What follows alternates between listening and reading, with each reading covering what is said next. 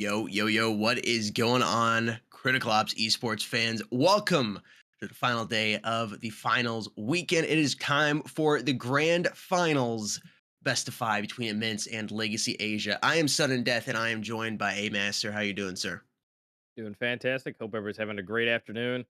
We've done so many matches so far this weekend, and we're just excited to get into this what I would say shouldn't be happening match based on everything we had walking into this weekend. And at the end of the day, it is and gonna be Legacy versus Immense. These two have just outperformed and outdone every expectation I think anyone has had on either one of their teams, and it's going to be an exciting matchup. I mean, these two teams have just again outperformed everyone. The top two teams that made it here in the region elevate. The boys are gone. It is down to the two new bloods who either have never competed here before or very few have. Democracy, I think, is the most veteran player out of both of these teams, and I think he only has what 30 maps. So, like, that's it. That's the most veteran here. So it's gonna be exciting. I mean, I'm really happy, and I have no idea what's gonna happen because they keep defying physics. Yeah, I agree. You know what doesn't defy physics, though? How to qualify. Hey, Master, you want to take everybody through how that worked, how we got to this moment where we have this matchup of the season?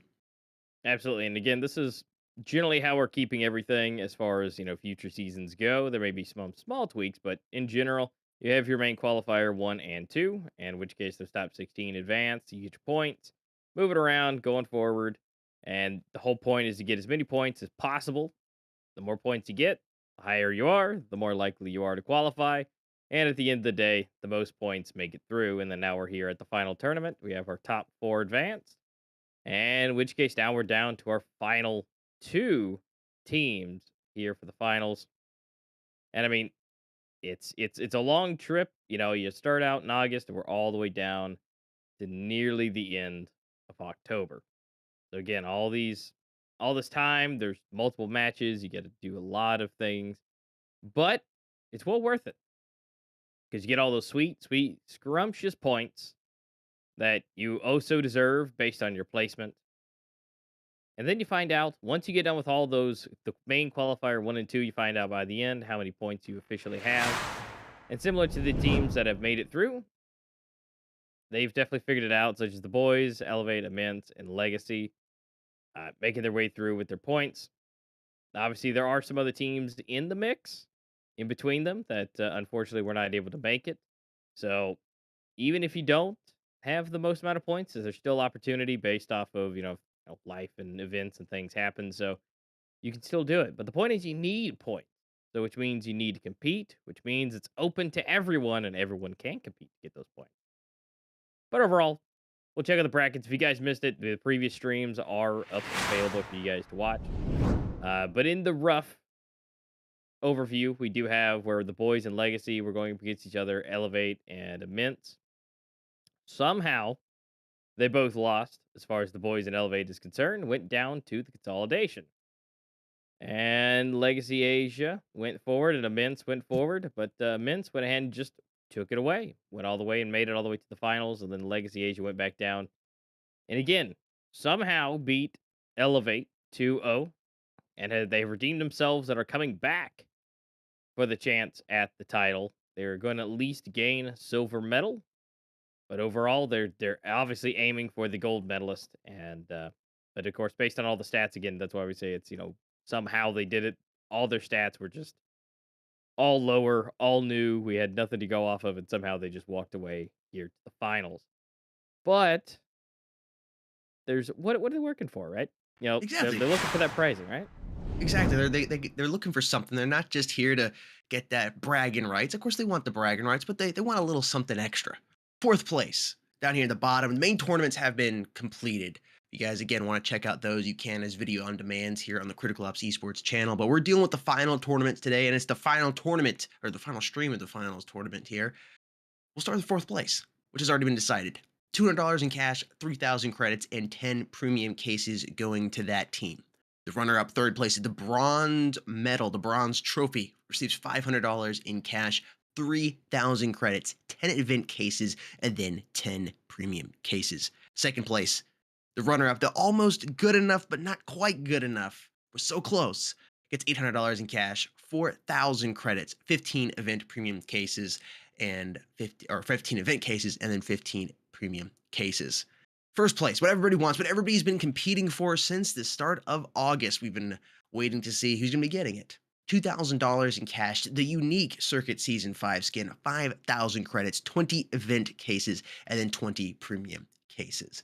The skin, the aforementioned skin, should be popping up here on screen right now. The unofficial name for it, I have just loved hearing it, is a golden tiger. It does. It gives me that vibe. It looks absolutely phenomenal, especially here on the brand new M4 with the silencer. It looks good. I'm looking forward to seeing who's going to be getting that today and who's going to be running around in match playing it. It's either going to be Team Immense or it's going to be Team Legacy Asia. That is the matchup that we have today, as A Masters already said, was kind of unexpected. Well, I mean, you come into this, you have an idea of who you think's going to what's going to happen based on the teams you've seen play previously, based on the stats and everything. Stats don't tell the whole story, and stats definitely had no part in writing the story that happened over the last couple of days. Team Legacy Asia beating out Elevate yesterday in the 2-0. They beat out the boys at the start of the week. Immense actually took down Elevate, dropping them down in the consolidation bracket. It's just been an overall really, really crazy weekend, and I'm so excited that we are going to be able to see this matchup today. I'm thinking it's going to be a good one. Chat, let us know who you think will be taking it in the comment section down below. But let's take a look at the stats. This is what we've been talking about. Amass, you want to let us know what you think about Legacy Asia, their achievements, and what the players are rocking in the KD and whatnot department? Exactly. Yeah, that's the whole point of the unexpectedness, right?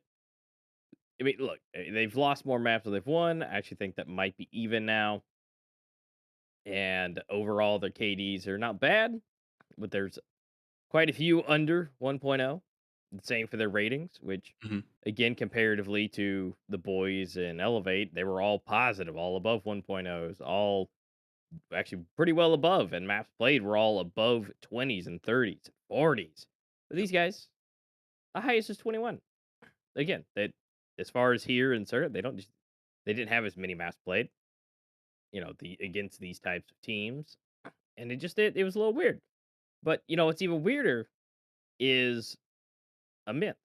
Those guys, it's even worse. They've won every time to get to the finals, but they just now have gotten positive on their win loss because I mean, it was just below, and now they've worked their way up to just positive.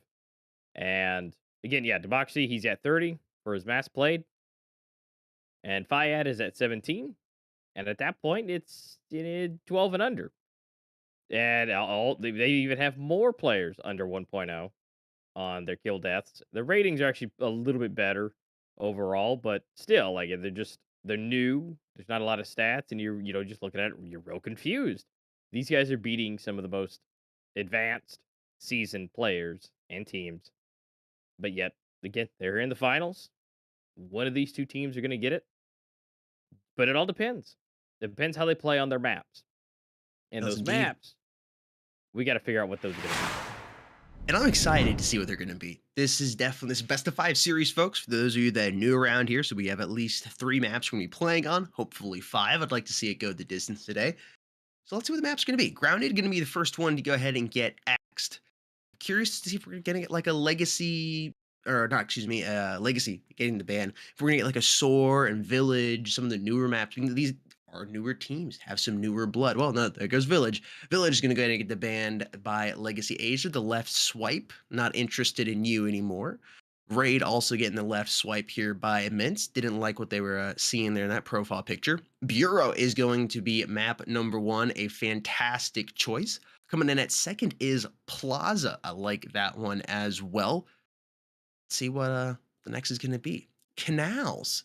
It's kind of old school. I like it. Solid. Bureau, Plaza, Canals, Port, and the decider will be Soar. This is an interesting series here, but I like it a lot. So we're at least going to get up to Canals.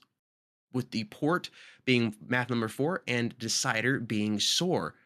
This is going to be a very, very interesting series. As you already said, solid. I like that word description of it. I think it is a solid lineup here. Bureau being map number 1, which should be prepared here shortly. I think we almost have everybody in the room and ready to go.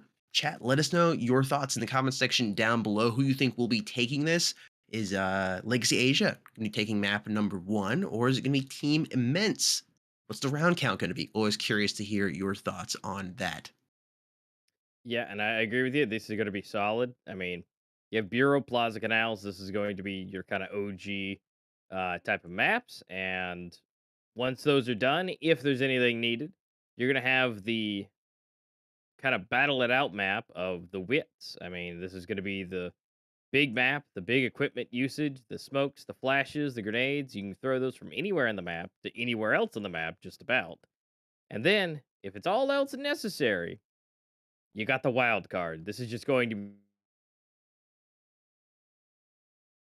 if I had to throw it out there, Soar would be probably the least picked map. And so it's just that's the wild card. It's just going to be roll it and see what happens. Yeah, agreed. I was actually looking up the teams here. I wanted to see what experience Immense has had on some of the maps. I'm seeing right here, Soar is not a map they've played on yet in a tournament setting. Obviously, you would assume they've practiced some on it. Raid is something makes sense for them to have gotten rid of. No wins there. Port, total of 2 wins. Plaza, they seem very comfortable with. Grounded, that which I believe was a ban coming in from Legacy Asia, was a map that they are good on, but not something that Legacy Asia felt comfortable playing with. Bureau, they have 2 wins on with 1 loss. It's a 2-1 2-1 win loss overall. And again, they don't have as many maps played, so you can't be like looking like the boys or Elevate, where you can really see their overall favorite map. But can see why Village was gotten rid of. Legacy as well. Now, I believe you have Legacy's stats pulled up here. What are they looking like? So when it comes to what we have, we got Bureau's the first one. They're 50-50. They've played it twice, won once, lost one. Mhm. And Plaza, which it's kind of a reason why Immense kind of picked it because they have a one loss on it, so definitely they have Immense is definitely going to try and bank on that. Now when it comes to Port, still 50-50, but it's 4-1, 4 lost. It's a decent option, but Immense definitely trying to make that red line go a little higher. Soar, on the other hand, nothing. So again, it's going to be the wild card. We have nothing on them, whether they win or lose on it. Um, but really, when it comes to legacy, they're solid. Besides Plaza, they've lost. The Village, they've lost one. Overall, they're 50-50. They literally don't have any of the maps of. I mean, they have Raid that's also 50-50, but we don't have Yep. that one. But they're just kind of it could go either way. It could go for legacy. It could not be. It just kind of depends. Yeah, that's for both these teams about 50% win rate. Yeah. And So we said yesterday we weren't going to try to make really any predictions. I don't know. I honestly I have no idea. I mean, I can see certain players doing well. I mean, obviously I'm looking out for Democracy. I'm sure he's going yeah, to make some big plays. He was playing that lurker role somewhat, and he's also the in-game leader for his team. So he's if he's going to play that role again, which he played on Grounded, I believe that was versus who was that? That was Legacy Asia and their best of one in the winners bracket.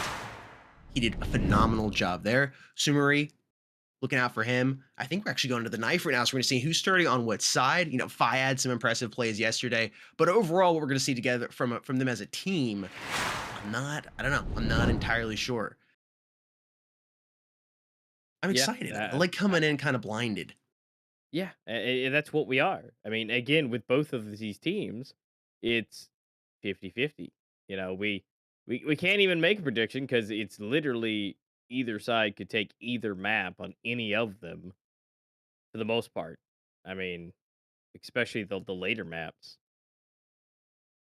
So it's just kind of where we're sitting, really. Are we gonna see it? Are we not?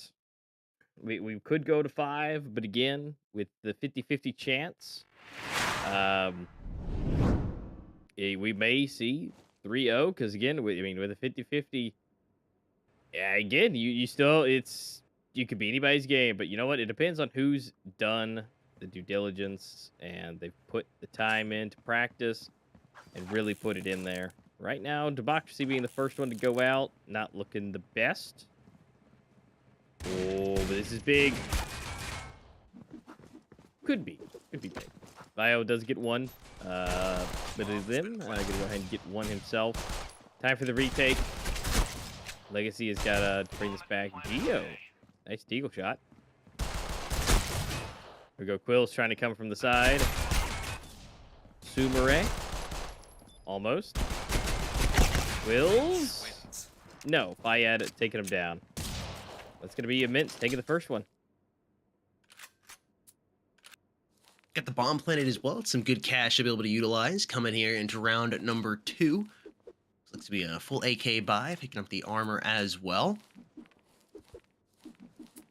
Those first couple rounds, when you're in a best of 5 like this in the finals, it's usually like everybody's a little tense. They just got it loosened up, get in, settled in. The nice thing about a best of 5 is you got a little wiggle room. You got some mistakes you can make. You can take some chances. It's not just a one and out. Zaya moving all the way back. Bio once again hanging outside a server. He's able to land a couple shots, but not drop anybody. It's Elim finishing him off. Quill's coming around the corner with a shotgun in hand, and he's going to make him pay for it. Elim getting eliminated, and Geo, oh my god. No. What? It's like shooting skeet right there. He comes in with the 3K.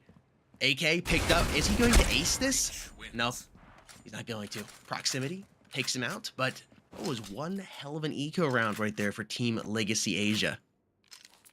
Quills just does that somehow. No matter what, he just grabs the shotty and is able to just rock it out. And I don't think I've ever seen a single other player that can just rock a shotty as consistent as he can. Yeah. Plenty of kills yesterday, and already starting out today with a great 3K. Yeah, that's definitely a fantastic skill for him to have, because not a lot of people can. Yep. But Bill's battling back and forth here. Ooh, Vio working with the MP7 was able to do a good amount of damage there to Democracy before he was able to get before he dropped him. Minute 17 here on the clock, and it's a 2v2. Bomb is rotating all the way around here. It looks like it's going to be an A push. The Coalition realized this.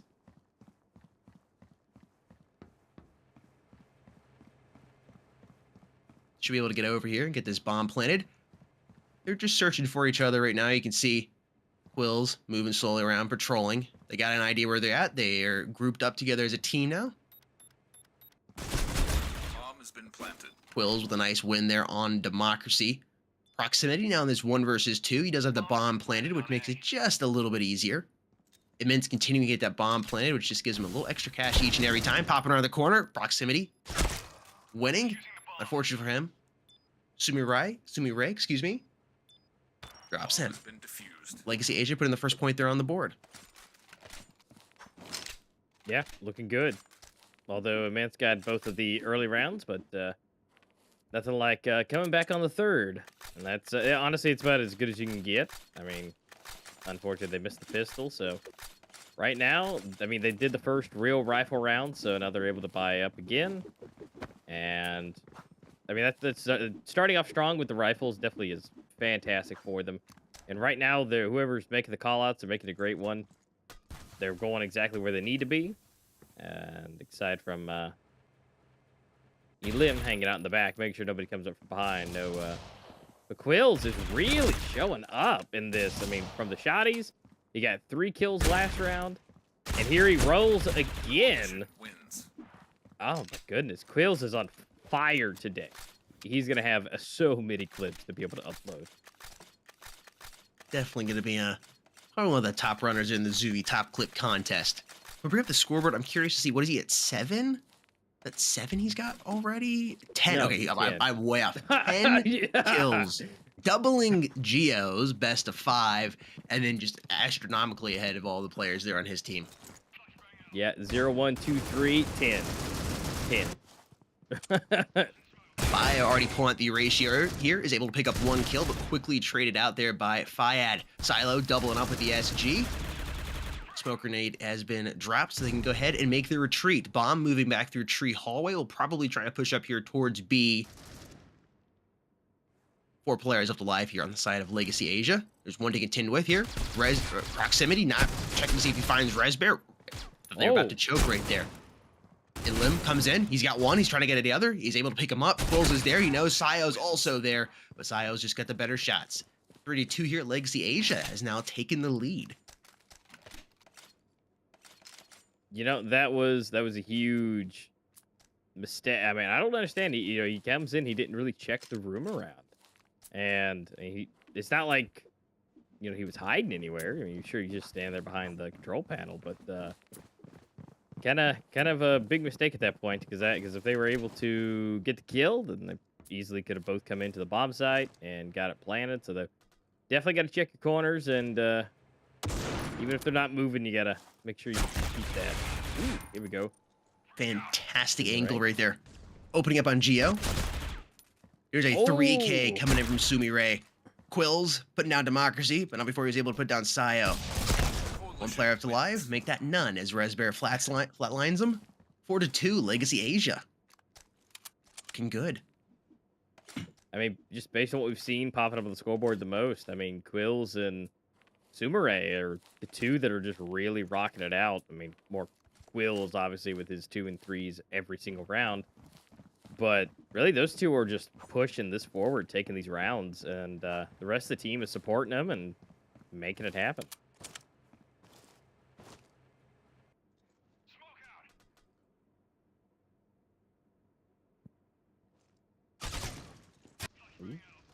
Looks like a good option here. Yeah, right there in orange. Flashbang out. He might push that. That angle is mean. You gotta stop doing that on the side of Immense. The second time Sumire is capitalized.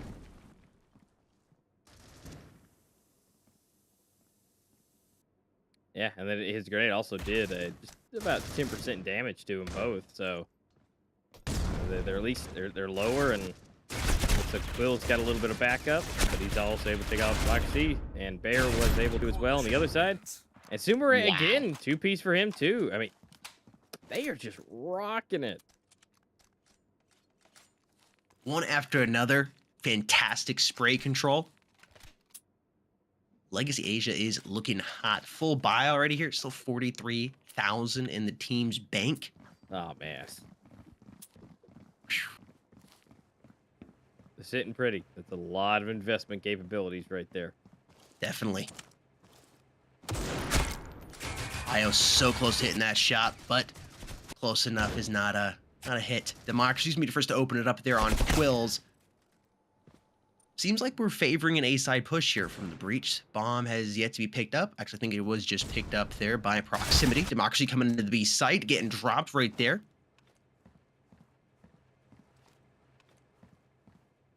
Bio feeling a little antsy, pushing up here, watching his banana. I think he's gonna get caught off guard here by Proximity, but somehow Proximity misses those shots, and Vio with the fantastic quick scope. Sniper duel here.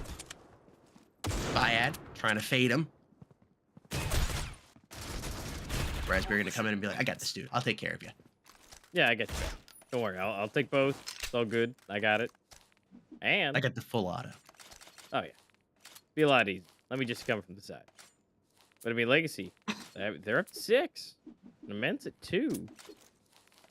And I mean, wasn't, yeah, I mean, $33,000 still in the bank. I mean, they had a little bit more to buy this time around, but overall, not bad at all with what they still have. No, I mean, and the way... Immense, they're just having problems getting in. Ooh. There's Quills again.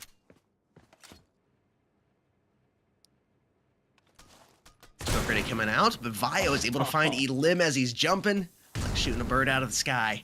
Ooh, fantastic plays. Frag grenade right there, and Geo coming in and finding Resbear, working on taking this site. It had just slightly better recoil control there. I think he might have been able to get that. Legacy Asia extends their lead up to 5 now. It is 7-2. This is the breach side, or the Immense on the breach side. They don't have the coalition advantage.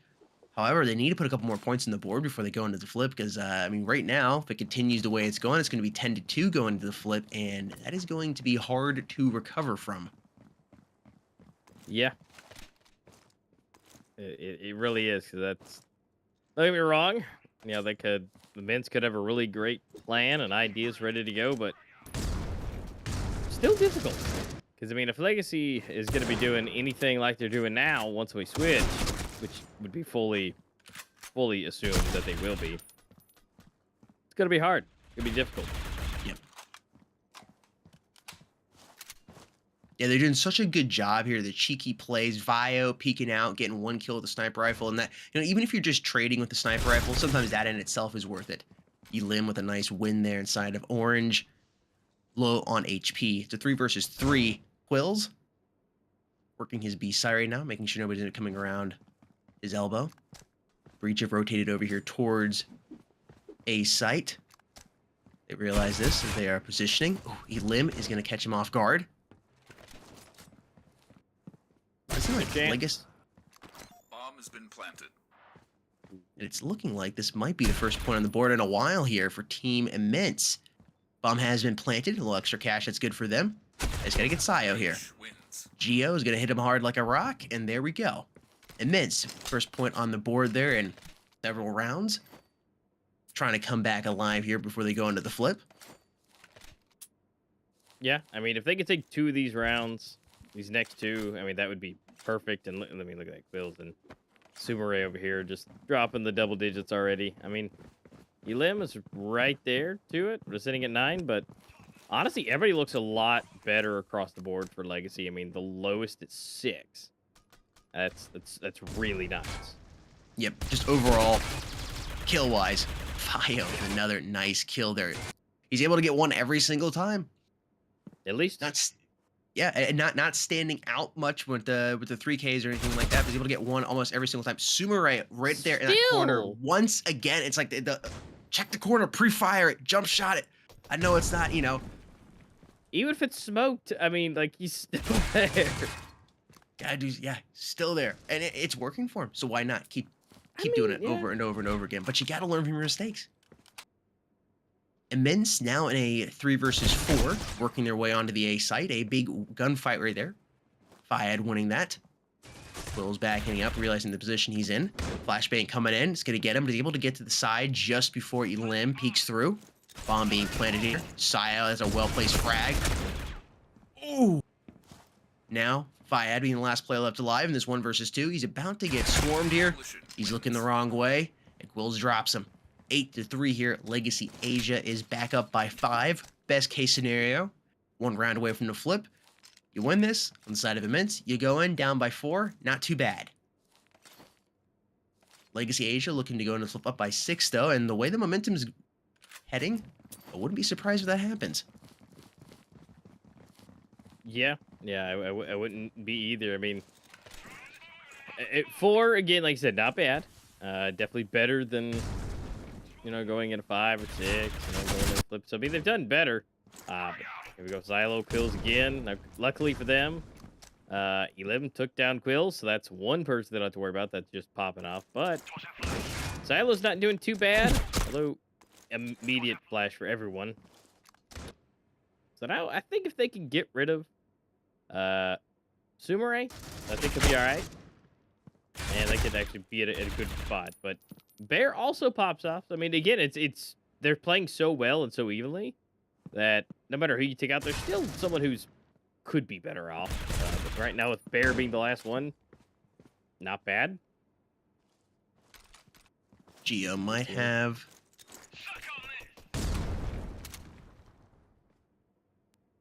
So I didn't go back on out of there. Thought he was going to go through server side and hit the A bomb site, but no. He knows where he's at. I kind of like this decision here by him. He knows where he's at. Might as well try. Catch him off guard. Oh, no. Wow, I'm not quite sure how he won that, but Geo is able to come up with it. Kicks the rock out of his shoe that was Resbear, and he takes his team up to 4, and they're going to the flip only down by 4 here. But now on the Coalition side,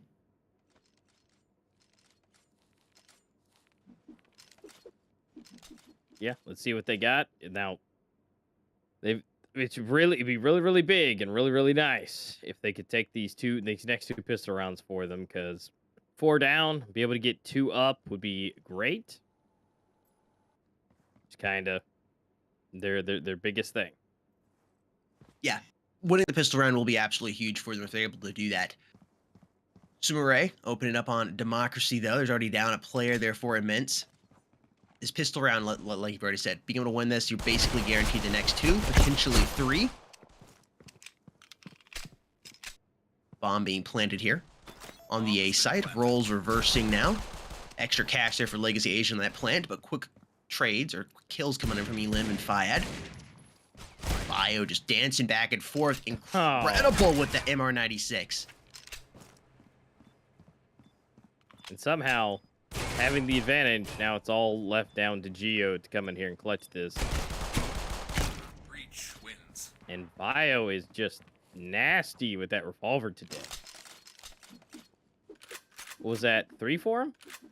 Yeah, there were three kills for him for that entire round. So it was definitely a Bio round, and that rocked him up to 9. Immense, not the best right now, because they're about to go up against a bunch of AKs and 1 AR-15. This is definitely not looking the best.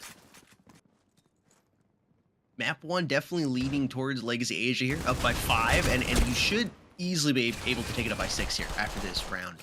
Yeah. Unless something crazy happens. Bomb being planted once again over here on the A site. Democracy and team trying to move in here towards server. It's Sayo. There's going to find one, trying to go for the second one, but Sumaray taken away from him. Fayad going to eliminate Sayo. They're dueling back and forth here, right outside by Banana. All up here to Fayad, and Quills comes from his control room to go ahead and retake control of the situation. Legacy Asia winning round number 14. They're up by 6 now. This looking like it's going to be any day of the week, Legacy Asia. Now, this is going to be the first rifle round, so let's see if Immense can ruin that day for Legacy and take back some of these rounds. I mean, they are really, really rocking it hard, and I mean, Immense, don't get discouraged, but it's not over until the announcer says it is. Well, we're getting ready to say it. 2v2 here. Maybe this is their moment to start shining a little bit. Sumaray, the last player left alive, and it's Elim who's going to be able to eliminate him. They're pretty good at keeping them within 5, but it starts getting to the point where you need to start closing that gap a lot more than just by 5. Legacy Asia only 3 points away from winning map number 1. Yeah, this is the part where you need someone else to activate. I mean, Elim is doing fairly decent, but we need to have 2 doing really decent, if not a third being kind of a sleeper. And Democracy doing great, getting 3. Elim gonna try and finish off the last one. Comes rocking around and finishing. Which is great. That's awesome. They've now brought it to 4. Is Legacy gonna buy? Yep, they're gonna buy up. So no double pistols here for the extra cash. Should they have done that? Yeah, they could have let him have another one, be a 3, and then definitely be able to have enough money to fully buy all the way up to the last 3 that they technically need. Go to help them out for a little bit, but Decisions. What they have planned. Yeah, it depends what they have. I mean, it's all up to the in-game leader to make those calls. Fayad holding down his B site here. A lot of angles to watch. Democracy on the run. That flash dissipates. Oh, he really needed to win that. Fortunately for him, getting caught. 3 players left alive here. Make that 2 on the side of Immense now. Proximity taking down Vio, but get caught off guard there by Quills. Legacy Asia back up by 5 here at 11-6. This is it's not match point, but it's pretty much looking that way. I mean, they've still got pretty good buys, or at least across for Legacy. There's no need to swap out what they already have. Might as well see how well it works, you know. But we got 2 shotties, which, unfortunately, Quills is not one of those, the shotty, on the side of events, because, you know, he's just fine doing that. He could 3-piece walking any day. Geo taking down Quills and Bear, helping him out a little bit there. Maybe they can swap out a shotty. There it is. Let him get that AK.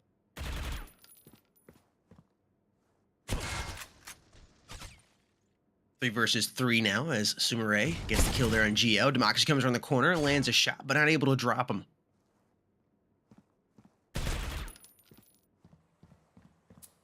The crosshair positioning, the movement, it is just lightning quick over here from Legacy Asia. Immense just seems to be lagging behind a little bit today. So far, map 1 just seemed a little sleepy, a little tired. Bomb now being planted. This is going to take them to match point if Legacy Asia is able to win this. They are definitely in a good position to win this.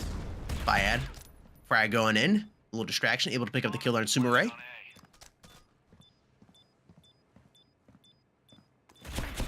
Fortunate for him, man. It's that FPS time, and I was holding my breath to see if he was going to turn. He turns to the left right at the last second, but like the last moment before Sayo pops through that smoke. And Sayo didn't even try. He just went straight through it. Didn't even care. He just plowed right through it. God, look, Quill's already in the 20s. Sumire right behind. Aim for Silo. They're just looking really nice. Proximity at 4, though, is definitely not helping out for Immense. Yeah. But as far as a whole, everybody's kills are really low, and the 4 doesn't help. Now here comes the shotty. Ooh. And Quills. Ooh, maybe. Could be 2. Swap it out. Turning around. Going back at it. Elim. What is that? No, one of those shotties got stolen, so he's up to 3 now. Sometimes it's that match point that gives you a little bit of motivation to turn it up on the side that's losing. Sumire gets found by proximity. Now it's back to 5 here. Gap that has been created.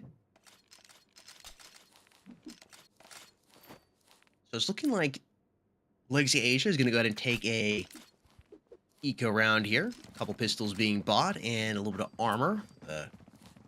Flashbang.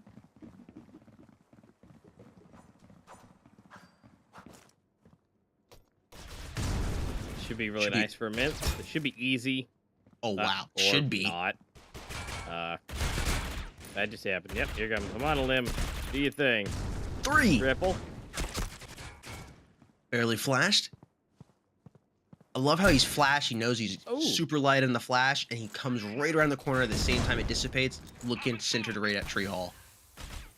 Just great overall game sense. Smoker out here. Viad doesn't care. He's going to push through. Viad sees him and ends up dropping him. They brought it back within 4. Legacy Asia still poised to strike the mouse. That is immense. It is match point here for them.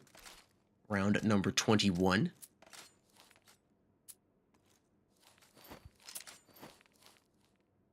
Yeah, I mean, they're able to keep going. They're on a roll.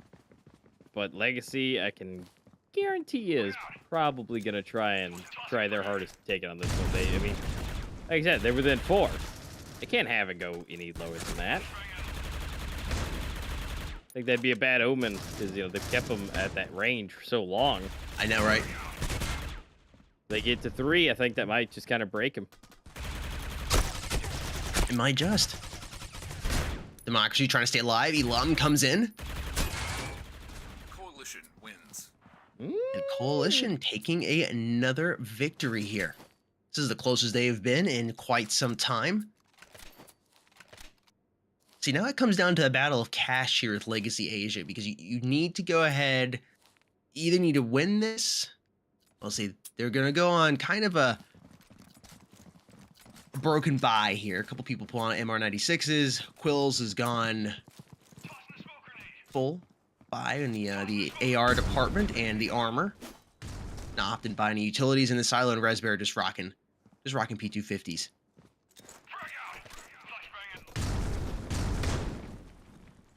Yeah, will it help? You know, that hero AK. I mean, Vio has his revolver, but I mean, he's good with it. I mean, that he is indeed. They can flash, and unfortunately, the AK dissipates. They see the foot. Oh, wait, out of ammo. Going down to pistols. Needs some assistance. Coalition wins. Nice old 2K right there. But still ultimately not enough to carry them to that magic number of 13. Like I was saying, for Legacy Age right now, it's this delicate balance of cash and taking the eco round and just having enough to make sure you're continuing to stay in this. Vio pulling out the ratio. It's a big buy there from him. The nice thing for Legacy Age, yeah, I don't know. I was gonna say the nice thing where they're at though is they can really utilize that loss bonus to help them here. Democracy popping around the corner without anything in his hand. Quickly responds with the frag grenade. Be huge for Democracy. He's able to get anything. Nope, Silo's gonna shut him down. I had getting some valuable information. They know they're wrapping around their vent side here. Proximity, gotta win this versus Vio. Knows he's here. Look at Resbear. Great team communication coordination right there. Proximity is able to recover, though, and get the 2K. Huge play there for him. Sayo staying strong, B long, finding Fiad. Proximity showing up. Here. Okay. This might be a 12 somehow. I mean, think about it. They should have a broken buy, or if not, just pistols next round, and that should rack it to 12. I mean, will Sumire be able to do this? I mean, he's good, but 1v3, I mean, right now Proximity's on fire. He might be able to catch him off guard. I mean, maybe, but depends if he makes any noise.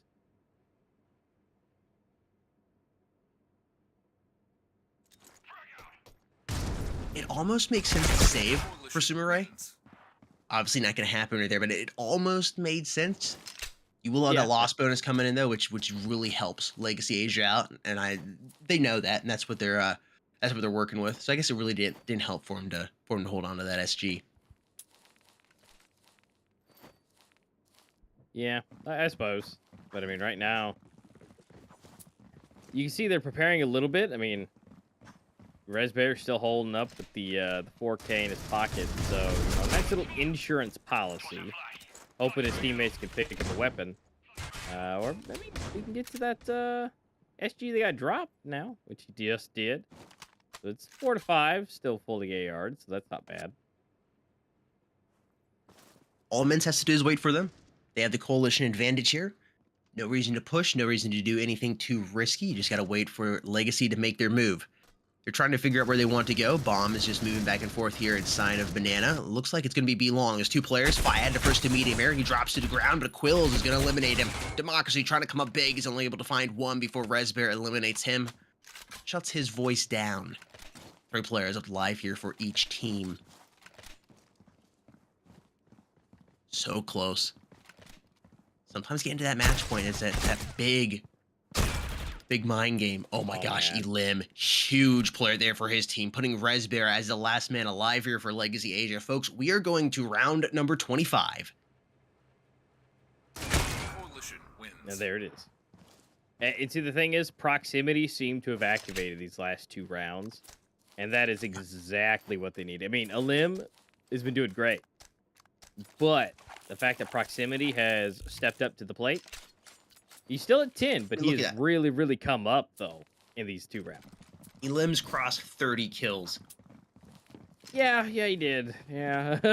So, I mean, he's still a big thing, but, you know, you can't rely on just your 30 bomb guy to take exactly. 100%. No, that's really where you needed a couple people from the bottom of the scoreboard to start stepping up, getting some kills, doing a little bit of work, and that is definitely what's happening on the side of Immense. They had their warm-up side on Breach, and they've just been settling in nicely to the Coalition side here. We're going back and forth. Fiad with a nice frag grenade going out. Should do a little bit of damage. Somehow Sayo takes nothing from that frag grenade. He landed down here in the vents, finds one, trying to go back for the second one. He decks Quills down low. Someone gets the 2K. Incredible!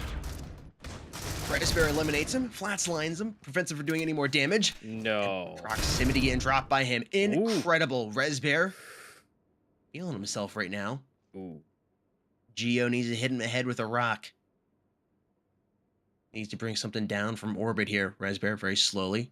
The crosshair is just a little bit better for him, and he's able to Oh. find the headshot. What an incredible, incredible first map. Almost. That was so close. Down to both players. I think they both had 45 HP. It really just came down to that crosshair placement and when they peeked the corner.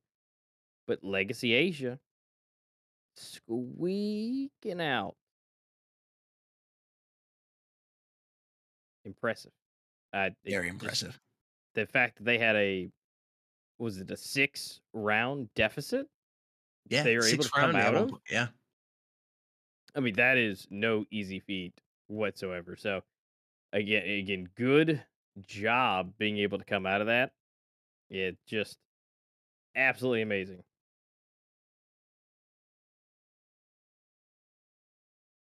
Yeah, I mean, I again that's the part of we don't know what's going to happen. You know how this is going to go, and just really where it's gonna land. And these guys just being able to rock it out all the way.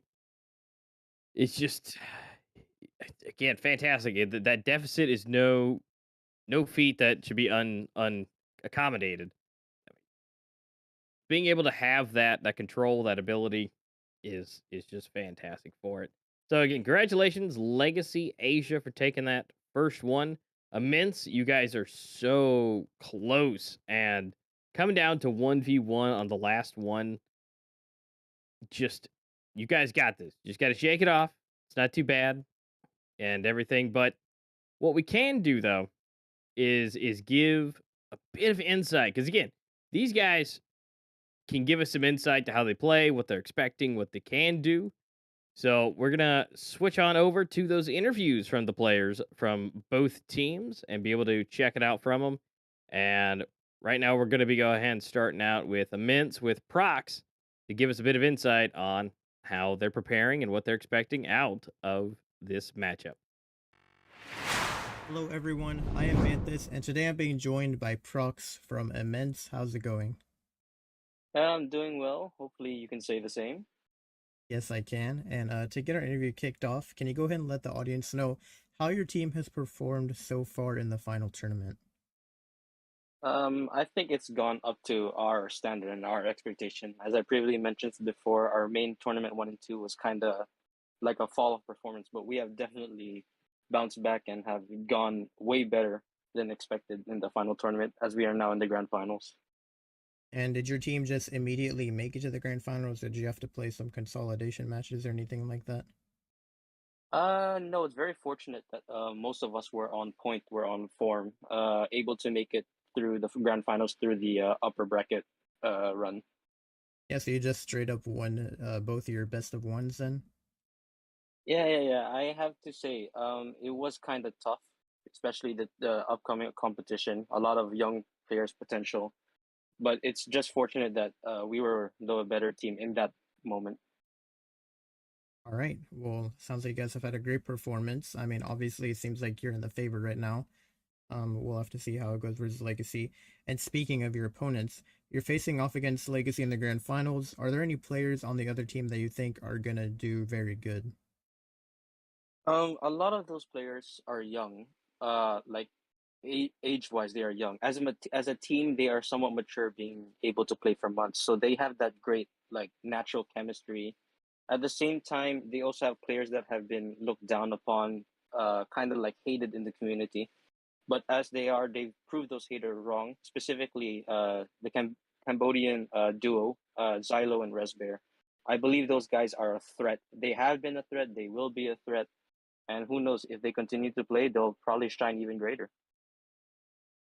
All right. I mean, it sounds like they have that dynamic duo you're talking about. Maybe, you guys, Yeah. everyone watching will have to see, maybe they're gonna frag out during the grand finals here. My next question for you, I guess, is a bit directed more towards specifically your map selection for the grand finals. So your team hasn't played Soar a single time in a major tournament. And so considering it's your decider map, are you nervous about playing on the map if the best of five does go the full distance, or would you say your team is prepared to play on Soar? Soar was a little bit of a last minute decision towards us. It was not our ideal map as a decider or to be played at all. It was actually considered one of our bans, but considering all the other maps and how Team Legacy has performed yesterday and as well as on Friday, I guess we are a little bit nervous since we haven't actually played it. I don't think we will fold, but then it will all come up to time, I reckon. But I do believe that we'll try our best to not play Soar or at least go the distance to map 5. All right, gotcha. My next question for you, considering we're in the grand finals, would you say your team does anything different or special when it comes to practicing as compared to normal practice for tournaments? Um, it's hard to say because we are unsure of how other team, practices as well. We have our own ways; they have their own methods. A lot of scrimmages, a lot of grinding rank or elo together, a lot of cup gameplays. But we also sometimes like to host practice rooms, custom rooms to figure out what we are pushing, what we are nading, our util, etc. and etc. And I think it's actually come into effect, at least shown in the past 2 days, and hopefully we can replicate our performance today. All right, so you probably say what you would do the best, I guess, is just sort of hopping in that room and making sure everyone like assigning roles to people, I guess, when you're planning out a push or something like that, so there's no Yeah, yeah, confusion. yeah, All right. exactly. And that's a pretty solid strategy. So would you say that your teammates in general get nervous when, you're clashing against the best other team in your region and it's such a big streamed tourney, the grand finals and everything? Do you think your team gets nervous, or would you say they do a pretty good job of keeping their composure? I would be lying to say there wouldn't be any sort of nerves. My team likes to generally play it off and say, "Oh, we'll be fine, fine," but deep down, I reckon there will be nerves. But in the heat of the moment, when it's time to clutch up, time to step up, perform, I have full confidence in my team that we're able to do it. Yeah, and hopefully take home the grand champion. All right. And then my final question for you, how many maps do you think this BO5 is going to be before a winner is determined? Oh, it's very hard to say, especially the outcome from the past 2 days. No one expected Team Legacy to make it at all to the grand finals. They always predicted they'd be out third or fourth. So seeing them in the grand finals is kind of like a shock, especially to everyone in the Asia scene or like the scene in general, the competitive scene in general. Hopefully, we do not go best of five because that will be tiring. As much as I would like to see it from a spectator point of view, it would be fun to see it go all the way, the distance. I mean, and I hope it stays limited to 4 maps. Not to take anything away from Team Legacy, of course, they are a team to be feared. Very well performance from yesterday, but I really hope it does not go all the way to 5, 4 at best. Yeah, so I mean, obviously, yes, the viewers, we probably appreciate the best of five more, but I guess, yeah, you're right. Playing five maps in a row with not really much of a break can be pretty draining. So I do know what you're Yeah, talking about there. All right, well, yeah, Prox, thank you for coming on to this interview. Good luck to Immense in the grand finals. yep. Thank you for your time as well. Hello, everyone. I am Mantis, and today I'm being joined by Aka from Legacy. How's it going? Yeah, I'm doing fine. How about you? I'm doing pretty good. And to get this interview kicked off, can you go ahead and let the audience know how your team has performed so far during the final tournament? Hello, yeah, I'm Aka from Team Legacy. I've been the leader for about 7 months now, and as far for Circuit Season 5 final tournament, I feel that we have done quite well as we won 2 out of the 3 matches overall. This final tournament also has given us a second chance to redeem ourselves for the performance in main tournament 1 and main tournament 2. All right, and yeah, you guys have had a pretty good performance and a nice comeback, I guess you can say, in those consolidation rounds. And then you guys are also facing off against Immense in the grand finals. Are there any players on their team that you're looking out for that you think are gonna perform greatly? Yeah, I think that Fayad might be a hurdle for us because from what I know, he's been the most loyal member towards his clan. I mean, and it will be interesting to see him do well and when his team needed him the most. And he also has been performing quite well for main tournament 1 and main tournament 2, as well as final tournament. All right, so Fayad from from Fayad from Immense, I guess, is the biggest threat you would say on their team. Yeah. And then I gotta know, so your team picked Canals as the map, one of your early maps, even though you guys haven't played it in a single major tournament yet. So I'm wondering, is your team feeling confident about playing Canals? Yeah, I think that we are quite confident. As you can see from yesterday match against Team Elevate Phoenix, we have initially thought that we were bound to lose against them because Canals was their best map. Surprisingly, we found ourselves beating them with an ending score of 13-3. This really boosted our confidence in playing Canals, and the IGL that we have for Canals was also quite good. And yeah. Yeah, and so I guess when I say you haven't played Canals yet, I guess yesterday was the only time you did play it, and I guess that that one game you had 13-3 kind of just threw them off and maybe gave you all a big confidence boost, I guess you could say. Mm-hmm. All right, so obviously, good luck on Canals. We'll have to see if that ends up working out for you. And then also my next question: Soar is going to be the decider map, and your team hasn't played it a single time in a major tournament ever. So I'm wondering, are you nervous about playing Soar for the decider if this best of five does end up going the full distance, or do you think you guys have Soar under control? We don't think we have Saw under control. Saw is definitely not a map we play all the time, but since our team practice by rank stomping in ranks, we've definitely played better on it once or twice, knowing the environment quite well. Alongside that, we also have strategized for all the upcoming maps for tonight. All right, so I guess you guys do have some practice, just not in like major tournaments or anything. Yeah. All right. And then how would you say your team practices considering it's the grand finals? Do you do anything special or different, or do you just kind of follow your general practice routine? Yeah, we follow our general practice routines.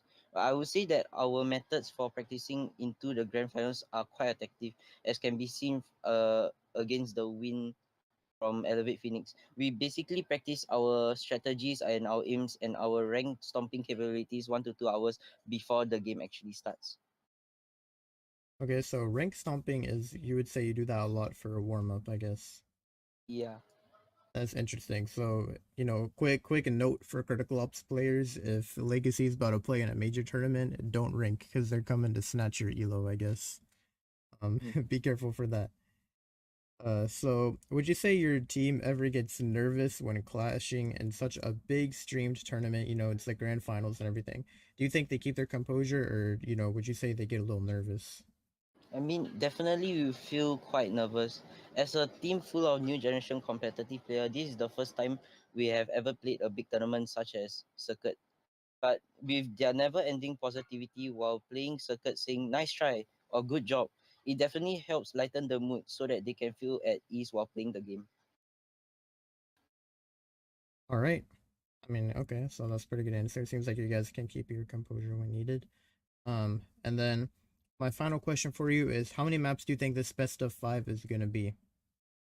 Honestly, I would think that the game will be 2 to immense and 3 in favor of us. It will be a 5 map game. I would think that Hmm. this will be tough and intense game for our players as Iman looks like a tough team to beat. But with our hard work and practice, I'm sure our players will adapt well to the circuit game later and that will ultimately get the win. Do you think it's going five maps? That's interesting. That's probably the first time I've interviewed someone for the grand finals, and they said, I think we're going the whole five maps. It's not going to be over early. So definitely there's going to be a really strong fight to be put up, I guess you could say. Mm-hmm. Yeah. All right. Well, good luck to Legacy in the grand finals, and thank you, Aka, for doing this interview with me. All right. Thank you.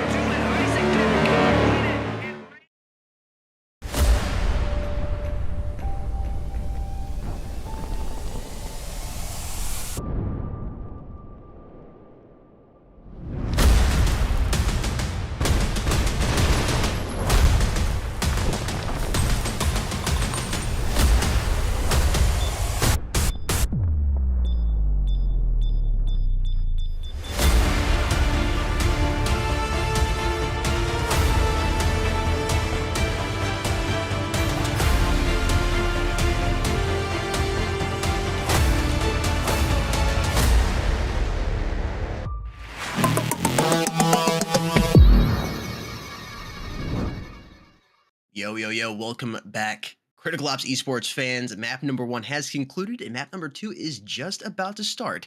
Currently, Legacy Asia is leading 1-0. Very, very close map number 1. What looked like was going to be a runaway win for Legacy Asia turned out to be just barely squeaking by 13-12.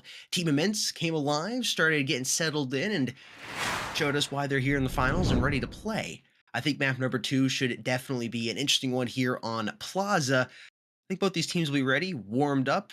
I don't think we'll see as much of a, at least early on, and even going towards the mid part of the game, where there's such a vast difference in score. I think we'll probably have a pretty close score line throughout this entire second map. I would say. I hope. Knocking on wood. I don't want to jinx anything. I know it's kind of been the theme of the week is jinxing stuff.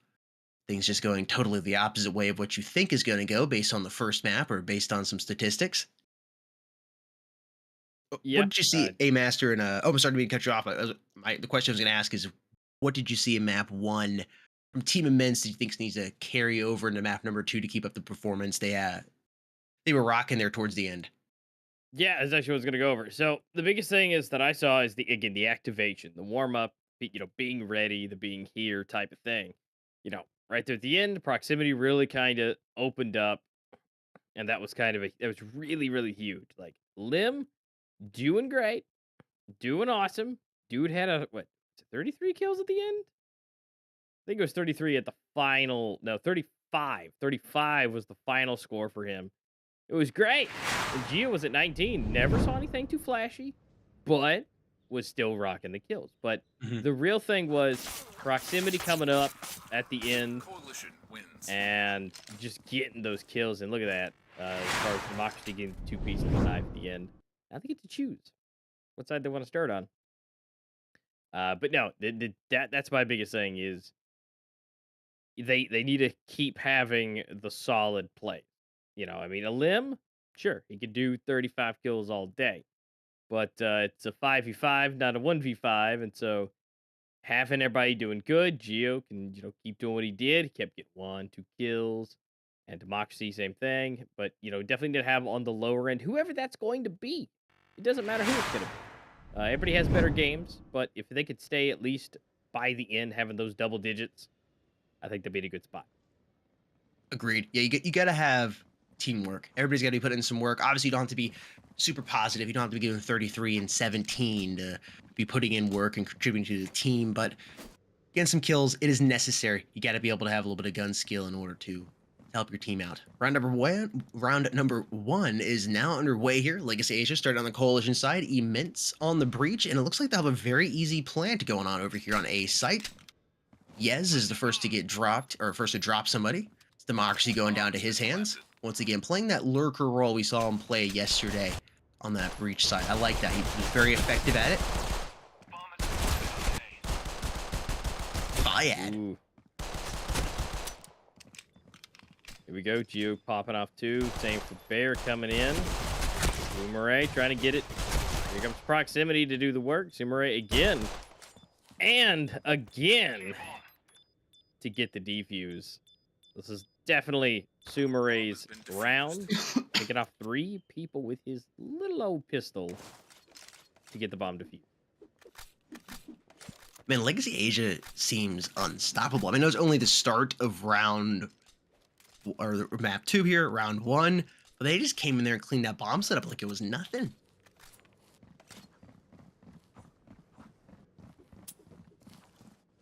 Yeah, they're here to play. They're ready.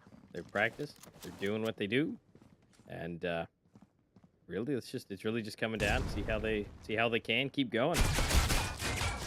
I mean, Immense, they can definitely come alive, activate by getting some revenge. Smoking off, seeing what they can do, giving a little bit of fun, a little bit of splashes, a little smoke for you. Try and choke you up a little bit.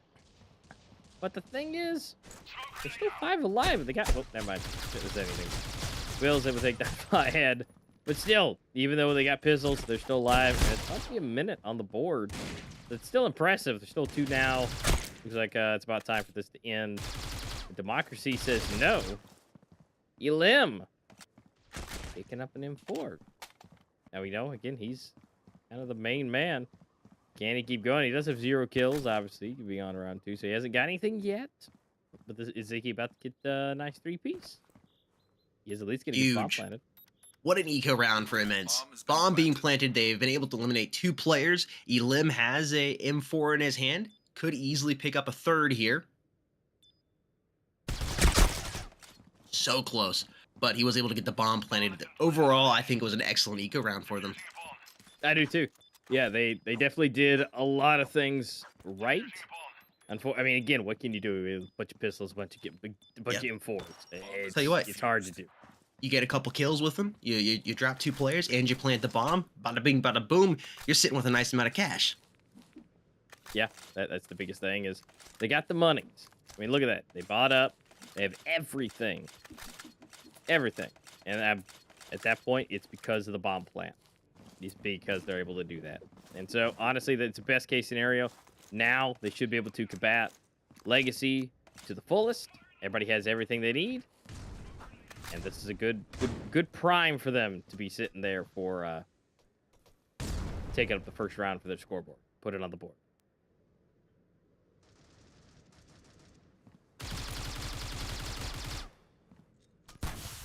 Minute 25 here on the clock.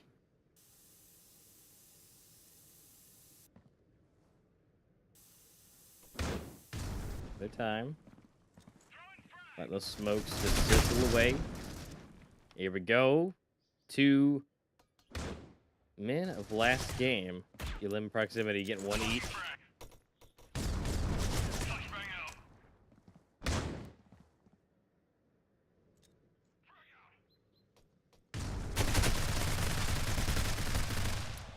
Oh, be able to bring Ooh. that recoil control back from Yeah. on that AR-15.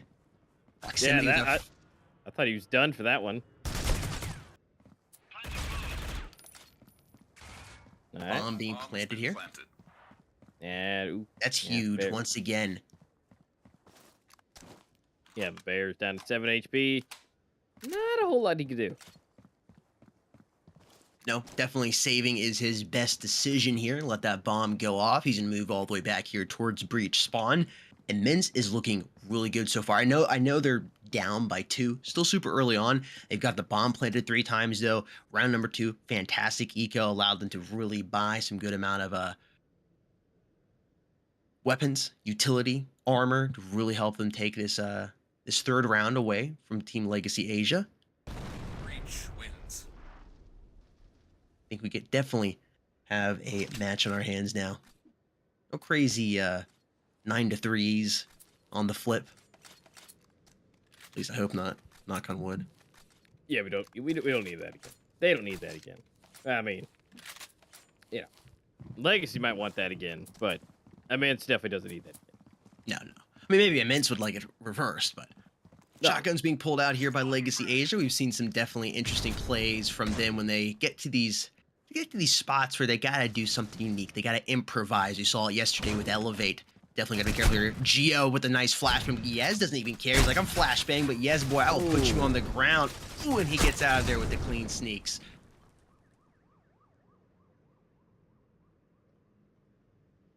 Man, he's about to come around the corner here. The milk crate was not something proximity Ooh. was expecting, but didn't matter.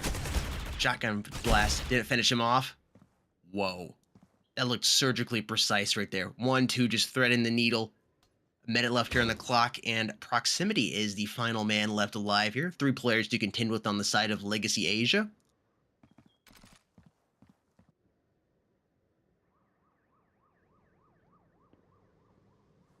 Gotta take that. All right, there we go. 1 down. They now know. Right. Ooh, headshot. Now it's time to have some fun. Obama's on the ground, though. But I don't know if Bear knows that. But he might. Yeah, you would think. If they saw it, it might have been passed along. Because, I mean, we did see Sumare come down, so he should have seen it.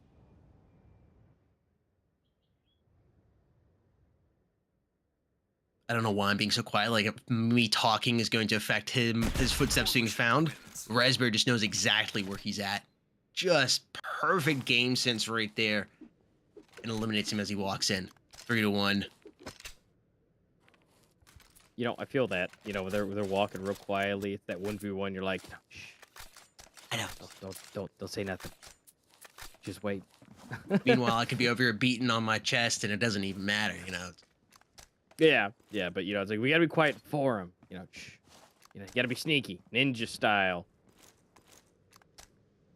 But they're gonna try it again. Immense, still got plenty of weaponry. Not as many flashbangs or smokes as they probably would like. But again, Legacy also doesn't have a lot of that. What they do have is some bullets that have done their job. Although Democracy taking down Sumare, which I think is a big thing. He's kind of been the one we've seen the most on the scoreboard right now. So having him out is probably the best thing. Although Xylo, still looking good. But Elim taking down Yez. He's definitely one of those big contenders taking sight. Great.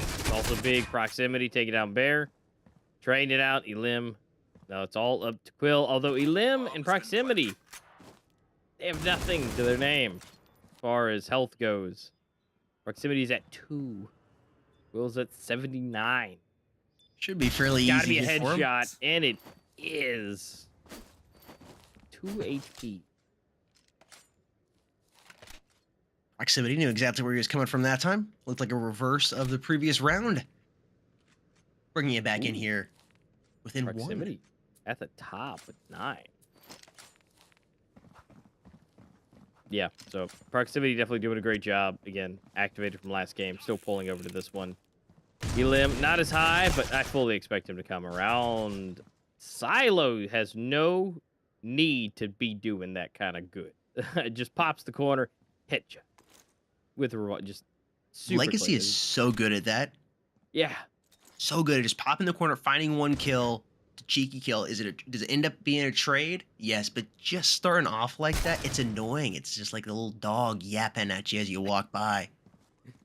Yeah, and I mean, Oh, they do that.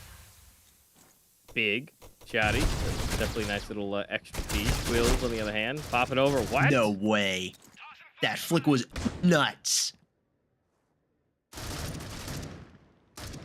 Yeah, if he clutches this up, this has got to go on Zuvi, baby.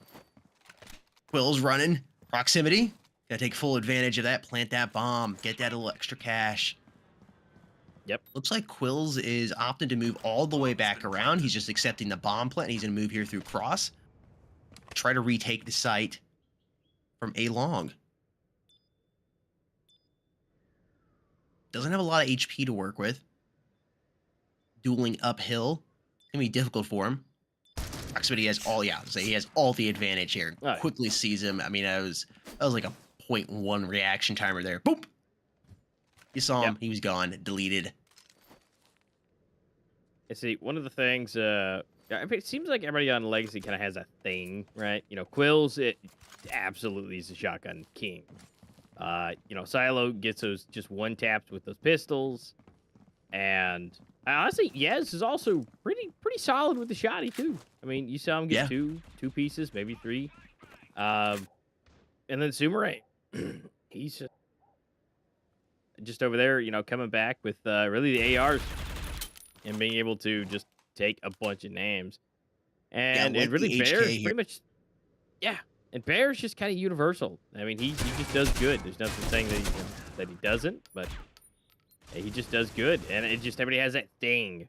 And I like that. You can always kind of rely on them to do it.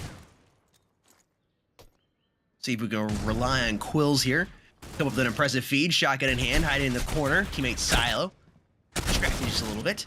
Tries to get a kill with the shotgun, but Fiat is going to make him fade out of there. Geo is going to throw a rock there and hit Resbear, and Immense has taken the lead for the first time, I think, period, so far in this series. Yeah, that's great. They're moving up and changing the way they feel about how this has been going. And here we go. We got Silo again with that revolver. You got some shotties coming still. But as I just mentioned, that's not exactly a bad thing. Look at that. He's trying to do it again. Come on. There's no Makes the reason to be wise that good, decision Silo. not to chase. Very disciplined. They're just going to go ahead and back up, reposition. Elim opening it up here for his team immense, finding Yez. Bresbear has the AUG in hand. Everybody else just rocking some form of an eco weapon. Zio trying to work his way up here. Bomb being planted.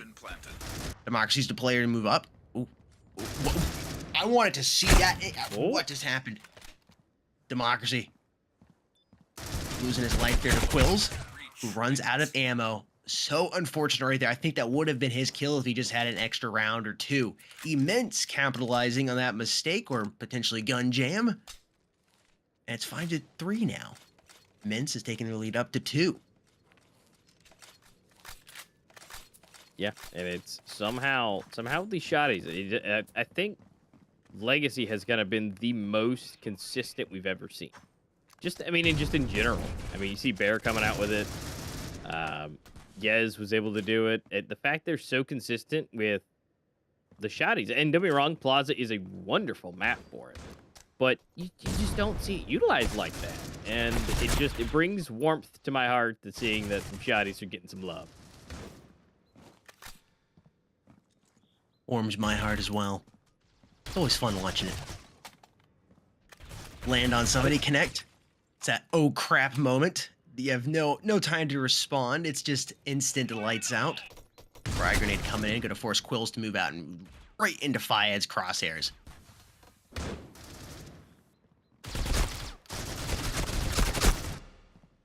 One for one. Bear versus Elim. And Elim's gonna win it. Just put it up. There's 3 on the board above Legacy.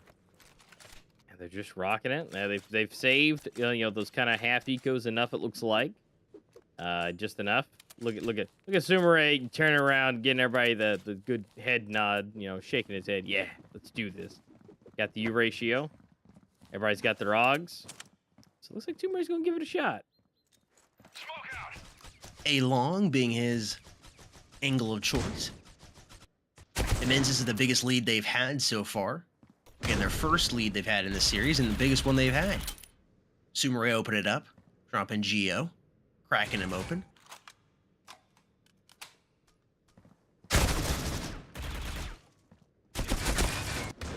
Gotta check those corners. Sayo taking full advantage of that mistake. Wow, is the last bullet right there. Splitting his noggin. 2-3. This is kind of a big moment right here for Democracy. Unfortunately, it does not go his way. Although, they are rotating. Proximity has a chance to at least get some extra cash. But he's got to get into the A site. He should be able to, if he's quiet enough, get into the site. Time the beeps go through, they hear it. Should be able to. But there is going to be Silo kind of aiming in here. If he does a nice little jump across and plant, definitely might be possible. But here comes. Ooh, Sumeray coming in with that U ratio, getting the nice hard scope. And closing the gap just a little bit.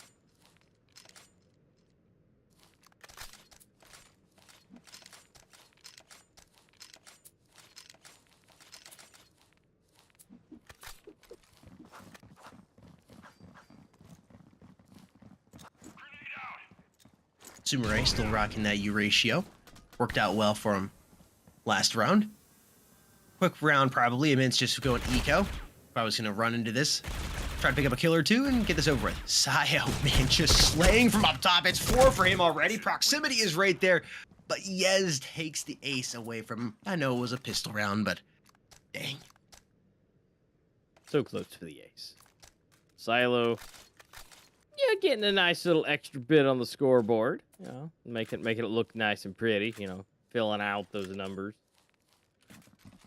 Gotta flex. Round number 12 here, last round before we go into the flip. And Legacy Asia looking like they might be able to tie this up. We'll see what Immense has to say about it, though. Wouldn't be a bad side for them on the breach if they're able to go up and flip. Up by 2. Democracy making sure that same mistake was not going to be made, leaving Sayo up there. But Sayo hiding behind the mailbox. Not going to be moving out. Ooh, Fiad, that smoke dissipates. He knows he's going to have to check. Sayo's hugging that corner. He's going to catch him off guard. There's Fiad jumping. Isn't able to land the killing shot on him, but able to do good damage to those two players there. Proximity getting dropped by that followed up frag grenade. And here it is. I've been wondering why this hasn't happened. Legacy Asia decided to just go all out here with the grenades and absolutely bombard them. So many flashes. This is what you can do on the Coalition side. It's in the rules. You can do it. The nade stacking, it is deadly on the Coalition side, or it's deadly from the Coalition side for the Breach. Yeah. And I mean, technically, you know, they might have a chance. They can make their way to the back. Maybe Mints could use some of that.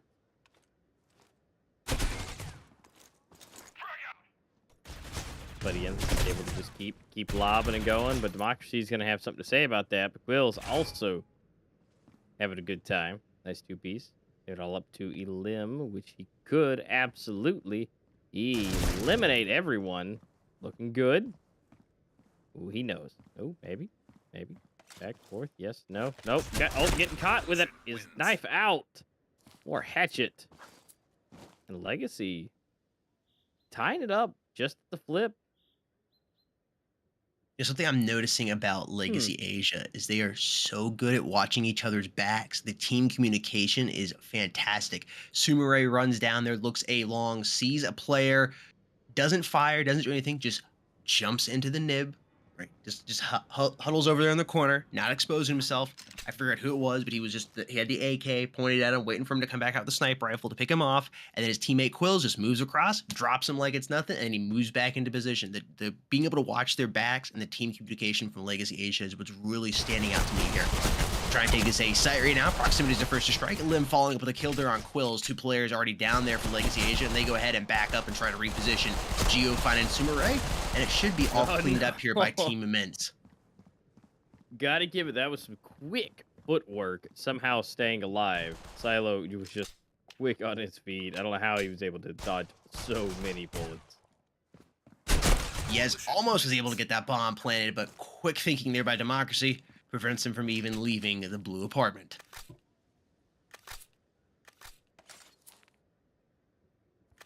Immense. They're might be able to take this nice quick lead back again. Don't need Legacy staying so close, because clearly that didn't work out for their favor last time when they just barely lost. Might need to leave that extra round, right? You know, just in case you have one of those moments. You know, just so it doesn't end. Oh, Proximity. what? Kind of hard to take 3 players out at once. Democracy dueling, trying to go for the 2K, not gonna be able to get it. Moves back, just trying to play disciplined here. Lets Quills come to him. Ooh. The pistol play with the MR96 is just phenomenal by Legacy Asia as well. You were talking about it, just like everybody's got their own little thing, but that's another thing that's really standing out to me from Legacy Asia is that they can play very well with the eco weapons, the cheaper ones, the MR96. They can pull out a shotgun, they can pull out an SMG or a cheaper AR, and they can work with it and do some good damage and even win rounds with them. Yeah, and that's big. You know, it's like sometimes you see teams to where like they choose the eco stuff because that's all they can buy, right? Yep. But they don't connect. They don't get any kills with it, and it's almost like you could have just went pistol and just called it good, you know? Because I mean, if you can't, if you know, there's always places to improve, and if you haven't improved on your ecos, your shotties, you know, that kind of stuff, then just go pistols.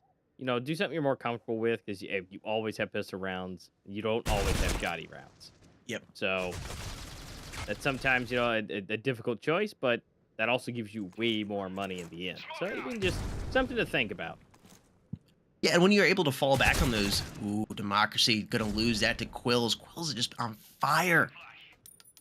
When you're able to fall back on those cheaper weapons, when you can take that eco round and just accept it, like, hey, we're gonna keep this. Want to make sure our cache doesn't get totally deleted here, and you're able to capitalize on taking that just taking the eco, getting 1, 2, 3 kills. It's huge.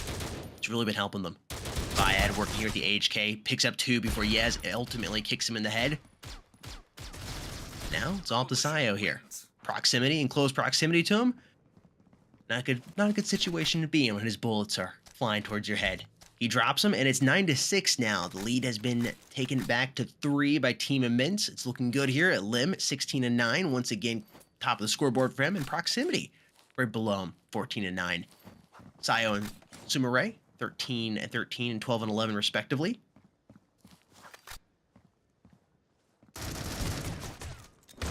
Yeah, and here we go. Back to the pistols. But again, Silo with that revolver is just big.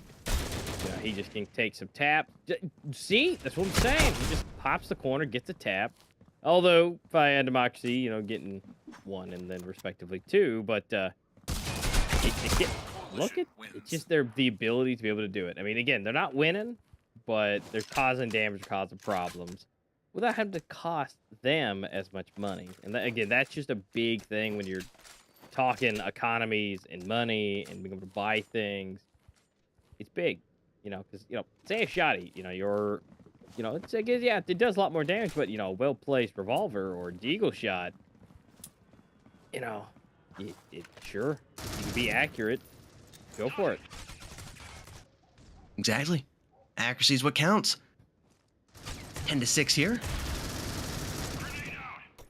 That grenade can do a little bit of damage there to Res Bear. Comes back and just punishes a Lim with a nice headshot.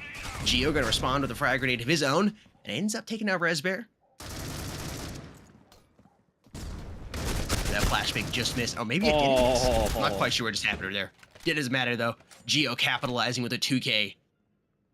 Still can't see, but they just walked right into his bullets. He just fired and they just kind of swooped in right into the bullets, and even at the end, he didn't even know what happened. He still couldn't see. Coalition wins. And that's Geo again, cleaning it up for 3 for himself. Immense. They're at 11. Legacy has yet to get a single round so far since we turned it over. Yeah, no nade stacking either coming from Immense. It has just been straight gun skill and pressure. Yeah. Very close in the first half, and it's just totally changed as we moved into the second half of the game. We are nearing the end here. 2 points away from victory from Immense, and it looks like they're just going to roll right on into it. Lim doubling up. Fiad going to find Sayo. Oh, man, right through the smoke. They know they're button muzzles, man. They button muzzles.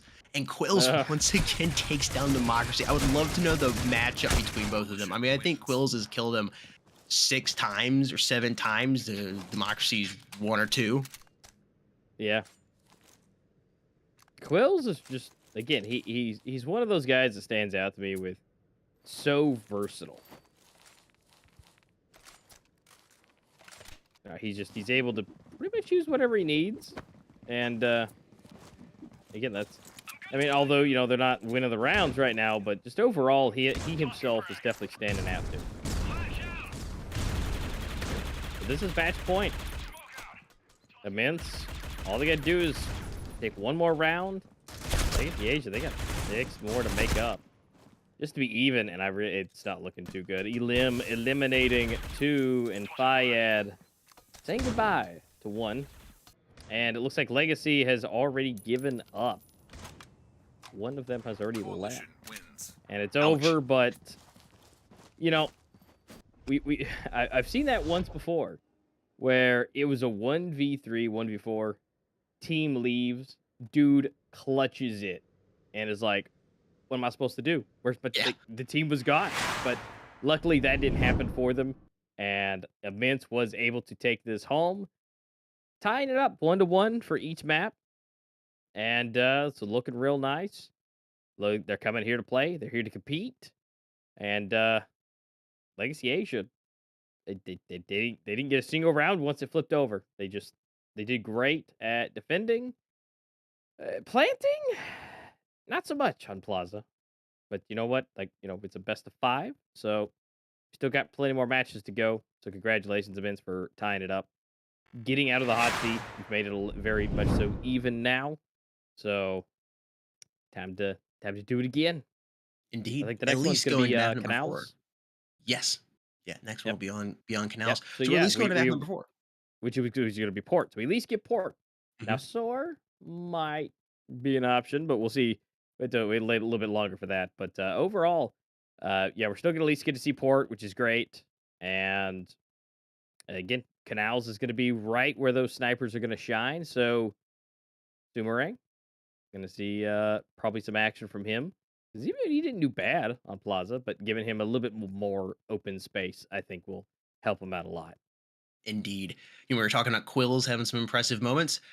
We had Manthus sit down with him from Team Legacy Asia for an interview. We're going to go ahead and flip over to that, and we'll see it after that's over, chat. Hello everyone, I am Manthus, and today I'm being joined by Quills from Legacy. How's it going? Yo, what's up?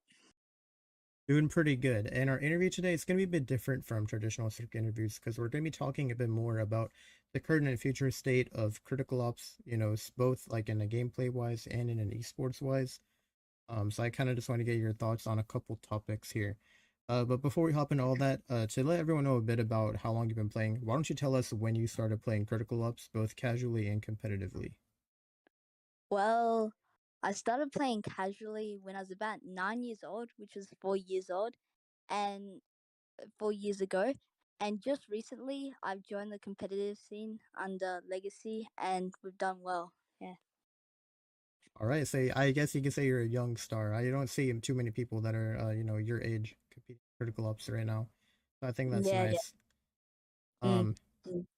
so my next question, I guess, a bit more focused on, the esports side. So what are your current thoughts on the current format of, the circuit, the way that Critical Ops Esports is running the circuit as far as two main tournaments and a final tournament and how frequent the tournaments are? Do you think the format is good or do you think anything should be different about it? Well, I feel like the format's pretty good, and there's like it's pretty consistent and happens a lot, right? I feel like it's very inclusive for like not well known teams. So it gives like other teams that may not be as well known like us a chance to like compete in high prizes. And yeah, maybe we could like up the value and maybe expand the money of the prizes. But apart from that, it's pretty well structured. All right, that's probably my favorite thing about Circuit is that it's always been designed to be a continuous tournament. I'm pretty sure this might be like a fun fact, but I think that's how they came up with the name Circuit because they wanted it to keep on happening over and over again, kind of like a repeated process. So I Yeah. believe that's the inspiration behind how the tournament got its name. But yeah, so Yeah. I mean, I guess everyone always wants a bigger prize pool. There's never a prize pool Yeah. that's too small. But I definitely agree Mm, with you. The format overall is good. mm. And then also we have World Championships later this year. Are you excited for that? Yeah, me and my team, yeah, we're really excited for that. We feel like really confident and we feel like we're a really strong side through circuit. And I think this would we could win circuit, I mean worlds, but this would also be made easier because we'd have such free games like Illus's emo team and Spyro's free team, like made pretty easy for us.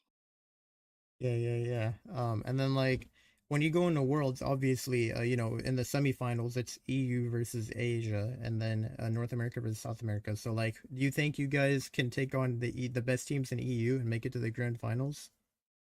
Yeah, sure. I think we could stand a chance with any team.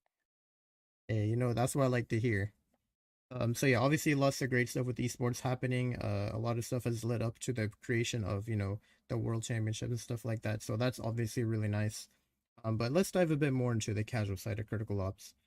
So my next question for you, I'm sure you've heard by now that Critical Ops is releasing a new format of passes called Operations, and they're going to be kind of like these 100 tier passes. And so I'm wondering, how do you feel about, these operations that are going to be 100 tiers? Do you think it will give, casual players more of an incentive to keep playing and grinding continuously? Well, yeah, I feel like the 100 tier pass is very good value, and I'm very excited to get scammed out of $20. But regardless of that, I think it will be good for new gens and younger players, as it will give them more of an incentive to grind and invest more time in the game. So yeah, All right. I mean, yeah, I couldn't agree with you anymore. I mean, yeah, don't give, and I will say at least in case you didn't know this, I'm pretty sure that the operation gives you all your credits back. So it's 2,000 to buy it, and then if you complete the whole thing, you get like 2,000 credits back, so you can keep buying it over and over again. So that's one thing I do like about it, is that yeah, it's not like you have to spend money every single time. If you save your credits, you could just keep buying it and keep getting that value. So it's kind of like a nice little option for people who want skins. Yeah. I agree. All right. And then also, I don't know if you're aware of this, but somewhere down the road, not really a planned date for this or anything, but at some point in the future, Critical Force is planning on releasing a Molotov and a decoy. And so I'm wondering, do you think that these two new pieces of utility will ever work their way into the meta, or do you think they'll kind of be sitting on the sidelines and not really use that much? I feel like it's an interesting addition to COPS, and I would like to see how it plays out, and hopefully it could be used in competitive and casual. But I'm not really sure yet, but I'm pretty excited to see how they go with this idea. Yeah, and again, not really a release date or anything. I think it's just kind of something they teased that they want to introduce at some point. So I have no idea when that will actually come out, but when it does come out, I'll be excited for that, just like you. Yeah. One last question for you before we wrap this up. So I'm wondering if you've tried the 1.35 beta yet, and if so, do you feel like all the weapons are balanced? And do you think this meta is ready to go into World Championships? Yeah, I have tried the new beta. I feel like it's pretty good, and our team probably helps our team with the Kevlar because we don't really like heavy Kevlar, and because it's just too unbalanced. So we like that part of the update, and yeah, it's pretty strong. I still feel like the SA58 will needs a buff because back in like 2018, it was very well rounded and very balanced, but now it's basically as useless as ever. I'm not gonna lie, I'm gonna have to disagree with you on that one. I feel like there's a difference between balanced in your opinion, because I'm not gonna lie. Putting, you got to remember the SA58, it's supposed to be like an eco weapon. If you buy an SA58, I don't think it's made to one burst someone. Which, like, because it's just so cheap. I feel like it's not made to one burst someone. Maybe, I'm like just a crazy person for saying this, but I think that right now it's sitting at a two burst meta for someone with armor. So I think that's pretty balanced. And don't get me wrong, if you go for headshot, you probably could one burst. But I don't think one burst to the body would be very fair. I feel like that would probably, it would be a way too cheap gun that's too powerful in my opinion. But maybe I'm wrong. Maybe you could tell me if you disagree with me on that. Yeah, also I think like the crosshairs like it more expanded, so I think it actually is harder to aim on the body and stuff like that, which will make it harder to use the gun. And most deagles or revolvers or like pistols can probably outgun that. SA58. Potentially, maybe. I guess we'll have to see. I don't think it's very likely that there will be a huge, like, weapon rebalance a second time before Worlds. So this most likely is going to be the meta going into World Championships. But I mean, you never know. Maybe something is extremely broken. It will be fixed or something. Yeah. All right. Well, We'll see. anyways, Quills, thank you for coming out to this interview. And I got to say, good luck to Legacy in the grand finals. Yeah, thank you for having me, and let's go Lega.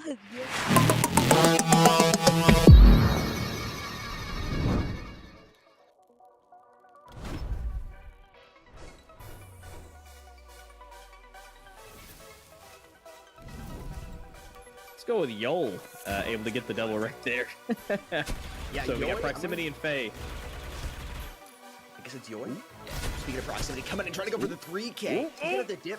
Oh man, look at this. He's moving back and forth. He's got the dance moves. Trying to get the drop shot, and he comes up with it like it's no problem at all. But he makes it look easy. So the shoulds too, but unfortunately, they kept it super easy across the board. Ooh, that was clean proximity.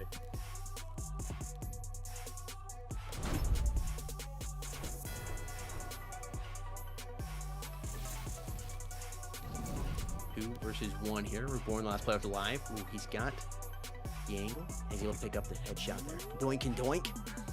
7 HP for May, 20 for Reborn. Starts with the pre-fire. He's got to be so careful. Flashbang come out. He's going to go ahead and juke around, try to hit him in the back. That bomb is slowly ticking down. Ooh, May is just positioned fantastically here. Can he get the elbow? He can. Pressure to elevate Phoenix. Still trailing by 6 here. That flashbang can really come in clutch. You've got to be able to come up with this. Doink and two area, getting the headshot and getting dropped down out of their officer by Reborn, but Reborn was able to pick up one kill. One, switch to the other one, and then all of a sudden, they came for the what? Oh, triple kill for May and Asia to finish off the last one.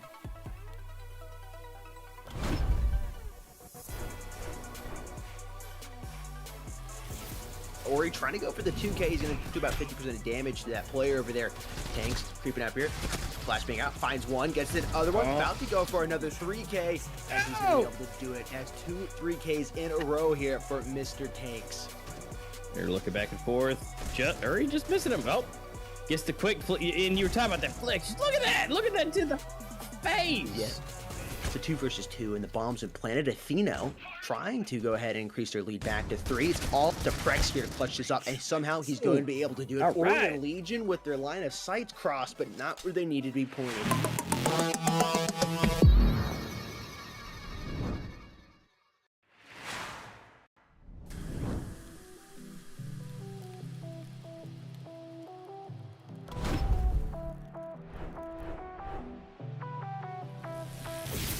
Through there, trying to get his crosshairs position right. That flashbang got him a little disoriented. RB is going to eliminate him, and Ori is the last left alive here, trying to work SG, striking back and forth. Previous season circuit skin right there. And look at that. Nice spot for them to sit over, but I don't think Ellis can let that happen this easy. Oh, especially Illis. Oh my There's goodness. your Zuby top clip contest winner right there. 2 hanging back towards tree elbow. Reborn and impressive wrapping around. That smoke grenade is going to cover their advancement up, and they're going to come behind and just absolutely clean up. Oh my God, Reborn with the want to go for the ace, but no, it's Buzz going to prevent that from happening. What? They all left. The bomb site is at least in danger of detonating. Ori does get a double. Here comes potential triple, and Illis playing for the final. He getting that beautiful past season circuit scan. Impressive, rocking the same thing. Same for Illis. Still getting it. Still running strong. Buzz taking another one, but Illis here for the triple. Back to back to back. You should know Illis is low on HP. I've had 2 players contend with him. You hit him twice. You're going to catch Illis behind. That's fine. Now, Ori, with the more HP, knows where Glow's at, but lets him come right up and shoot him in the gut. Trying to get the spray and pray. Reborn going for that. Illis coming around for 2. Make that 3 and make it 4. Illis. With a quick flick with a U ratio. Bomb has been planted though. 2 players, 1 player now. RB is the last man to work here. Finds one, trying to go for the second. He's low on ammo, needs to be careful. Okay, he's gonna go ahead and pop that reload. Bell's low on HP. RB coming around the corner, gonna make him pay for that. Throwing a frag grenade out, bounce it off. Ooh, and is able to also get the smoke grenade out. Wow, that was some crazy timing right there. Illis was firing a volley of shots, but someone was able to dodge him. RB is just rolling in. You know, it just kind of depends. Depends what Glow can do here, which is 1, 2, 2, and 3. 3. Along with Zest, picking it up in the middle of that triple kill.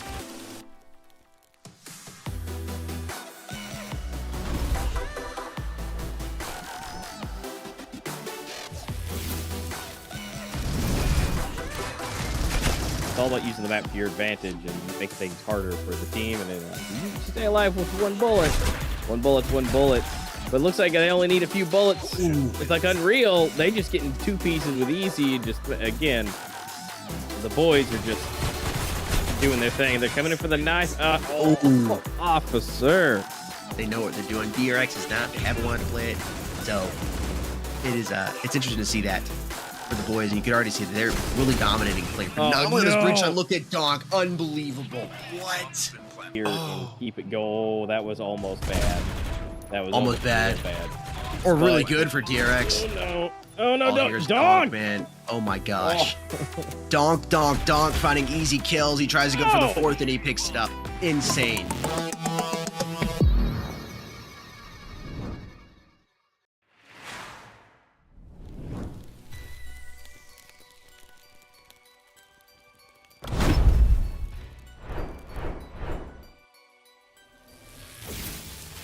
All of the retakes that Hammers were attempting, so good stuff from them so far, but seems like Alpha is the one left alive, and there is some time left. He is able to get the second one. Oh, this could be great from Alpha. He has gotten a double kill here. All he needs to do is wait out the time. Oh, that nade! Look at the HP! He's gonna peek it. Noxic understands it, but Alpha able to get the last kill. They're not committing to any peaks though. Oh, and he might get caught off guard. Noxic does take down Stratus, but he was able to take down Melody. Now it's down to 1v1. All that Genis has to do here is just play on time. Oh no, No! toxic. No. That is one way to stop the round. He played that perfect. Genesis just, as you know, the more important the breach rounds are, the more important the pistol round is, and Phoenix not able to take the pistol round in a very breach side important map here. Ooh, and the grenade. Getting lots of Oh my damage. God, Oh my okay. goodness. Melody for 3, Zion for 2, and let's just go ahead and slap.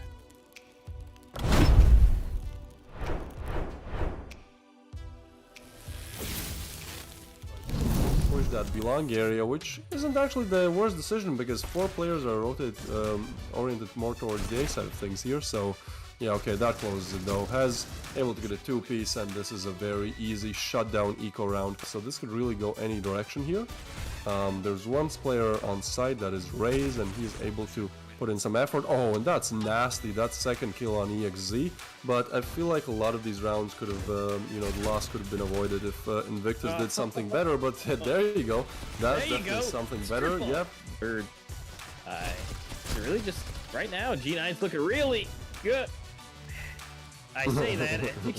Free gets an absolute domination quad kill, as I try to say. The G9 is looking real good.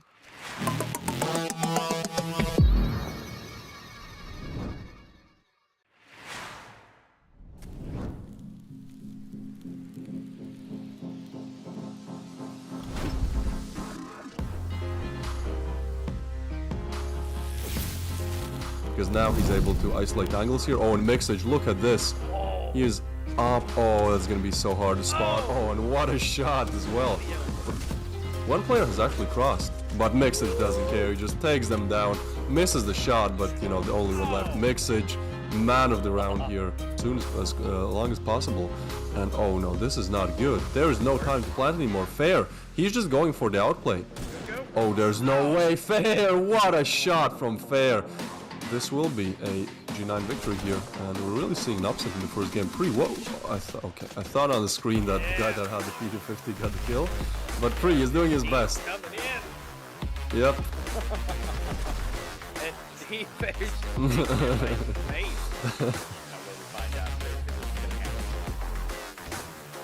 Yeah, the first real ref round and Crux. Oh my god, there's no way he just did that. Crux.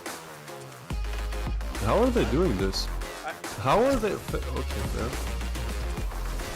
Oh no! Again, they're peeking together and Fair. He's so unfair. He's so unfair to the rest of the players here.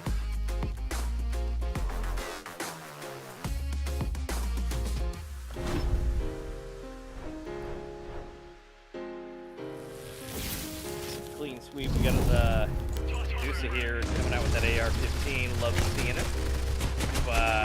Medusa doesn't even need it, you know, halfway. Oh, whoa, full ace. Much needed in this situation. And Symboli, his positioning and aim is everything but Stratus. That's a great push.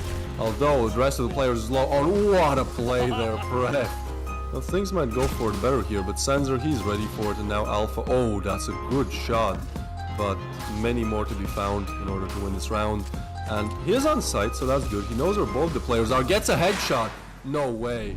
Alpha, he could sing. Yo, welcome back, everybody. Map number 3 is being prepared. We're heading over to Amsterdam to play on the Canals. This should be an exciting one. Looking forward to seeing some long-range combat via some sniper rifles, and maybe even some more love for the HK 417, which is one of my favorite guns in game. I think the teams are just about ready to knife, so we're gonna get rid of our semi-attractive faces and head over there and check that knife round out here shortly. Hey, Master, you got any predictions? Or let's not do predictions because we've been so wrong all weekend, but you got anything you think you might see? Somebody standing out to you? I know Proximity's been standing out a little bit, Quills as well. Yeah. And anything else? Really, I really want to see how Sumire does with the U ratio. Maybe TRG. You know, sometimes we do see that in the earlier stages. You know, go ahead, just pop it out early, throw them off, right? You know, and be able to do that. So, you know, maybe.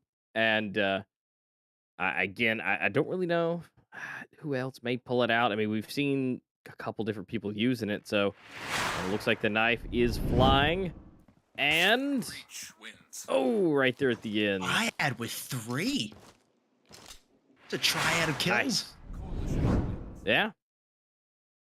So they got to choose. They get to choose what side. See where it goes.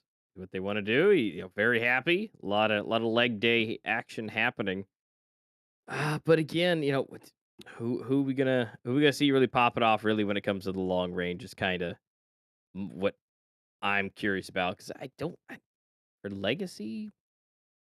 I don't know. I mean, I don't really know. There's no one that's really stood out to me as like the best long range person. So I'd just be curious to see, really, because I think it's what's going to come down to is holding down mid and being able to cross across everything with the sniper rifles is going to be what's going to come down to. Woo! Geo Getting coming into out for the the action two. here. Yeah, and it's all down to one. Run, Silo, run! Coalition Bob and wins. weave. And yeah, if I had able to go ahead and take that. So here we are. Immense. First round on the board. Feeling good. They got the knife. They got the first round. Probably going to take the second round. Although, Silo sitting there with his lovely revolver. So, he might be able to still pop ahead. He's pretty good at that. Incredibly good at that. I think he pulls out the. I'm more scared of him with the revolver than I think I am with like an AUG or something. Yeah. Yeah, because he just one-tap you, and he doesn't feel bad about it. Nope, not at all. Bomb being planted here. Coalition working to retake in the site. All set up here inside a cafe. Fiad with a nice shot. Eugene sitting in the corner. The new sub coming in from Legacy. Ooh, Democracy just making his voice heard. The people's voice heard there. And Team Immense striking round number 2, taking it out of Legacy Asia's category and putting it into their own. Not a huge surprise. They had the huge advantage with the weapons. I'm just waiting. Yep, okay. Sumare was thinking about it. He might have, but now they're going to go all rifles. No snipers yet. See if they can do it again. I mean, they got the extra money. Definitely might save it up a little bit. They got the bomb planted, so that's at least good for them. Let's see. Democracy using that smoke to his advantage. Bear, I think he peeked out just a little bit too far. We're able to see exactly him just standing out in the open. Fayed might be able to get this one. Depends. He's going to be back and forth between the car. And, yep, no connection. But will that grenade do any damage? Yes, just a little bit. 20 HP going down. Ooh. Wills, man, getting that he's little... always surprising me. Yeah, just getting a little pixel of change. Lim, 1 for 1. Look at excellent team communication right there. Quill's just waiting for him to go in, gets one kill, then he gets dropped. Quill quickly turns the corner and drops a limb.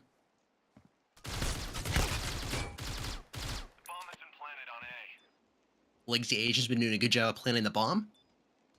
So important. Even when you end up losing the round, so planting that bomb over and over and over again really helps with cash. Eugene coming out of the corner there, surprising Fayed. Now down to 1 versus 1 here. Proximity, Eugene.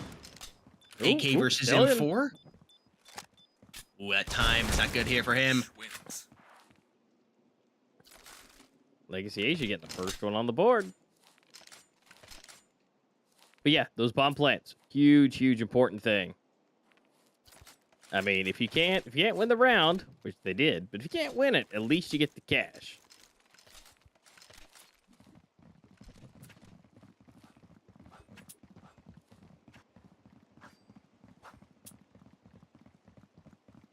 Sliding in. They're gonna go straight down the middle. Gonna go dip their feet in the water a little bit. Coming up from the bottom. Seeing how they can do it. Here we go. It's not Silo. We are seeing some revolver action. Fayed and also Geo had one as well. Taking heads off. Democracy, it's a 1-2. Totally possible if he can get it. Nope, Silo decided to pick himself up one as well and go ahead and take him out really quickly. And they're tied up. 2-2.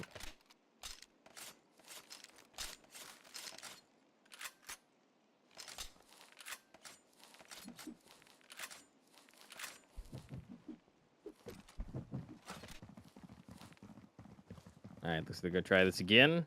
Bomb is looking like going to go to A. That's a good option. Proximity. Warning people. Quills, yet again, is so accurate at long range. It's like you don't even need the Guy's sniper. dead. No, you don't. You just need to put an SG in his hand and he'll hit you from anywhere on the map. Yeah. And it's weird. So far we haven't seen any snipers coming out yet, but then again, it doesn't look like they need it. Eugene's been a great sub for Legacy Asia. A lot of work already early on here. Only into round number 5, he's constantly on the kill feed. Now it's up to a limb to take the whole thing home. 1 to 4. Likelihood, low. Possibility, absolutely. Limb definitely is one of the best ones to be in that situation for that.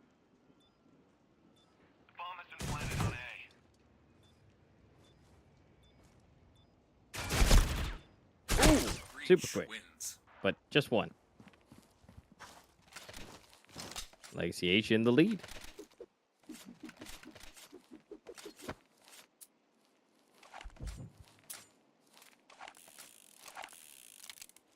All right, Democracy chilling at the top. 6, Fiad 4, 3, and 1.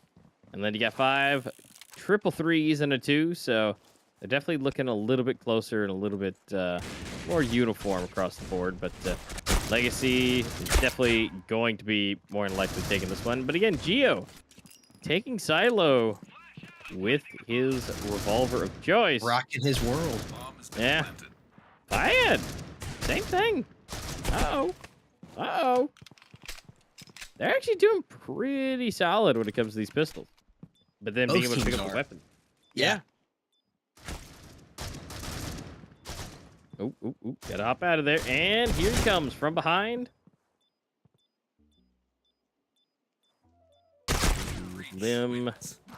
So close, but yeah, Eugene is on fire so far. Yeah. I do want to give a shout out. We were talking about Legacy Asia with their pistol utilization, their eco weapon utilization. Fiad rocking the MR96 as well, showing he can do it. He can do it as well. And what else he can do is pull that ratio out.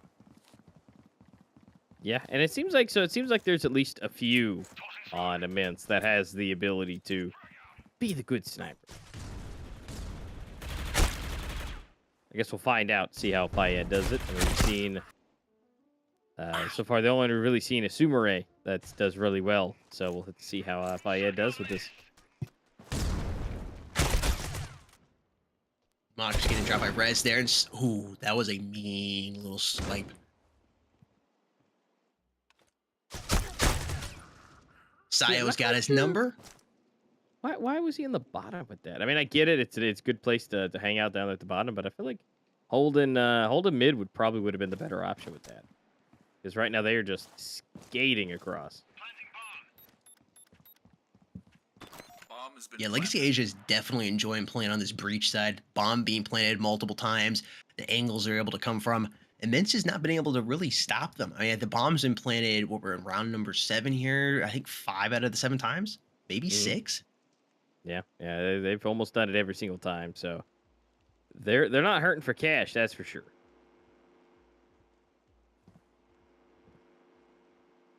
And again, it might be that map sense, that again maybe bring that sniper in, cover the wider range. Because again, being down at the bottom, not bad, especially if they're going to be running the bottoms, which we have seen them do. They have run the river, but they kind of Geo. Right at the end. And cracked open like that. Not a spot to do that. So close to make it into the next round. All right, Fiad. Let's see what you got this time.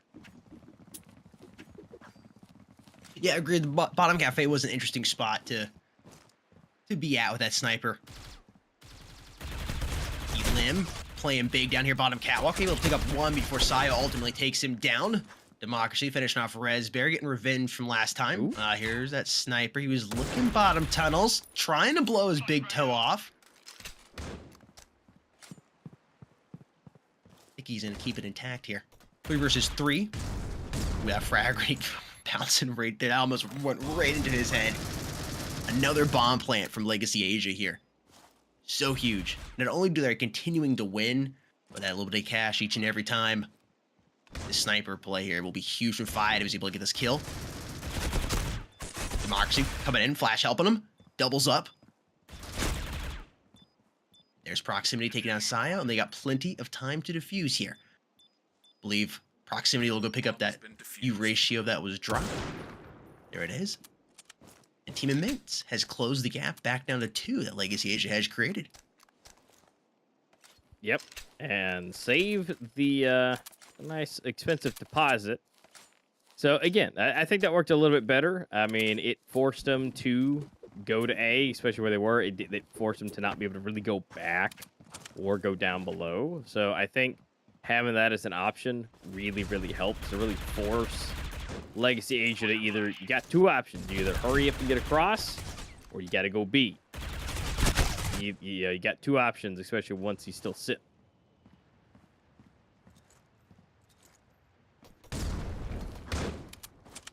But Sumire is out, so the sniper is gone. 4 to 4. Ooh, Geo is so quick on those little taps.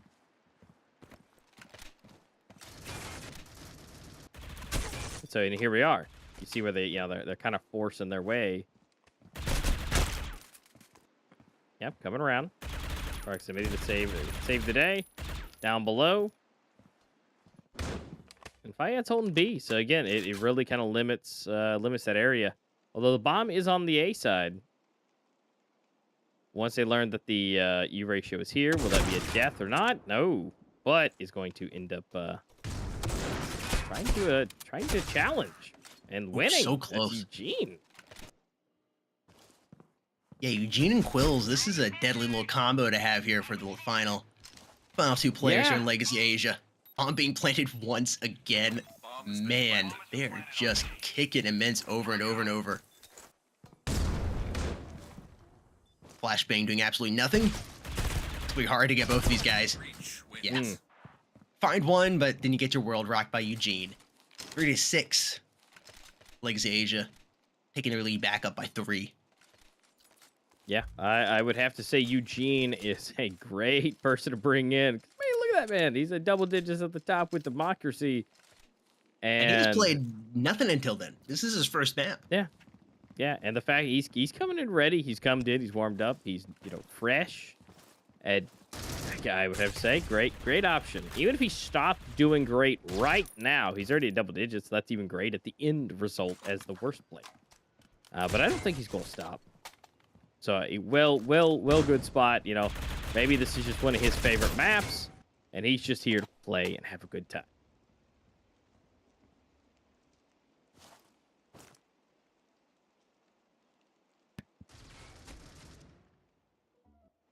Two players down here on the side of Immense. Legacy Asia only down 1 minute 6 on the clock. Ooh, Proximity winning that big battle versus Quills there, bottom cafe. There's that sniper rifle we've been waiting for from Sumire.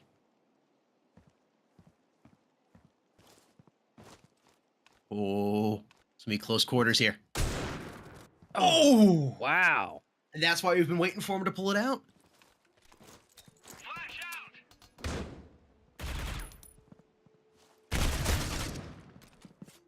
Great. They're coming in.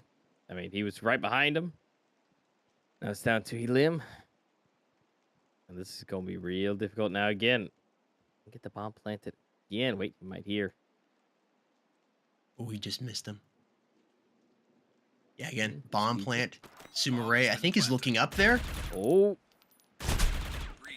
Finishes him off.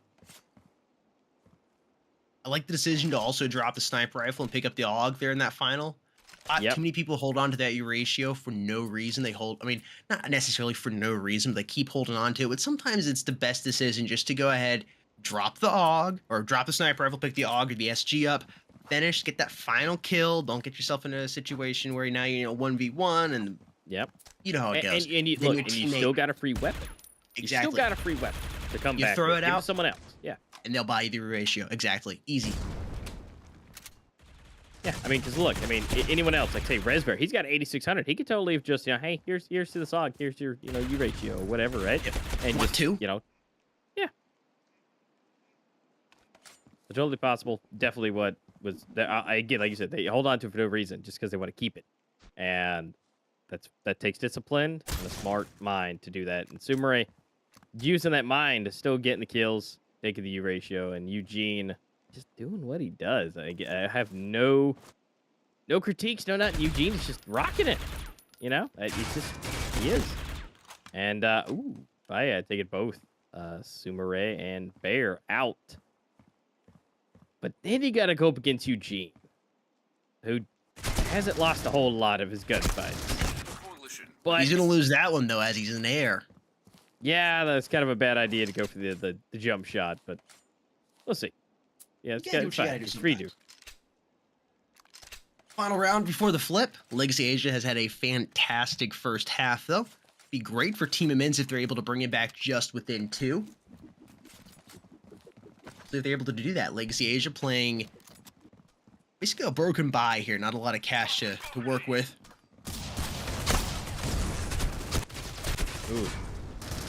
Ooh, double nade.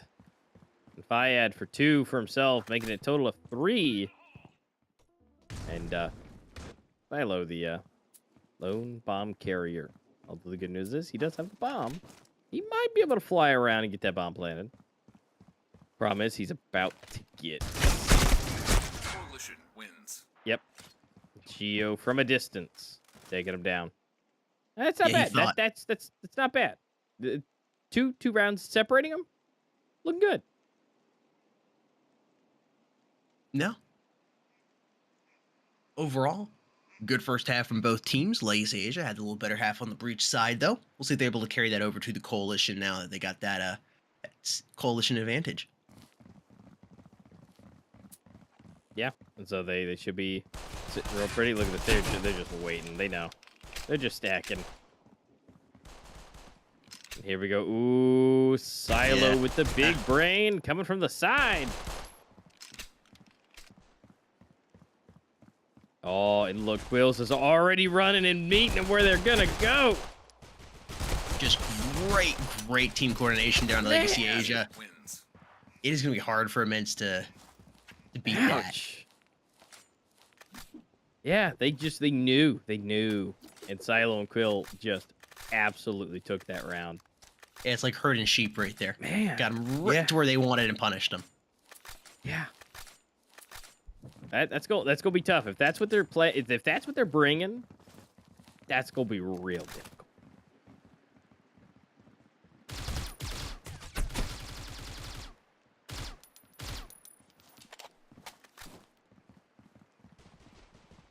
They're not gonna let them take it as easy.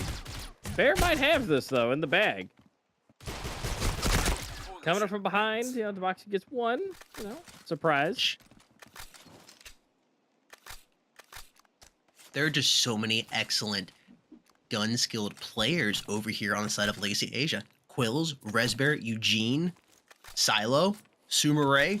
I mean, all of them are excellent. I mean, I put Sumere at the bottom just because hasn't been doing as much as say Quills or Resbear or Eugene, but everybody can hold their own in a gunfight. They got excellent aim and reaction time too. I think we've seen pretty much all of these players come up with very impressive flicks, quick slides.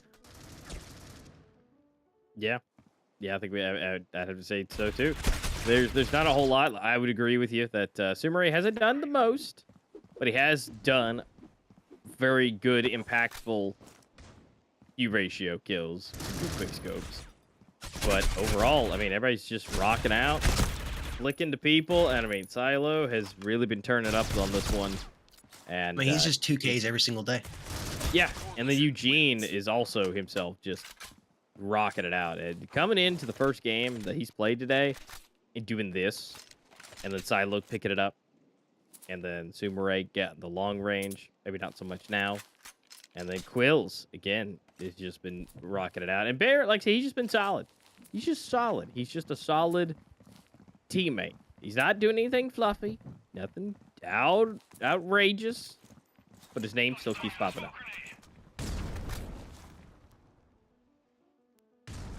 Yeah, after this round's over, I'm really curious to see what the scoreboard is. Legacy Asia has increased their score to 5 here. They've crossed that double-digit mark. Talked about it before. It's a huge mind game that can start being played by Immense to themselves once the other team crosses that double-digit mark. Ooh, that 5 rounds seems a lot bigger than it actually is. Yeah, so this is a huge moment that Immense needs to take.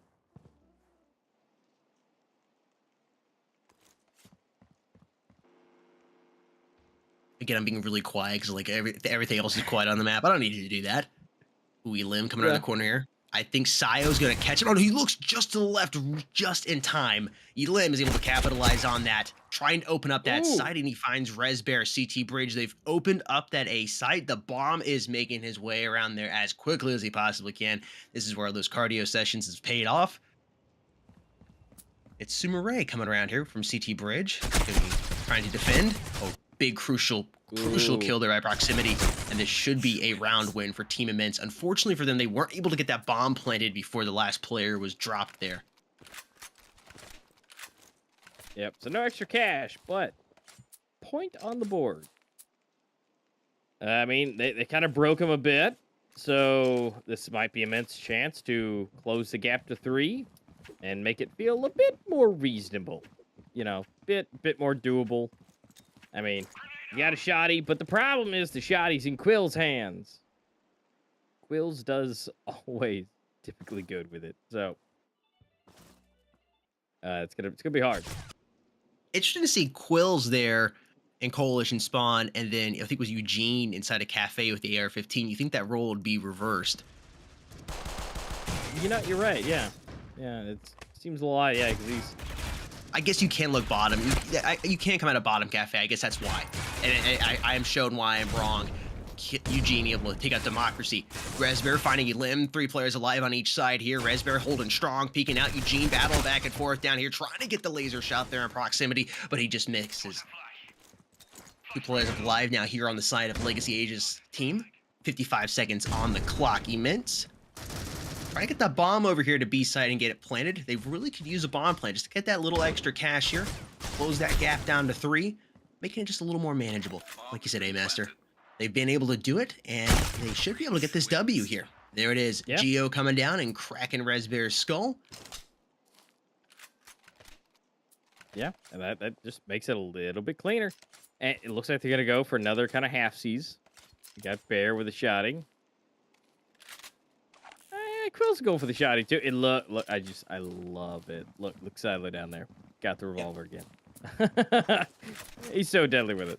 And you can count on all these players to perform and even possibly win this. It's these weird broken by half ecos or full eco rounds that Legacy Asia has just been able to step up big in and capitalize and catch people off guard. Even if it doesn't result in a round win, they do so much damage that it almost comes down to being a round win for them. Democracy is the first to strike as he finds Sumire there on the site. About to have an altercation here with Quills, and he makes him pay for it. Geo getting cracked. Oh my gosh, there it is, man. Look at this. Oh man, Quills just rocking it. It went from a broken bye to a win, and like, Legacy Asia has the ability to go, okay, you take this pistol, I take this shotgun, everybody buys armor, we don't need any grenades, okay, we only got a little bit of cash left here, you take this and you take this, and we're just gonna make it work. And they pull a round win out of nowhere, where Immense comes in, fully loaded, ready to go, and they take the L. Incredible. Legacy Asia is so good at those broken buys. That's not how it's supposed to work. It isn't. But that's like, that is the theme of the weekend. This is not how it's supposed to work. I love that. It's just turning everything upside down. Yeah, showing that as long as you have some skills, you know, with those weapons, you know, maybe that's a thing, you know, guys. You know, other teams watching, seeing, doing. Practice with the shotties a little bit, you know. Yeah, get those one. Oh, what was that? Ouch. Democracy getting silenced there. I don't understand. But like I said, just your practice, you know, if you get good in those ecos, apparently it can pay off really nicely. And you see where this is headed. I mean, proof's in the pudding here. It's right there. You can do it. That apparently the revolver is better than the deagle, and as long as you hit it, and just pull out a shotgun, pump them once, pump them twice, and take their weapon and keep going.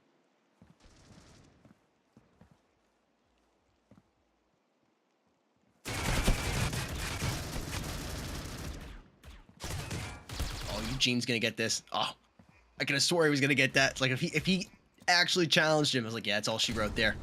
4 players left alive here for Legacy Asia, but all very low HP. This could be a clutch from Elim. He's now very low on HP. He's coming back. No grenades for him. No lethal grenades in the side of Legacy Asia either. So does Eugene bait? Oh, I totally lost track of the time there. Yeah. It's match point here.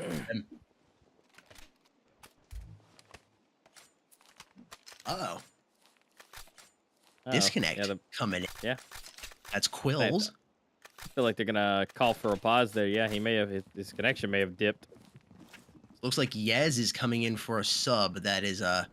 I don't think we have a pause. We're just gonna go straight on into this. This is another one of those rounds. Like, it's weird. That's what Legacy Asia seems to be good at. Again, it still could have been a disconnect, and it's like, hey, just hop in real quick.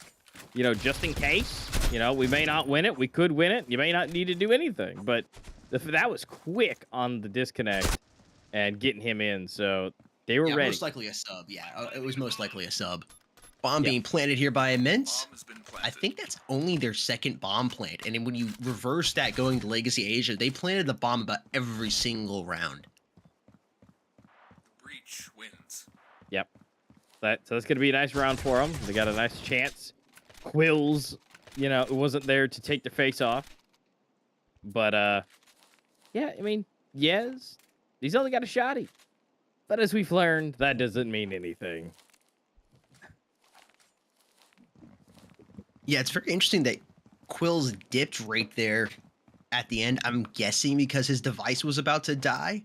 Didn't want to play having it plugged in. Some people can't do that. Device gets too hot or it's just too awkward to do. I'm not sure. Be curious to hear what that is about.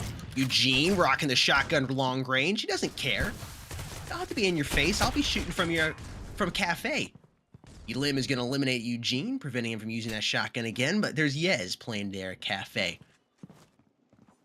Looking to say hello. Just waiting for somebody to knock on his door.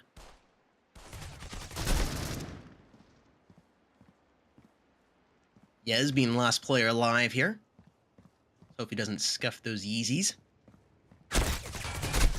Yeah, you're not going to win that. You got no slugs, no KSG there. Immense taking that round. Closing the gap, bringing it within 3 now. So I think Legacy Asia probably going to go for another eco round here. I don't think they're going to go any broken buy or anything. Yep, just going to be eco. Deagle pulled out, some XDs, and then the one hero, Og, pulled out by Eugene. If I had to give one primary assault weapon to either of these players on the side of Legacy Asia, I think Eugene would be the one I'd want to give it to. He's really proven himself. Elim's the first to open up, finding Sumaray here. He's bottom Cafe, picks the Deagle up. Thought he was going to go for a kill, but decides to back on up and just play it safe. 3 players left alive now here for the side of Legacy Asia. 5 alive for Team Immense. The AUG is down, and there's Democracy finding Yi. It's about to be 12-10 here. Democracy going through the 3K, and he cleans it up. Empties that dustbin into the trash. Takes his team across that double-digit line. It's 12-10, still match point for Legacy Asia, but Team Immense is beginning to bring it back. I'm getting a little bit of deja vu from map number 1 on Bureau, but if that is the case, that means Legacy Asia is ultimately going to prevail in this. We'll see. Lots of time left, potentially, or could be all over here. This is the first full buy we've had from Legacy Asia in the last couple of rounds. Silo and Resbear just instantly deleting those players. But there's Geo coming back and hitting them hard like a rock. But proximity now, the last player left alive here for his Team Immense. He's got plenty of stuff to work with. It's a quick kill there on Eugene, getting him out. He's got his armor. He's got his helmet. Got an SG to work with. And plenty of grenades. Yeah. So there's definitely, and all he's got to do is hit the Sumaray. Just throw a leaf at him. It'll be all right. So it's really just up to him and Resbear, which they're about to come into contact now. Looking real good because Sumaray 1 HP. Oh my goodness! But if he can, gonna get the jump. I mean, they're both essentially one bullet. All they gotta do is connect. Who's just gonna be the first to pull? Oh, proximity, I think, is gonna be the falling. Uh-oh, only they knew. Wins. So close. It just came down to looking the right way. Well, Legacy Asia has taken the lead back in this best of 5 series as we move into map number 4, which is going to be on Port. I love this map so much. I think this is it's because of casting with UA Master over the last few months. This map has become one of my favorite to cast. But before we talk about that, we gotta summarize what just happened right there. Legacy Asia 13-10 victory over Team Men's. Legacy Asia just seems to be on a whole nother level right now, the Team Immense. They were able to win map number 2. Immense got that, and also kind of a commanding victory. It was 13-6, if I recall correctly. After you went into the flip, Legacy Asia wasn't able to do anything. But wow, did that look like a totally different team there in map number 3.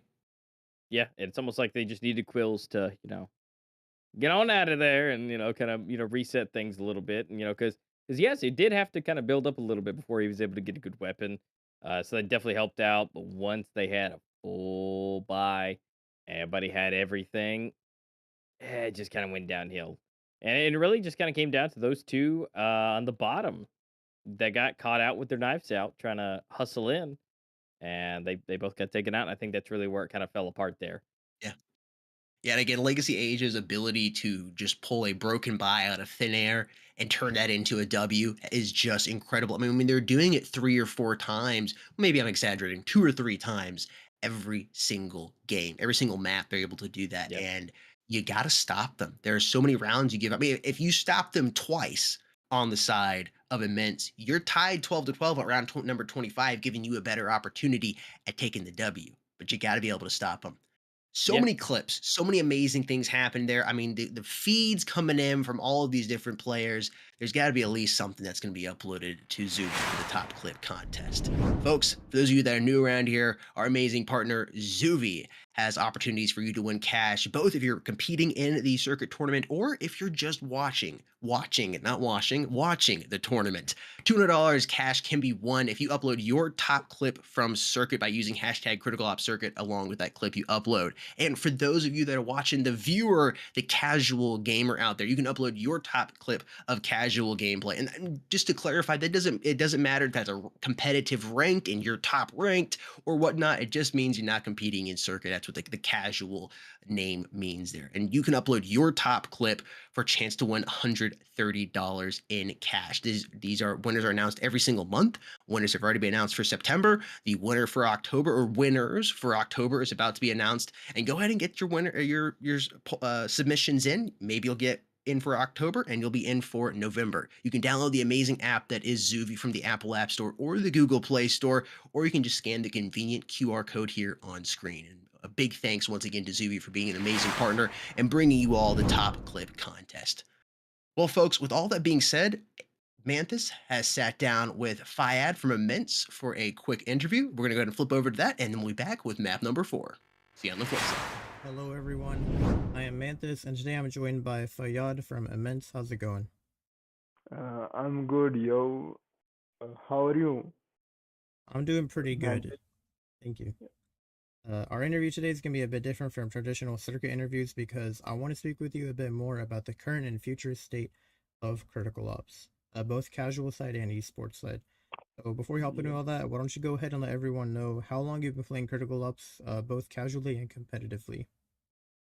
Okay, so I downloaded this game back in 2016 when I had my iPad 2, I used to search up CS:GO type clones on the App Store to find some game because I didn't have a PC. Yeah. So, so I found Critical Ops in 2016, and that was on my iPad 2, which was made in 2012. So, and it would run around like 30 to 40 FPS, and I was in Pakistan, and the ping was very bad. So obviously I quit the game in 2017, and when my dad he bought an iPad Pro, and he came back to Pakistan, and then I downloaded it back in 2020, I think so. But back then, I promised myself that I wouldn't touch comp and like waste my time, and I had that type of mentality that I would just play it for fun, you know. Yeah. But so I kept playing, and then I met this. I found this clan. I mean, they invited me. They found me. It was called KNGR. Okay, it it was a bit funny, you know, but the competitive side, like, it felt very good. Like, this is speaking from my personal experience. I never knew that playing competitively would make you feel this great, you know, just wanting to be better and finding out yourself to be better feels just better than, I don't know, orgasm or something. So, yeah, yeah, I think it's been like 2 years since I started competitively. I know I'm still a new gen sort of, you know, but my account is like 2016 old type. All right. And so my next question So, for you is a bit more about esports. So what do you think about the current format of Critical Ops where they're running circuit? Do you like it or no? it's great, you know. I don't see any flaws. The brackets are good. Like, uh, they have the consolidation round. Like, you don't get eliminated from the first loss. Yeah. I don't know. It just seems perfect. I mean, yeah, it's a pretty good format. And then are you also excited to be completing in Worlds later this year? Oh yeah, you know, Worlds is gonna be real different than all the other Yeah. tournaments because it's just gonna be so big, and all the regions will be like competing against each other. And the craziest thing about this is the prize pool. Like, I've never seen such a big prize pool, especially if you convert that into my local currency, which is like makes you look like a billionaire, Yeah. which is like 2K per player if you win. If you divide it into 6 players, just crazy, man. You know, so much competitiveness I expect. Yeah, I mean, It it's will be a very great great. prize pool. Yeah. My next question for you is a bit more about the casual side of COPS. So, in case you don't know by now, they're going to start releasing new critical passes in the form of something called operations. They're going to be 100 tier passes. So, I'm wondering, do you think 100 tier passes are a good idea or do you prefer shorter ones? Very good idea, bro. Let me tell you, like, for the casual scene, that's what they want, bro. The Yeah. the casual scene, like, they just want to play this game for fun and gain something that looks fun, you know, you know.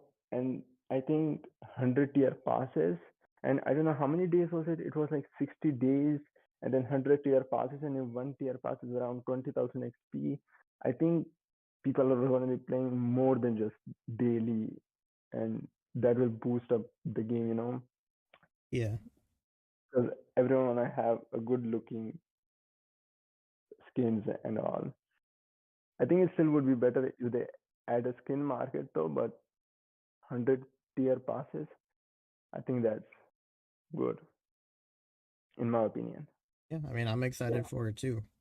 And then next thing, so I don't know if you're aware of this also, there's not really a specified date for it or anything, but at some point in the future, there's going to be a Molotov and a decoy added into Critical Ops. And so I'm wondering, do you think this utility will actually work its way into the meta, or do you think it's going to be sitting on the sidelines? Yeah, well, you see, if you look at other games like in Valorant and CS:GO, you can see how much they use the Molotov type and the decoy thing. You know yourself how much Yeah. it's gonna be used. I just hope one thing that the Molotov's radius is just smaller because the maps aren't too big for it, like Yeah. make it average sized. Yeah, I'm And sure the they're deep, working out how it's going to be developed like that and all. yeah, yeah, I just hope that they don't like mess it up, and that's it. Yeah, I definitely know what you mean because in Critical Ops the maps are a lot smaller compared to other titles. Yeah, And so it definitely, yeah, I know what you mean. It's like it could be a question of how big do you make the Molotov? Because if you make it too big, it can feel like it's covering like half the site or something. yeah, Versus they like just don't if need you, to mess. yeah, Yeah, just don't mess it up. Like I know they're adding new things, but just don't mess it up. Keep it all balanced and perfect. That's the that's the main thing to keep the competitive side happy. all right. I mean, yeah, that's a great answer to be honest. I'm sure there will be a lot of testing and stuff before they release it. But either way, yeah, again, not really a date for it. It's just very deep in development right now. So at some point, Yeah. we'll hear more about the Molotov and the decoy. Uh, Mm-hmm. and my final question for you, so have you tried the 1.35 beta? And if so, do you feel like the guns are more balanced coming into the World Championships? Like, do you think this meta is ready to go? Oh yeah. The beta, I really like the new graphics. Personally, they look very great, especially the vibrant character models. Yeah, And also about the guns, I just want to say, please don't make a single gun meta. Like that's one thing I don't like. Like just make every gun perfect. Like I mean, don't make them similar in a way. I'm saying just make them their own way, but make them good in their own way. You know what I mean? yeah, Because like take for example this car. Nobody used the SG. Nobody used the AUG back when the Scar was good, or back when the Super 90 was good. Nobody cared for the other guns. That's what I want. I want if you're making a gun good, don't make it too good that the other guns get forgotten yeah. that way. I see that they're trying to buff up the HK, so just don't make it too much. Yeah, I Other than definitely know that, what you mean. guns are But right perfect. now, I will say at least with the current meta, I do believe that's going to be like the finalized meta going into Worlds. I don't think there will be like any other changes, so to say. I Okay, think this okay. is kind of what they're Yeah, that's locking into. perfect. Yeah, yeah. The yeah, it looks good. It looks good then. All I right. think that's perfect. Well, Fayyad, thank you for coming on this interview, and good luck to Immense in the grand finals. Yes, thank you for taking my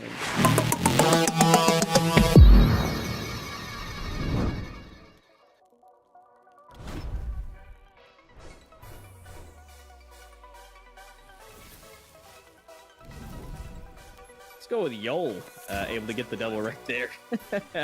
Yeah, So we got Yoy, proximity and Faye. I guess it's Yoy. Yeah. Speaking of proximity, coming and trying to go for the 3K. Speaking of the dip. Oh man, look at this. He's moving back and forth. He's got the dance moves, trying to get the drop shot, and he comes up with it like it's no problem at all. But he makes it look easy. So the shoulds too, but unfortunately, they kept it super easy across the board. Ooh, that was Speaking of clean proximity.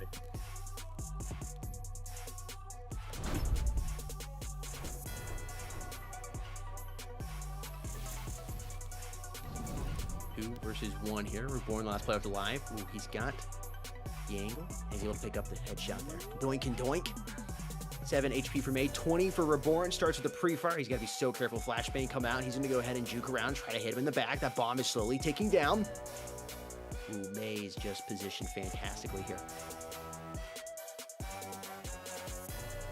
Can he get the elbow? He can. Pressure to elevate Phoenix. Still trailing by 6 here. That flashbang can really come in clutch. You got to be able to come up with this doink doink and two area, getting the headshot and getting dropped down out of their offensive fighter Reborn, but Reborn was able to pick up one kill.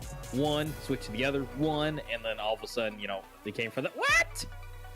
Oh, triple kill for May and Asia to finish off the last one.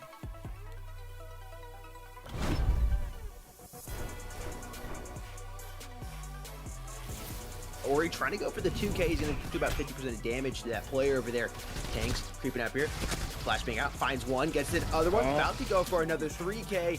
And he's going to be able to do it. Has 2 3Ks in a row here for Mr. Tanks. They're looking back and forth. Ori just missing him. Oh, gets the quick flick. And you were talking about that flick. Just look at that. Look at that to the face. Yeah. It's a 2 versus 2, and the bomb's been planted. Atheno trying to go ahead and increase their lead back to 3. It's all to Prex here to clutch this up, and somehow he's going to be able to do it. All Ori right. and Legion with their line of sights crossed, but not where they needed to be pointed.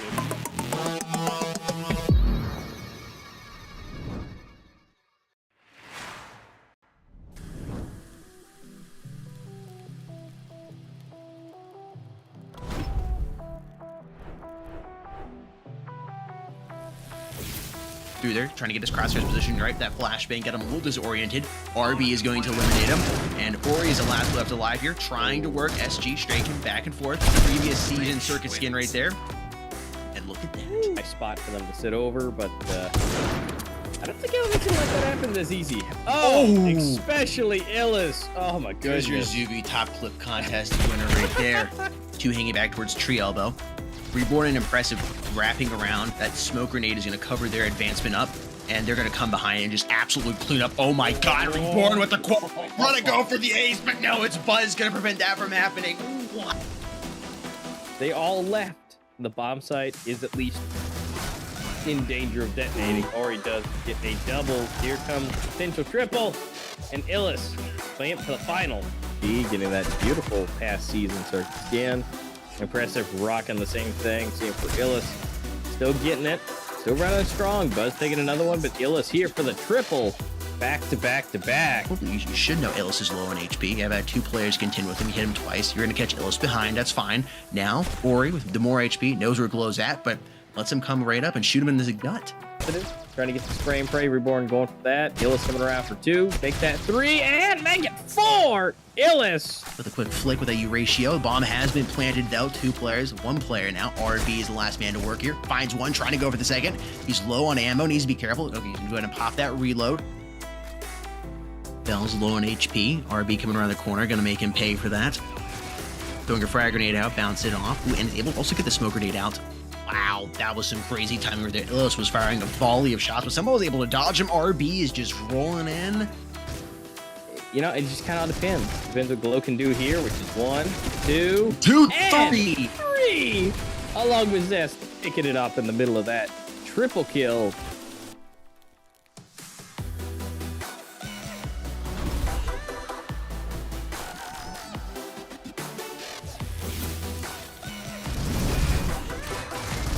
It's all about using the map to your advantage and make things harder for the team. And then you stay alive with 1 bullet. 1 bullet's 1 bullet. But it looks like they only need a few bullets. It's like Unreal. They just getting 2 pieces with easy. Just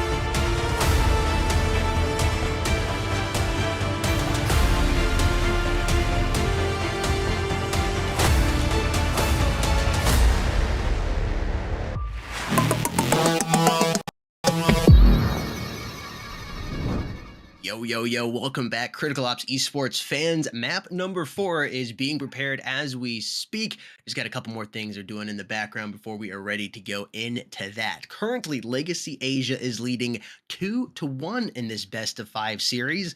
And I would say they definitely have momentum coming into map number 4. Hey, Master, what's stuck out to you over the last 3 maps from both of these teams?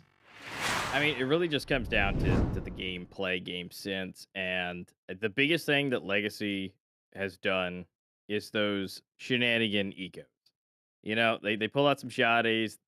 Silo has the revolver, and they're taking it home, and they are. They're going up against fully loaded, fully kitted out, and the fact that they're able to do that, I honestly, considering how close these have been, that is literally the thing that brings them home. The fact that they're able to do that with the lower tier weapons, it's what's winning the matches. Mhm. And I mean, by all means, they're doing great in other rounds too. But when they got to go eco, you got to fight harder. You got pistols and you just give them a round. But they're not just giving them the rounds, and that's what's really holding it back from immense for getting those points on the board. And sure, it comes down to close to the end, but within 1 or 2 rounds. But that kept Legacy Asia in their spot and in the lead, and ultimately being able to take him. Mhm. Now, Port is going to be a little different story. This is definitely going to be the full equipment based type of thing, and team coordination and the game sense to with it. So, Port is this that's really going to test that ability. Although, when it comes down to those shotguns, Port is going to be fantabulous for it. Like take either one of the bomb sides, right? Any one of the bomb sides. They're just going to be able to chill Mhm. in either like the containers, right where they come in, or if they're going into the warehouse, they pop the corner or forklift, or just hanging out in the boxes. Someone just starts, creeping in, boom, shotgun blast, or up there up onto the catwalk again on either door. Shotguns are going to be able to reign king when it comes to that. And so it's going to be really, really difficult, I think, for Immense when it comes to that. And that's where the equipment comes in, is where they're going to have to use those grenades, get them away from the doors. So land those grenades right at the entrance so they back up and gives them a chance to come in and get some distance on that shot. Yep, utility utilization, as always, is it's important in the general overall game, but on this map Yeah. specifically, it has to be on point. You gotta have those grenades coming in, give yourself a little distance from those angles with whether it's a shotgun or just a regular AR. Those flashbangs need to be on point to allow you to have that extra second to get in and try to figure out where players are at. Get your headings, get into those bomb sites, and the smoke grenades as well, giving yourself some extra cover. Really, utility utilization is going to be super important here for both of these teams. Let's go ahead and take a look at what has happened over the rest of this weekend. Though we're drawing to the end of this Asia Finals weekend, but all the previous streams have been uploaded here on the channel. Day one, the winners round, boys, Legacy Asia. Legacy Asia beat the boys, was a surprise to us. Then Elevate Phoenix takes the L to Team Immense. Also a surprise to us. We were not expecting that. Legacy Asia and Immense go head to head in the winners final there, and Immense ended up winning on grounded, and it was quite a commanding victory. I forget the exact score line, but it was not looking great for the matchup for today. Was not expecting. Honestly, I'll be totally honest. Because of the matchup they had on grounded, I was kind of giving Immense the slight neck up in this whole matchup, but did it matter? Elevate Phoenix down here in the consolidation brackets. Elevate takes on the boys, 2-0s them. Even on Village as well, which was the boys' map coming into this, they took them out. Then we go ahead and go up to the Elevate Phoenix matchup versus Legacy. And Elevate, man, they had this chip on the shoulder. You could just feel there was this, okay, we shouldn't be down here in this bracket. We should be in the winners bracket. We should be sitting in the grand finals waiting for somebody to come face us. And Legacy Asia came in and just shocked, I would say, about everybody. I know I saw the YouTube polls at first. It was all in favor of Elevate, and it slowly started changing over towards Legacy as they just kept coming up with these incredible wins. They had such an amazing map on Legacy, on the Breach side too. Uh, that right there is a great matchup. I would recommend going and watching after this after the grand finals is over. Overall, both these teams deserve to be here, and they're showing us why so far today. Legacy Asia as well, I think has just surprised me the most with what they've been able to do. The pulling the eco rounds out of nowhere and turning them into W's. I mean, having a good eco round, getting the bomb planted, maybe getting a kill or two, they're really good at that. But the amount of times they're able to take an eco round, which should be an L for them, and turning it into a W has just really helped them. If Immense can go ahead and stop them, prevent them from capitalizing on the ability to do that, I would say this map number 4 will go to them. The score has been pretty close, except for map number 2, which was 13-6 in favor of Immense. The round's legacy has won, or the map's legacy has won. They've been pretty close. 13-12 on map number 1 and 13-10 on map number 2. If Immense is able to prevent them from capitalizing on those weird buys, which you're just so good at, it's not a fluke because they keep doing it. They were doing it yesterday with Elevate, and now they're doing it today again. I think they have an opportunity to win here in map number 4. But of course, Legacy Asia winning in this best of 5 series, 2-1. They only need one more map here. They can close it out in map number 4. Speaking of map number 4, it is on port, and I believe we're going to switch over to that now and take a look at the knife round. We'll see who's starting out on which side. Come on up here in just a moment. Or maybe we're live. No, I think we're doing knife. Okay, we're doing knife. Yeah, they're going to see what side they're going to be on. Again, huge deal. Maybe not so much here, because, again, it's all about what you can do anyways. Oh, Wins. comes down. But look at that. Legacy, able to kind of... Sorry, Immune, able to really kind of pick that. Looking good.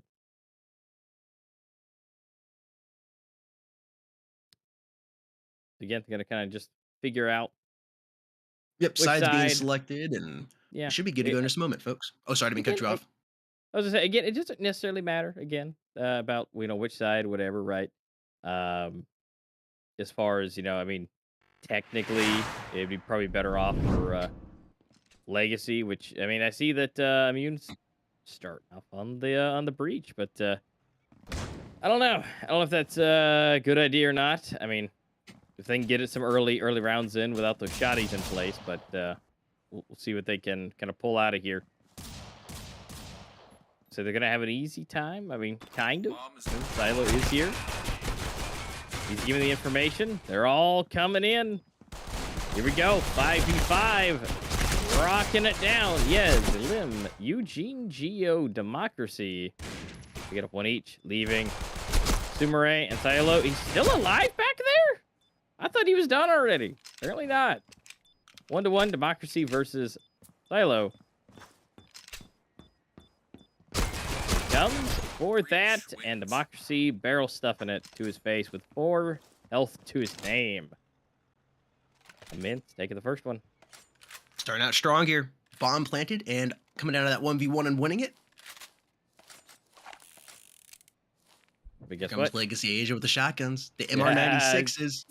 I was just about to say that. And look at that. You got Lily with the revolver, Sumere as well. And then got them shotties. Yeah, and you kind of have the advantage because you're on the coalition side with this the setup. Ooh, quick 2 kills coming in from Immensto, and he limb prevents Eugene from rocking that shotgun. Just shot up in the air, totally wasted. Yes, finds Democracy. Oh, I thought he was. Hits him once in the back of the head, but doesn't drop him. I'm not quite sure what just happened there, but Immense does. They cleaned it up and put another point there on the board. Man, I thought Democracy was goners. Yeah, and I need one of those hoodies. Maybe Critical Force. That's a nice hoodie. It's bulletproof. Maybe one of them caps. It's got to be Kevlar on their head. That's and one of those beanies. I mean, they got some good manufacturing processes for those. No kidding. Resbear flashed here. About to come through his crates. Eugene backing him up. They're spreading out here. Yes. Getting dropped by Democracy here. Oh, that B site is now totally open. They need to get that bomb planted. A little extra cash, always good. Silo through the smoke. Doesn't matter. Does a lot of damage to proximity, but just not enough to drop him. Bomb has just been dropped. Legacy Asia trying to bring this back under control. It's a 2 versus 3 right now. Democracy very low on HP. Making a lot of noise up there. They baited Eugene out, but he's come back inside the boxes. Come out through the smoke. Wow. It's all up here to proximity. He's pinched. That smoke grenade goes out. I don't think he saw him. Nope, he didn't. I don't think he saw him cross right there. Eugene catches him off guard and drops him, and Legacy Asia takes round number 3 away from Team Immense. They definitely gave it their all. I mean, it just kind of came down to a certain sets of things, you know, as far as placement goes, and Legacy just taking some names. I'm gonna go a little bit eco-y. They don't have to, but they are.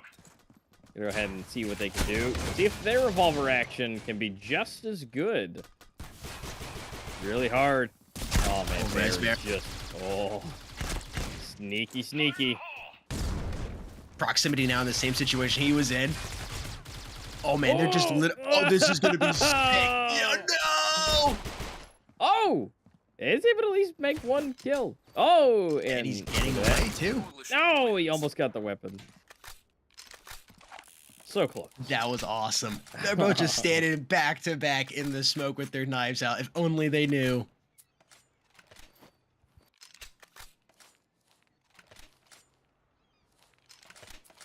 All right, it's kind of the first, you know, pack to full type of round. You know, a little bit safer, but not full, but they're close to even. When it comes to their equipment stuff, I mean, Bear taking a little bit of damage, bullets flying through. Oh, and connected with the face. That's gonna be big. Because right now there's only one on B side.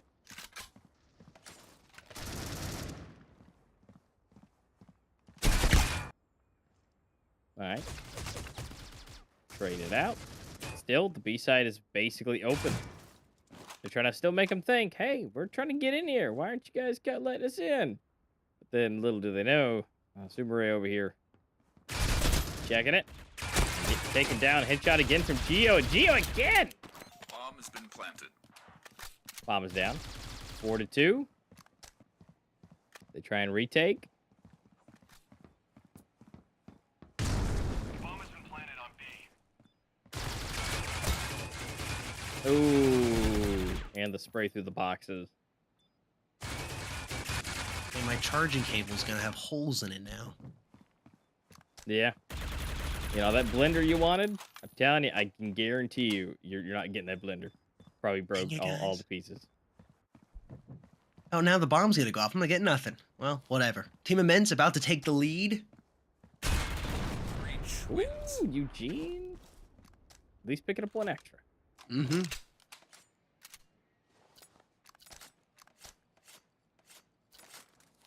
But honestly, they're about even.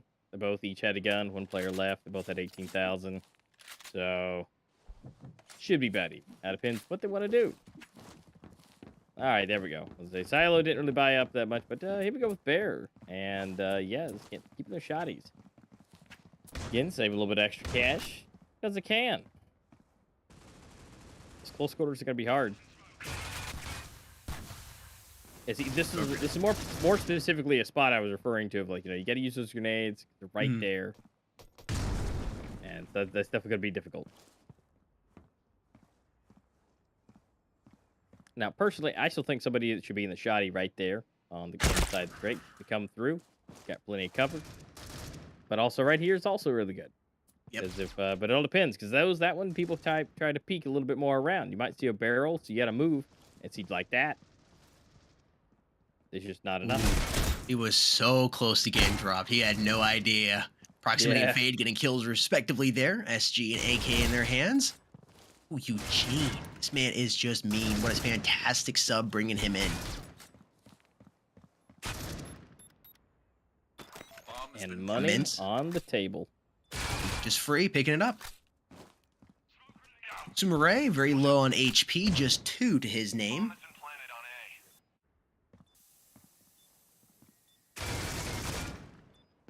He can just hold out a little longer, distracting, so his teammate can get in here. Oh, there he is. He did get it. Oh, Eugene just thinking he was up there. If only he'd looked to his left. I feel like he would have won that. Just the amount of gunfights I've seen Eugene win. I think he definitely would have had that. But Yeah. turned his back and got shot. Now down by 2 here on the side of Legacy Asia. Immense. Looking good so far on the breach side here on map number 4. Yeah, they definitely got a lot more bomb plants than they have in the last match, I think, altogether, almost. I think they pretty much got the same amount. That's what they did. I would say you're right, yeah. So, a lot better. Good job, guys, for picking it up and kind of bringing that where it needs to be. You know, maybe, and again, maybe it's just the, Canals thing, right? You know, maybe so. But they're doing a lot better. Let's see if they can keep this roll. I mean, they're getting into the bomb sites, which is really the big thing that matters. And using those ears.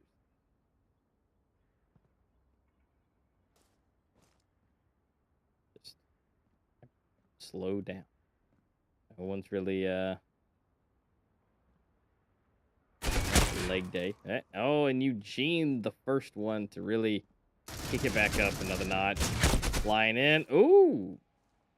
Almost. But guess what? Yes. Somebody was ready to there and save the day. Yep, like whack-a-mole. Stuck his head up and boom! Smacked back into his hole. Sumaray, big kill there on Fiad. 3 players up here on the side of Legacy Asia. 2. Make that 2v2 now for both these teams. Resbear, shotgun in hand, coming out of the corner quite quickly. Oh, and he almost is able to finish him off with the shotgun. Or with the pistol, excuse me.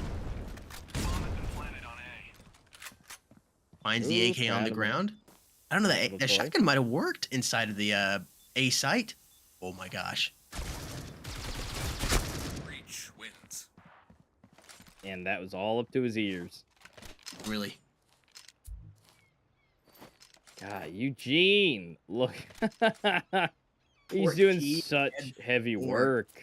Man, plus 10. Yeah, I mean, based on that, you can see why you gotta have teamwork here. 14-4, absolutely carrying, but still trailing by 3. Gotta have some teamwork here on the side of Legacy Asia. Gotta stop that bomb site from being pushed and that bomb being planted. It's harder to do. They gotta be able to do it. Ooh, open it up big there. Sumari finding democracy, silence him before he could even start a protest.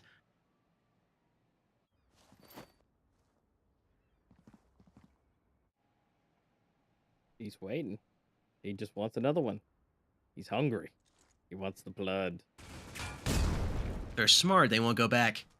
That sniper rifle, I think, was a good choice to pull out because you get that first kill, and then it all slows down. They got to start changing their approach. Eugene quickly drops him down to 50, but finishes him off. Fiad with a nice trade coming in and reinforcing his teammate there on his side. Silo doesn't have enough time to finish both those players off. Proximity ends him, and that bomb is being planted once again here on the A site. Now this is where the sniper rifle might be a hindrance. Gotta work these angles very slowly. Very careful. Resbear doesn't see the player on his right, and he gets dropped. Sumari, wow, impressive. Goodness. That flashbang didn't work to both those players, but enough to help Geo out. Steals his ratio and a little taste of the teabag there. Just a little love kiss. That's all.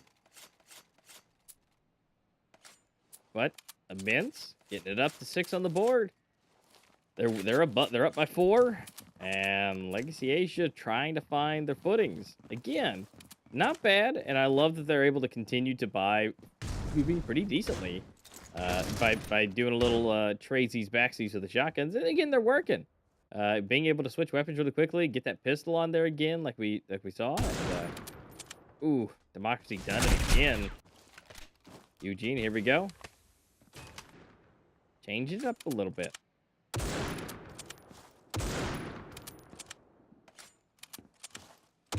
Yep. See that's where your equipment comes in. Smoke it off. Now the Erasure player is useless right now until that disappears.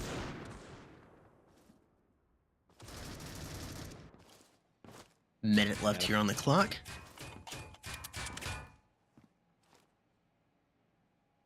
That was some very on point tap fire right there. Boop, boop, boop. Great beat. Yeah, just trying to. That's all he needs is just one more bullet to touch him. Yep, they know he's weak. Oh, Oh, Resbear's in a oh, great spot right no. here. Oh, Geo coming in. oh, Great play big. there. Getting that shotgun out of there, allowing them to go ahead and push in. He was even able to double up there. Bomb being Guess what? planted, Planted. bringing it back Yeah. to a 3v3. More money, more better.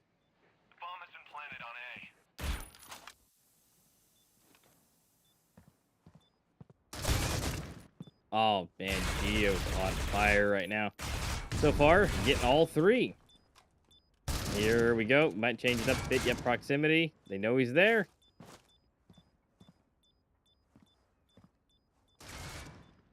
Definitely might want to just keep that, but oh no. Did he get 1? Oh no, 2? But not enough time. Oh no. You gotta get some distance. He's safe. Layla's safe, so one not staying alive, but guess what? They still got the point on the board. Up to 7.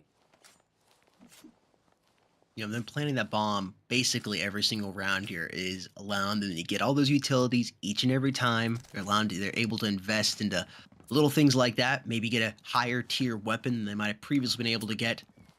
And plus, Legacy Asia has fed them a Euratio 2 times in a row here. Yep, and Chio's got that in his hands. Not sure if he needs it, but it's good to have. Yeah, it's interesting on the breach side, trying to utilize that here on this map. Always an opening pick is better than none. But he might decide to drop it pretty quickly. Ooh.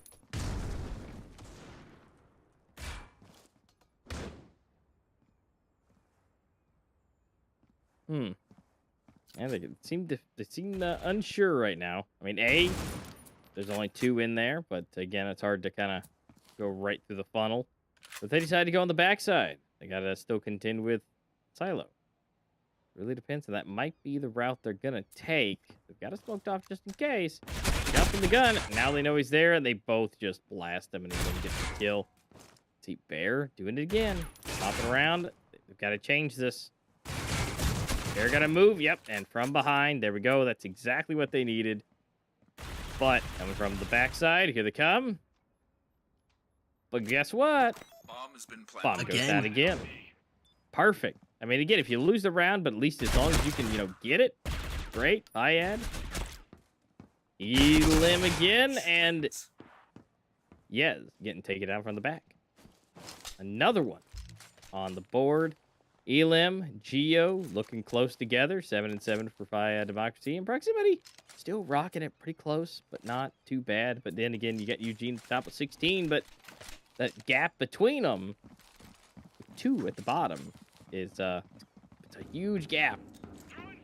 So basically, if you can take Eugene out, you got a pretty good shot. I mean, we haven't even gone to the flip yet, but I mean, get into things. I'm seeing Soar materialize here, becoming more and more of a probability more than a possibility. Yeah. Minute 25 here in round 11. Sumari into smoke. Doesn't realize there's a player on his left and right. He's trying to get him. He's able to find one, but Fayad quickly trades him out. Eugene doesn't have enough time there. And Geo rocking Res Bear's world. They're up by 7 now here on the side of Immense. Where was this in map number? It almost feels like they're playing on totally different servers. Like we're playing the Asia region, but it feels like one team's NA, one team's Asia, and they were like switching back and forth. Oh, we ain't got there yet. That's for Worlds, for that kind of fun. Oh, indeed. But it's just what it feels like. Round number 12 here. You're up by 7. You're looking like you might have the ability to take it to 8 with the way they've been playing. They've just been locking the breach side down. They have been able to do almost nothing here on the coalition side of Legacy Asia. Yeah, what Legacy doesn't need is for them to be in double digits on the flip, because then they absolutely have to take the pistol, because if they take the pistol in the subsequent round after that, they're at 12. They're at 12. And then all they got to do is just wait for them to slip up. Sumari first to open it up for his team there as he drops Democracy. He was doing a little bit of damage to his team back there in the back of a warehouse. Raspberry, this sneaky shot there on Geo. Oh, no, it's going that way. Sumaray might. Yep, get Elim. And that's at the proximity. Oh, it's gonna be close. He's looking to the wrong direction, though. Oh, double digits. That is not what Legacy needed. No. Not at They have all. to take this pistol. They have to. They have to. Yeah, if If not- Immense wins this here, it's basically all she wrote. I mean, we're as good as in Soar. Yeah, because I mean, I'll be honest with you. I mean, coming back this hard, I mean, it's going to be difficult anyways. But if you don't get the pistol, yeah, it's really going to be Yeah. tough. But it's definitely possible here on this map. But this pistol round is so crucial for Legacy Asia. Multiple players go down here. Proximity could put on Eugene the first to strike. It's still Proximity doubling up. Actually, if Democracy takes that kill away from him, it's going to be a Limb doubling up. And the Democracy finishes off Silo right there. And Immense wins the crucial round right there. Takes him to 11. And they should have no problem winning round number 14 here. Taking us to match point. Legacy Asia has just crumbled here in map number 4.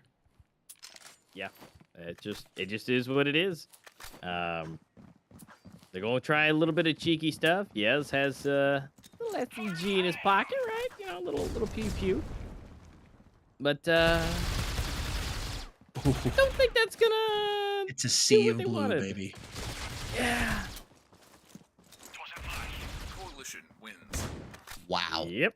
Complete sweep there from Team Immense.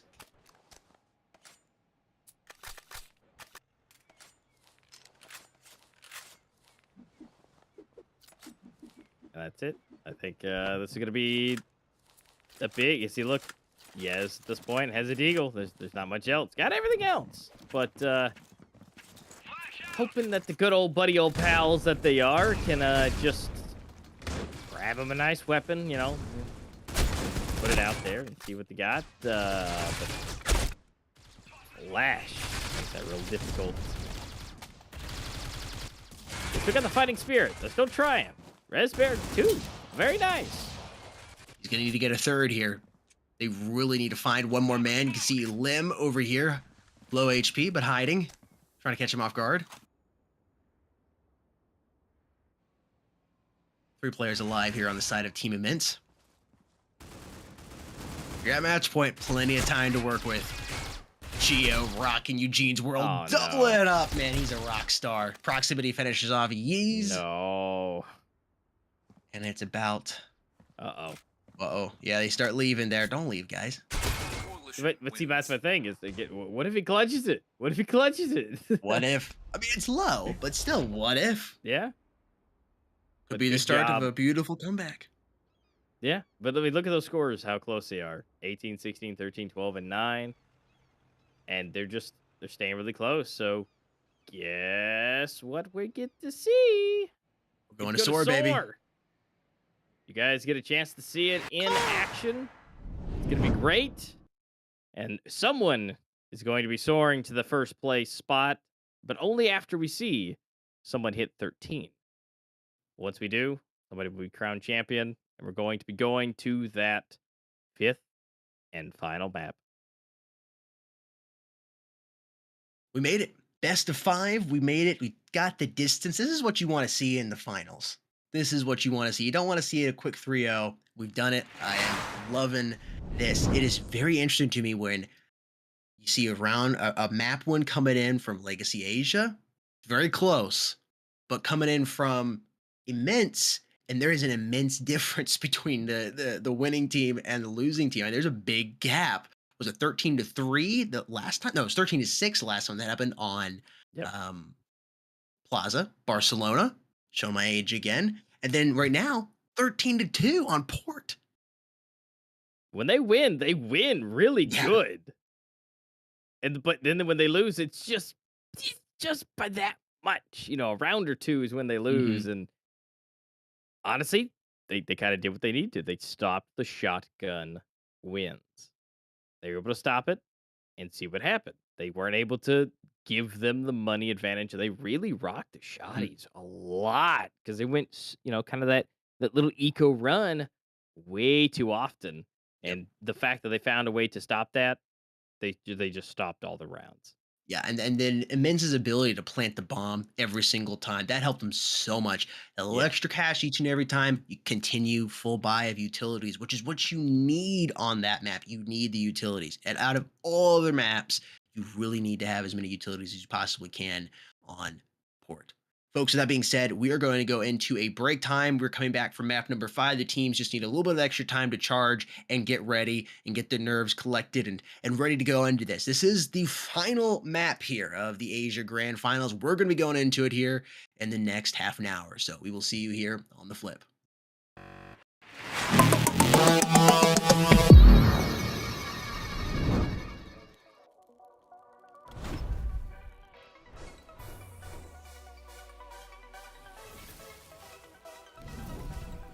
Let's go with Yol, able to get the double right there. Yeah, So we got Yoy, proximity and Faye. I guess it's Yoy. Yeah. Speaking of proximity, coming in, trying to go for the 3K. He's got the dip. Oh man, look at this. He's moving back and forth. He's got the dance moves, trying to get the drop shot, and he comes up with it like it's no problem at all. Man, he makes it look easy. So the shoulds too, but unfortunately, they kept it super easy across the board. Ooh, that was Speaking of clean proximity.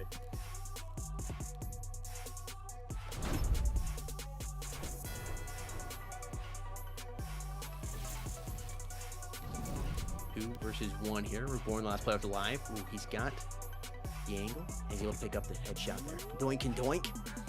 7 HP for May, 20 for Reborn. Starts with a pre-fire. He's got to be so careful. Flashbang come out. He's going to go ahead and juke around, try to hit him in the back. That bomb is slowly ticking down.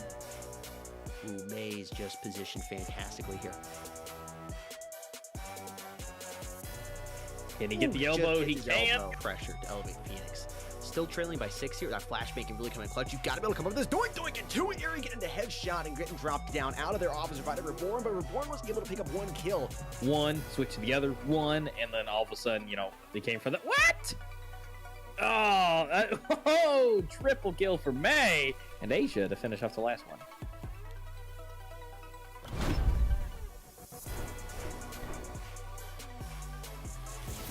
Ori trying to go for the 2K. He's going to do about 50% of damage to that player over there. Tanks creeping up here. Flashbang out. Finds one. Gets the other one. About to go for another 3K. And he's going to be able to do it. Has 2 3Ks in a row here for Mr. Tanks. They're looking back and forth.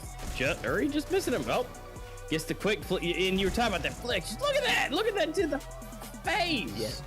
It's a 2 versus 2, and the bomb's been planted. Atheno trying to go ahead and increase their lead back to 3. It's all to Prex here to clutch this up, and somehow he's going to be able to do it. All Ori right. and Legion with their line of sights crossed, but not where they needed to be pointed.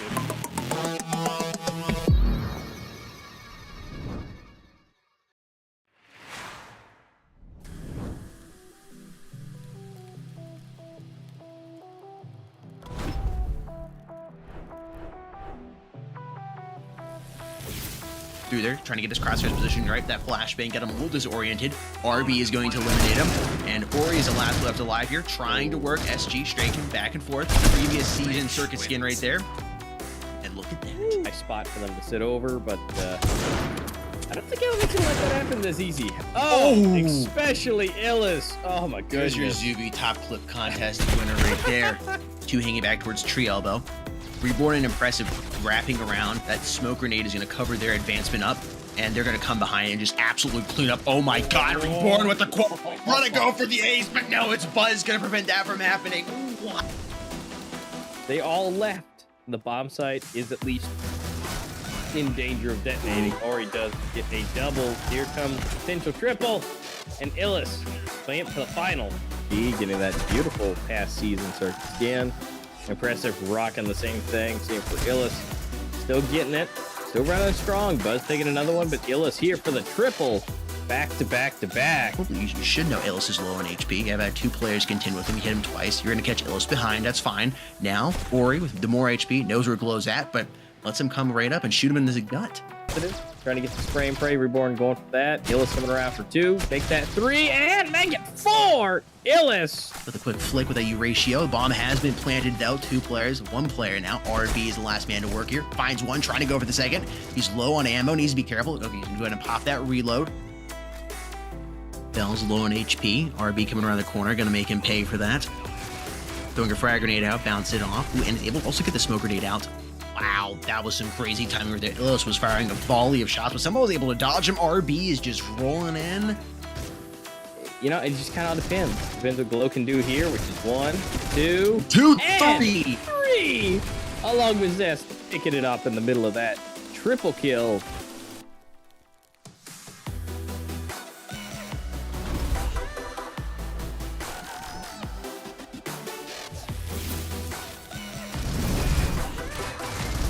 It's all about using the map to your advantage and making things harder for the team. And then you stay alive with 1 bullet. 1 bullet's 1 bullet.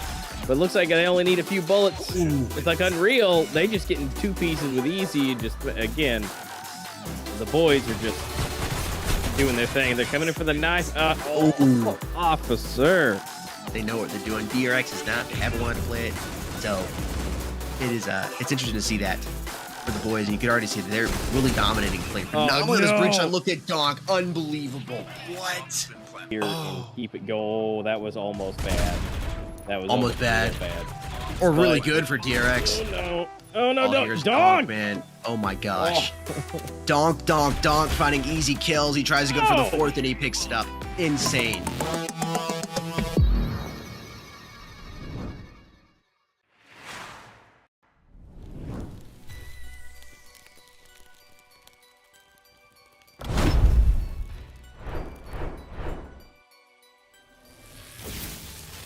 All of the retakes that Hammers were attempting, so good stuff from them so far, but seems like Alpha is the one left alive, and there is some time left. He is able to get the second one. Oh, this could be great from Alpha. He has gotten a double kill here. All he needs to do is wait out the time. Oh, that nade! Look at the HP! He's gonna peek it. Noxic understands it, but Alpha able to get the last kill. They're not committing to any peaks though. Oh, and he might get caught off guard. Noxic does take down Stratus, but he was able to take down Melody. Now it's down to 1v1.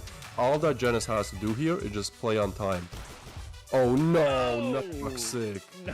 That is one way to stop the round. He played that perfect. Genis was just, as you know, the more important the breach rounds are, the more important the pistol round is, and Phoenix not able to take the pistol round in a very breach side important map here. Ooh, and the grenade. Getting lots of damage. My Goodness. Melody for 3, Zion for 2, and let's just go ahead and slap.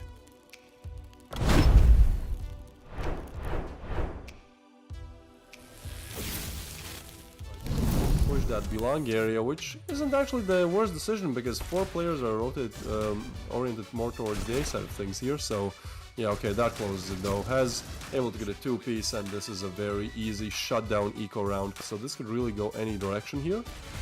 There's one player on site that is Raze, and he's able to put in some effort. Oh, and that's nasty. That's second kill on EXZ. But I feel like a lot of these rounds could have, the loss could have been avoided if Invictus did something better. But there you go. That's definitely something better. Yep. Third. Really just right now, G9's looking really good. I say that. Free gets an absolute domination quad kill, as I try to say. The G9 is looking real good.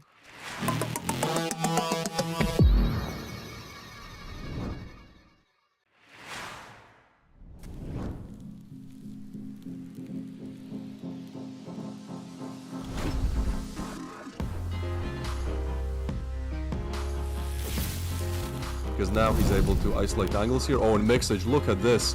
He is up. Oh, that's going to be so hard to spot. Oh, and what a shot as well. One player has actually crossed, but Mixage doesn't care. He just takes them down, misses the shot, but, the only one left. Mixage, man of the round here, as long as possible.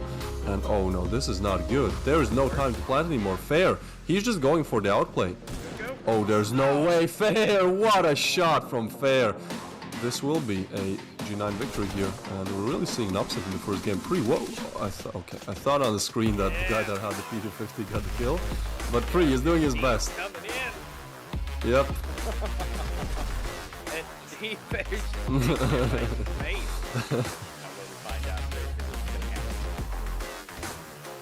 Yeah, the first real ref round and Crocs. Oh my god, there's no way he just did that. Crocs. How are they doing this? How are they? Okay, fair. Oh no! Again, they're peeking together unfair. He's so unfair. He's so unfair to the rest of the players here.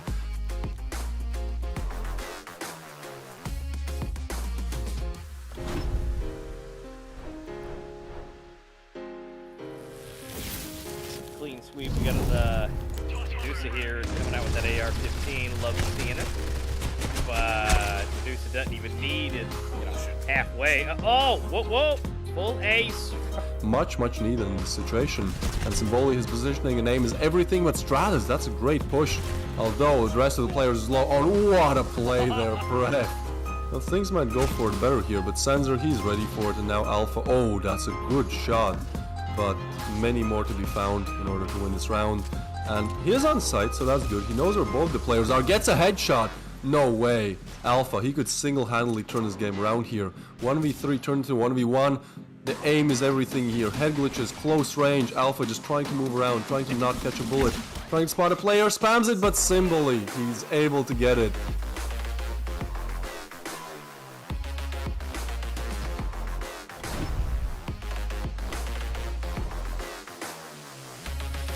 Looks like a 2A main 1 CG retake is coming in. Great positioning by Underestimated. Gets a 1v1 trade kill, but I mean Adolkeet, he knows what's up. He comes in, takes a double kill there. Great performance by him, and a secure to the hole. So yeah, definitely good to see that capabilities running through. Honestly, I really didn't expect it to work, but definitely works in their favor. It's the fact that now it's all up to Fair to get a double kill with a deagle. And that's crazy. Oh, look at this. If only he knew. Oh, the positioning there. That's some great stuff coming in from Lazarus. He's not sure where the rest of the players are, but I mean, yeah, you can guess it. They're not even able to get the bomb down, and oh, Lazarus, that's a quad kill. Don't underestimate them. They're good. They're definitely good. Only on pistols now, so once again, this might be 4 rounds for G-Knight here, and Crocs pushes up. Alright, Crocs. Alright, peek it, please. Sensor, please peek it. We need to see the ace. He gets the, and he gets a frag! He gets the ace! What a performance by Crocs. That is such a beautiful round. Take him out. Adolkeet's really low though. Really low. He's got 1 HP, so if he trips, it's over. Really just kind of basically pushing at the same time, but Fair's gonna come in, he takes him out, and literally at this point, look at the HPs. Look at the HPs. Lazarus, what a play.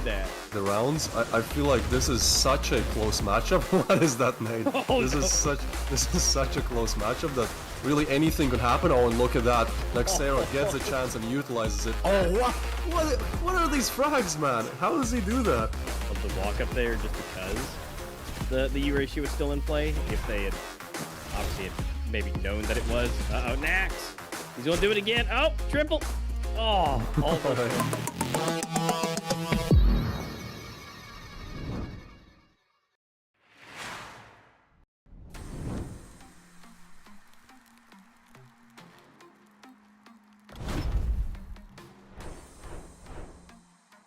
Just down to Vape. 74 armor, 30 HP. What can be done here? The bomb's out in the open, and Vape will get spotted out here. Already taking pot shots, but Ariet does get taken down on 1 versus 1. Both players very low HP. 2 onto Vape and less than 10 on the Clone here. Who will get the tap properly? It's Vape who clutches it out. The pistol victory. Once again, turns Jets as quickly, and Max somehow gets the double kill. They line up. What? I don't believe it. This is a game of clutches so far, and oh, can he get the spray down? Clone gets 3-4. Oh my goodness, what is going on? Can he get the ace right now? Juice trying to slow it down for him. Yes, Clone gets the ace.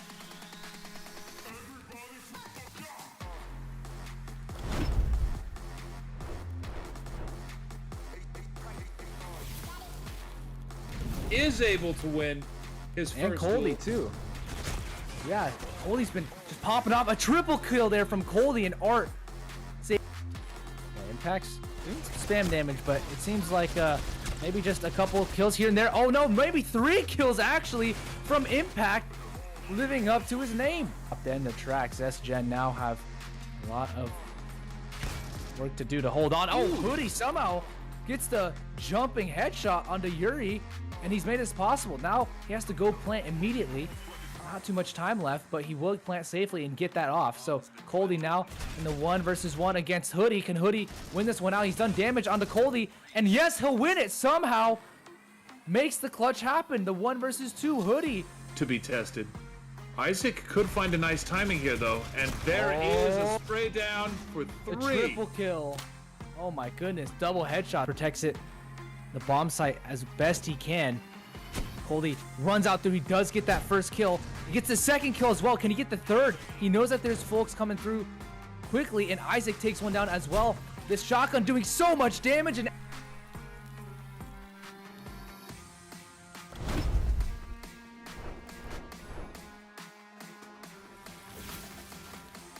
will be the kill, and Max now could take down Isaac. And if so, that would leave Impact all alone. 10 seconds left. Max, will he run through the smoke and try to take down Isaac? No, he won't. The bomb will go down, but he will take down Isaac after the fact. And Impact, can he get him? Yes, he does. Max comes in for the double kill and takes down Elevate's hopes.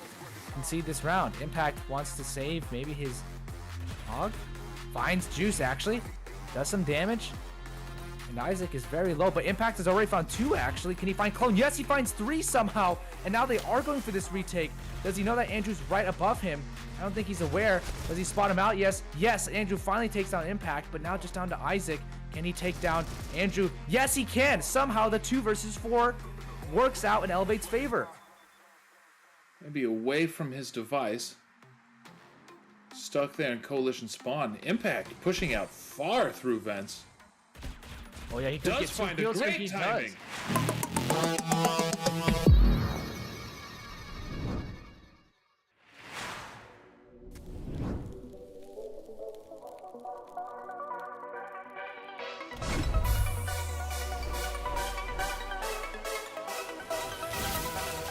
That's his 3 kills here. Now for DYG, the best prospect they've had at a round. An MVP getting shot from the side. Oh, what a nice flick shot though. Turns around. MVP makes a run for it. He can get the bomb planted, but no, he gets taken down. And finally, you can see Pretzels the double kill. That would be one hell of a story. Yeah, I was about to say they're looking very alive now. Extremely alive. Nicely done for them getting these kills. And I think really right now, Dynamic Game just want to get a plant, but Callow will probably be denied that, as it is clutch to go around. And will he knife him? Yes, he will. The disgrace, the backstab even.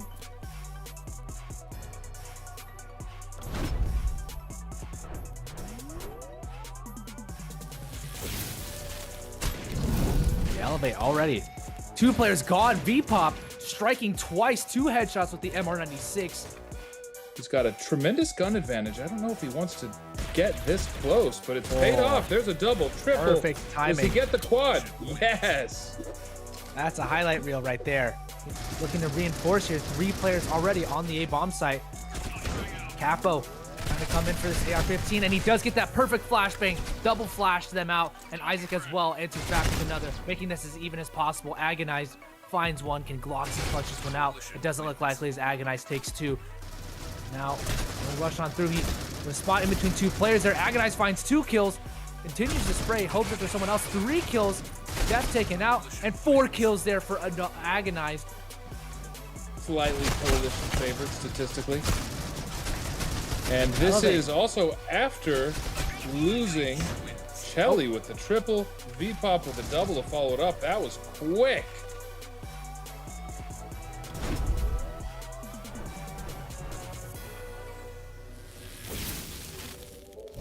Yeah, and it's like Xenocide just turned it on all of a sudden. Now they have 3 kills, and well, it is against pistols after all, but they can lose no one, which they do lose no one. 3 of their teammates died, but they will answer back, and now Vape doesn't know that Glocksy's right there. Just down to Glocksy now versus Josh and Vape. Can he win this clutch? Yes, he does! Glocksy versus Vape and Scott. Vape now around the box. I don't think he's aware. Does get taken out, and somehow he's missed the shot. Somehow, I don't get it. It comes down to right now is Carson to find 1 kill. Clutch though does trade back, and down to Clutch. 1 versus 1 now. V-Pop versus Vape. Who will take us victory right now? It's all down to this, and Vape doesn't win it. V-Pop takes us to Village, making his position known. And he will actually take down Scott. A nice headshot. Can he take down Vape? Yes, he can. V-Pop clutches it out. Oh my goodness, they botch it up and underestimated. They steal a round they had no chance winning. V-Pop.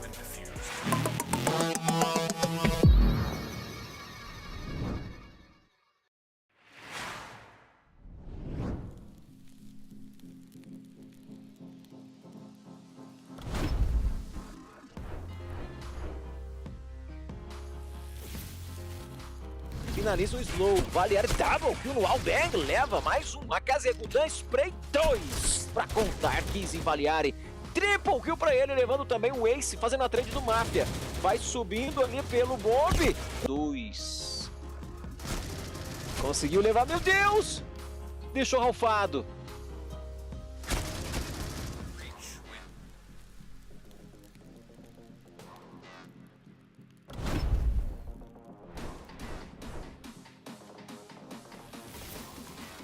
Algumas utilitárias, Tura acabou pegando o avanço do Henrico, já caiu a primeira kill, Rafa consegue levar o Demarias, double, triple kill pra ele, no meio do caminho, meta um monstro e leva um, sobrando apenas o Fanático, na play pra tentar levar 4, nossa, que azar, Eros na play, double kill no mesmo spray, ele enfilera, leva Tura e Moon, sobrando 1x1, smocou a C4, fez o clique, Fez o fake vai ali.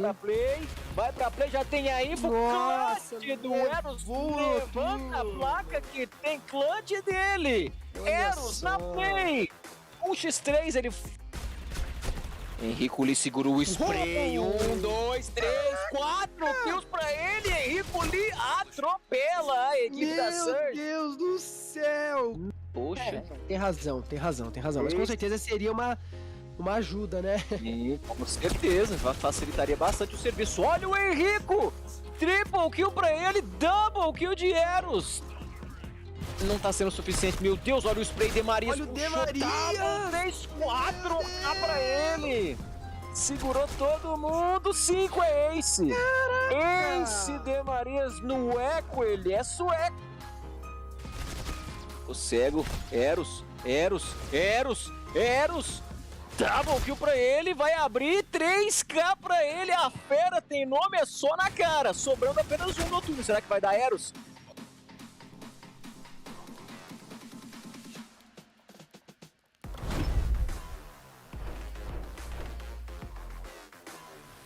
Avançando ali. Pra poder Saiu a trocação, AKZ, double kill pra... Não! Que isso? Lindo HS, ele encaixa a bala e consegue finalizar o metal com a triple kill, o cara do round. Não pula, garoto, não pula, você vai se machucar. Metal Monster na play, 1, 2, 3. Brada pra enfrentar a EV, nesse momento não consegue. Olha ele, 1, 2, 3, 4k pra Eros, consegue quase por muito pouco fazer um ace ali, mas Máfia de lado consegue surpreender o garoto. Metal Cobre sai o 11º ponto, 4 kills pro Eros. José Blackout. E já começou. Olha só essa fila. Segurou ali 3 bonecos. O Caps caiu na faca pro Rafa. Sobrando apenas ele. Já pegou o M4. Tá com a C4. Tem 4 bonecos pra dopar. Tá pro Ace. Dessa live sensacional junto com o patrão aí também. Seja bem-vindo. E o Eros como? Na play. Evitando aqui qualquer reação da BTX. Já vai caindo 1 para 1. Nossa, trade rápida. Triple kill pra ele. De TRG. Vai tentando e vai levando mais um boneco, 4 kills pra ele, Eros na play, o cara do round garantindo o 5º ponto da Eagle Vision. Essa foi pra você, Liz.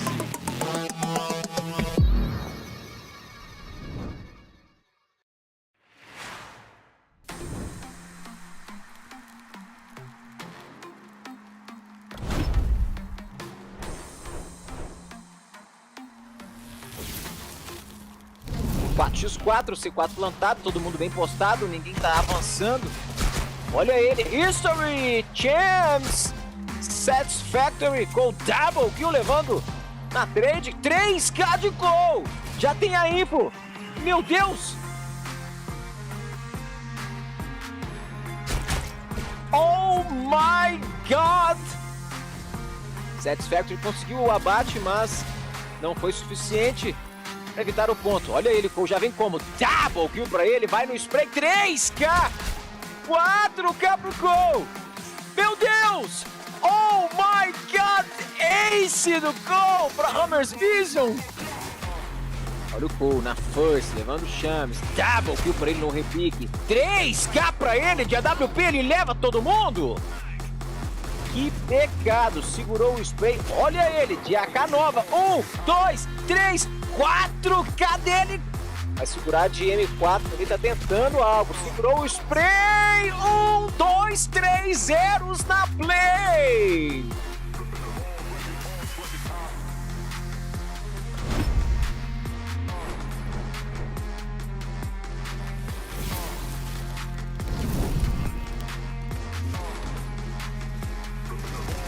E abriu, hein? E abriu, hein? E abriu, hein? Noturno na play, 1, 2, 3. Num spray, ele leva todo mundo. O cara do round no defuse. Vai tentar surpreender. Virou pra bang. Segurou o spray. Olha o que ele fez. Caps, 1, 2, 3. Levando todo mundo. Garantido o 11º ponto da Blackout. Tu foi surpreendido pelo avanço do Mafia. Segurou o spray noturno. Double kill levando o slow e também do Dan. Não era pra ter descido os dois desse jeito, hein? Mas o Noturno não tem nada a ver com isso. Fez a boa. C4 foi plantada. Na B mesmo. Olha o Caps. Olha o Caps. Olha o Caps. Conseguiu a double kill. Antes disso, o Demarias levou o Mafia. Virou pra bang. Conseguiu. Nossa senhora, tá cego. Tentou correr, conseguiu no varado. Na última bala, ele encaixa um HS e leva o garoto da KZ. Finalizou o Fanático. E blocado ali, o Noturno cobra o garoto. 10º ponto.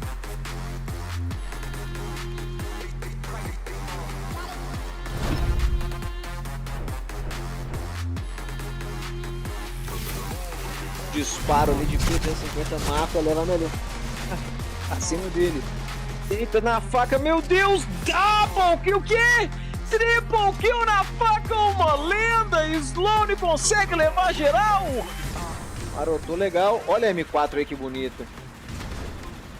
Metal barotou legal, conseguiu levar o primeiro. Double kill pra ele, triple kill, não! Quem levou foi o Henrico! Aí não, né? Aí não, aí atrapalha a vida do narrador. Double pra ele, a KZ na trade, HS, Eros cobra. Era o Caps.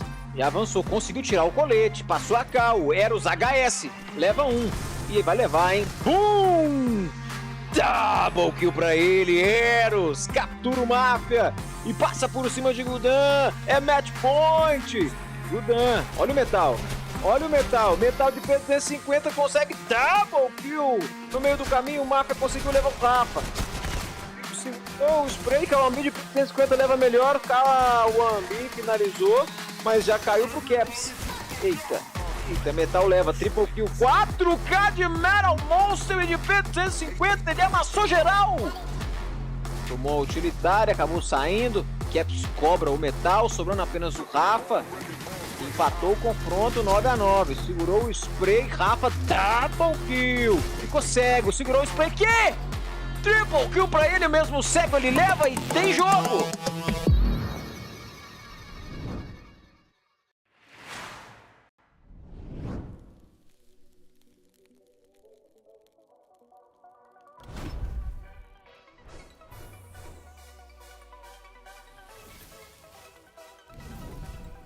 Let's go with Yol, able to get the double right there.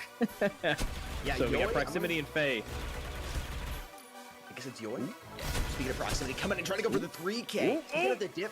Oh man, look at this. He's moving back and forth. He's got the dance moves. Trying to get the drop shot and he comes up with it like it's no problem at all. Man, he makes it look easy. So the shoulds too, but unfortunately, they kept it super easy across the board. Ooh, that one's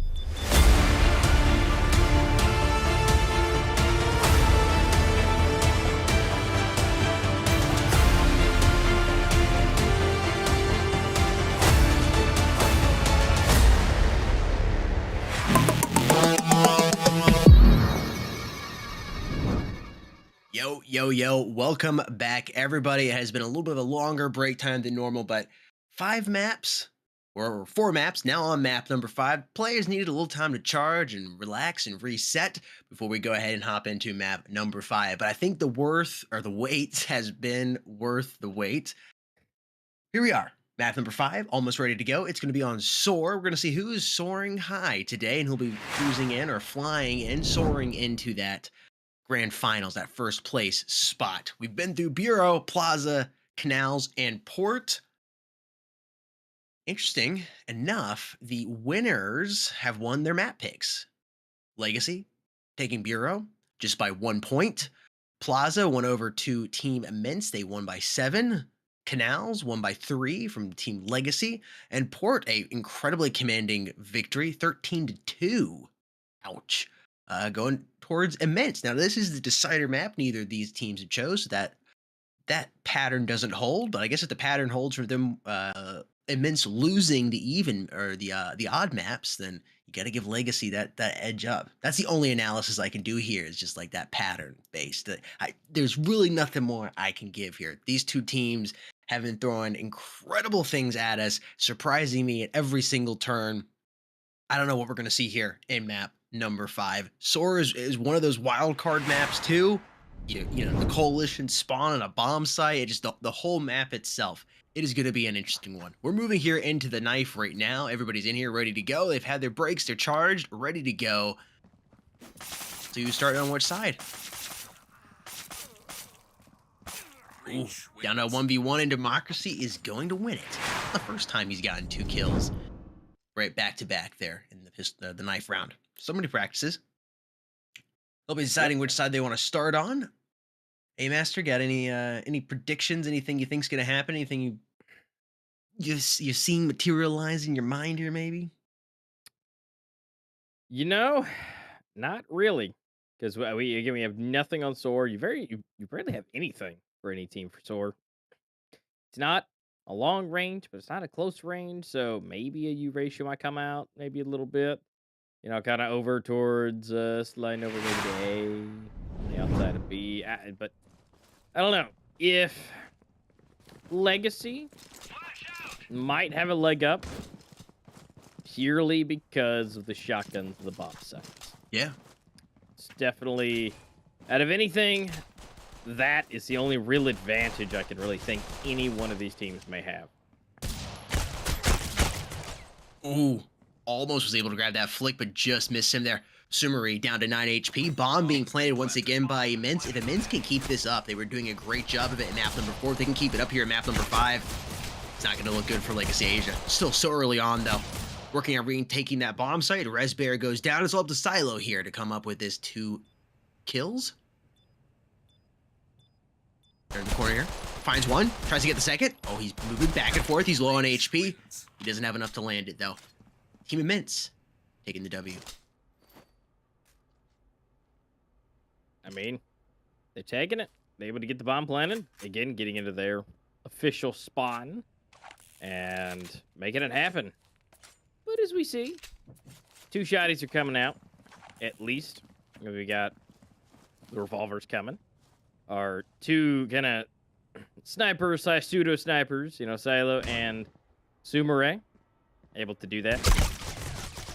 Let's see if they can make that happen, but a bunch of AKs, an SG. Definitely gonna be hard if you can get one of those. Oh, was able to drop him, but did some damage. Trying here. Eugene can't do anything. Democracy, I think that was 3 kills there for him that round.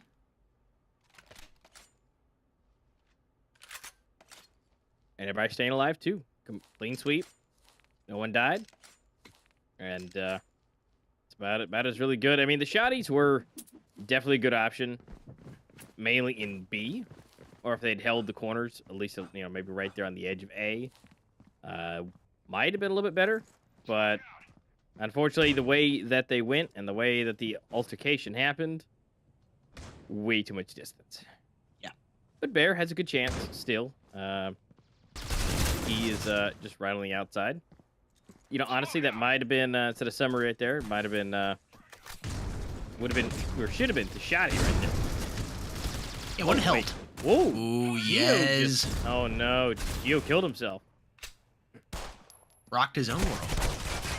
Rez trying to stay alive here with his pistol in hand. He's going to get dropped, leaving that shotgun on the ground. Silo's going to go around and pick it up, maybe? Probably not. Look at that M4 he's got. One's found. He's coming from behind. I think he's got enough time. Oh, he doesn't. Democracy is going to zero in on his head and pop his top like soda pop. Immense. Taking it round number 3 there. Now 3-0, so moving to round number 4.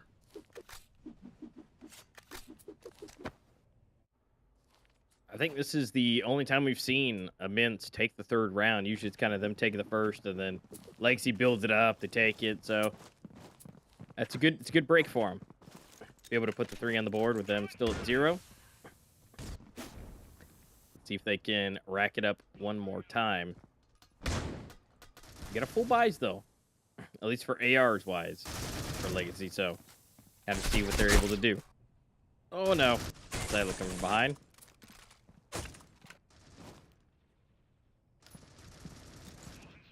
Trying to get a few shots. Not a whole lot. Trying to get some wall bangs. Looks like. Ooh, and Democracy. God, it's so quick. But Eugene, quick himself, quickly takes him out. 3-4.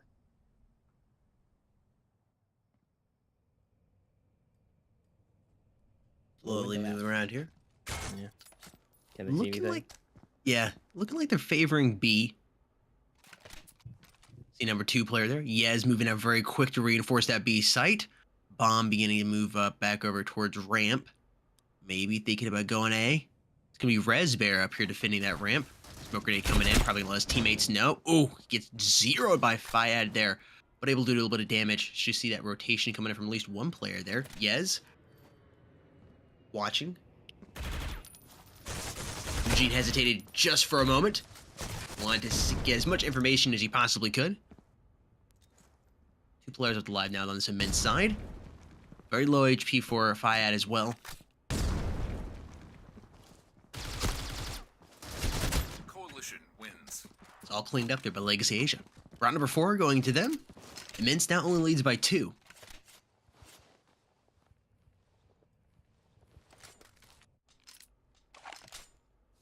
Let's see. So Mint's gonna go a little halfway. Yeah. Gonna try and just go ahead and go for it. Go ahead and try and get the little eco-y on here. See what they can do. Again, Revolver's dominating right now. But again, let's see what they can make happen with that. Because Silo's usually the one that does the beautiful taps. So let's see if anybody on the Mints can do that. We got a shotty here to contend. But they want to make that. Nobody's that pushing move. them. Yep. I think they're going to try their beat luck on B side here. Stylo's going to find one. Geo going to eliminate him, preventing him from doing more damage. Oh, and yes, baby. Look at that nice 2K with SG. Trying to go for the 3rd. He's able to pick it up. Last player up alive here. Gets dropped by Eugene. Legacy Asia closing that gap even more now. Hey, Eugene really being the top shelf player that he is. Just racking up all those kills.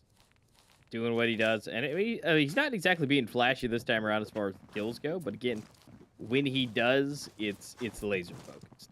Yep.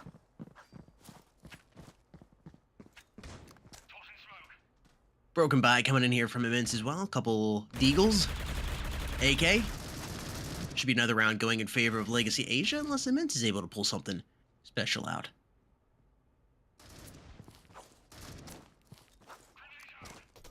Rezbear opening up with the shotgun in hand. See if anybody else pushes him. Oh, there's 2. Democracy going to prevent for doing more damage to his team, but enough damage has probably already been done. Sumer is there. Finds one, trying to go for the 2nd. He's able to tag him multiple times, break his armor, and teammate Yez should be able to finish these guys off. He does indeed, and Legacy Asia has tied it up. Hopefully 30K is enough money. Yez at the top. Silo holding strong with Eugene. Hasn't popped off just yet. The Democracy, you know, 7, 5, 3, 2, and 2. So everybody staying relatively close. Now that they've got everything they could possibly need. Mints should be in a good spot to rock and roll it.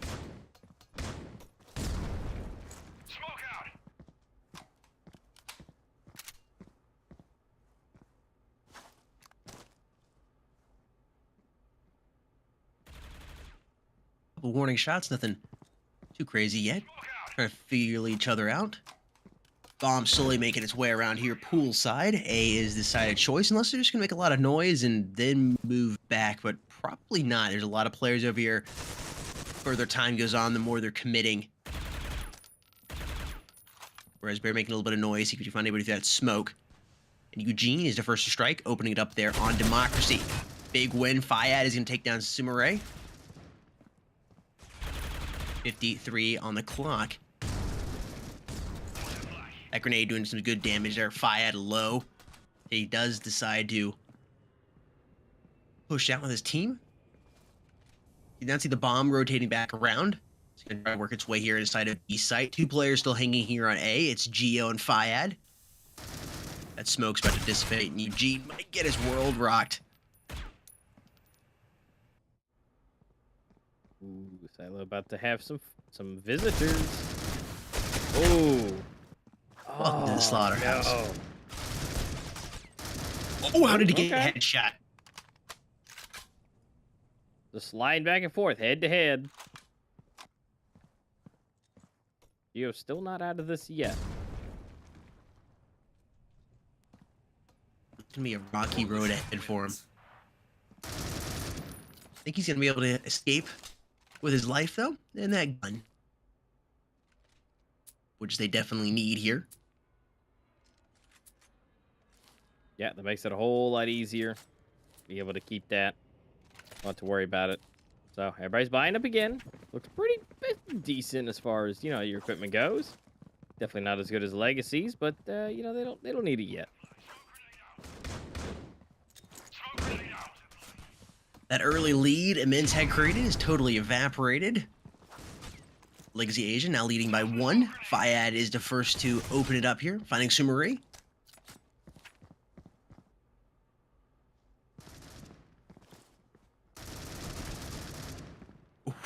There's Democracy getting 2 kills of his own. Raspberry responding with a double. Eugene gonna put him out of his misery. Excuse me, that was proximity. That happened so fast. Minute 9 left on the clock. 2 players alive here for the side of the breach. 1 up on the side of Legacy. And it looks like Eugene is he's gonna give it a shot, it looks like. I don't think that's enough. Proximity activation 2 for Under's name. And now it's tied again. No one's run away with it just yet. No, 5, 6, 7, 8, rounds above. Yep. So, and it probably won't, because we've only got a couple of rounds for it. So the best it could be is 3 above, but kind of have to see how that rolls. If anybody can really kind of break that lead again, Immense could crack out again and go ahead, but maybe so, maybe not. And in that case, probably not.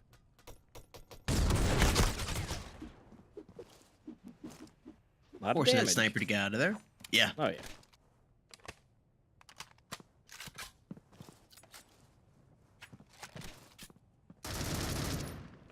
Just playing for picks right now, seeing what they can get.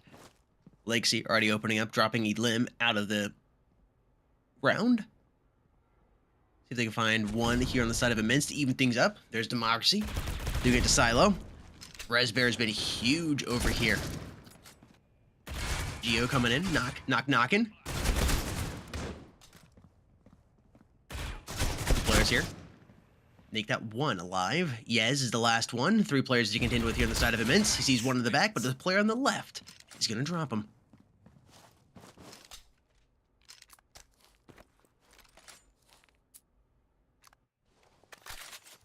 And here we go, back to the slight ecos. You see Legacy bring him out again. I mean, everybody's staying close. I mean, look at that quadruple 5s right there on the side of Immense. Democracy, the only one above, but everything else is looking super, super nice.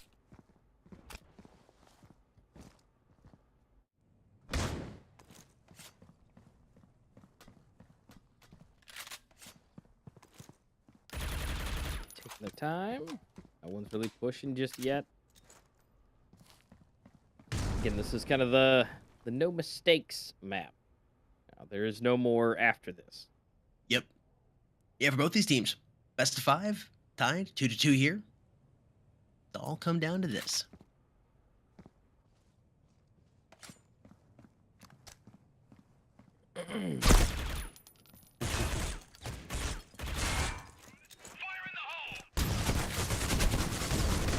Ooh, I don't think that Yeah, shot is going to work this time. Trying to get away with a little bit left of his life. Resbear is here to surprise him as they come around the corner. Boom! Oh, man. Such an instant switch. It's just like quickly over to SG.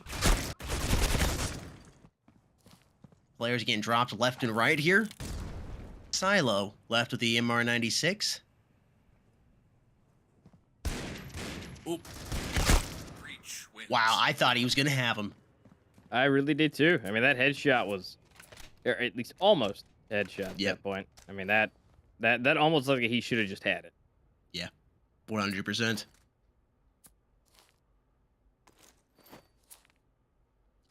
But it looks like they're getting that lead again. Now we got the full buy again. At least for weapons wise, for Legacy. Is this going to be enough to break it, bring it back?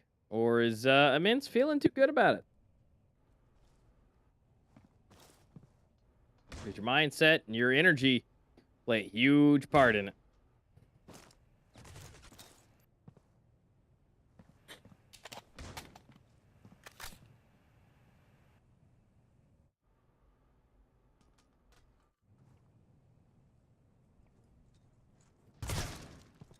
Minute 10 on the clock. Yeah, just beginning to ensue. 1 for 1. 1 for 2. 2 for 2.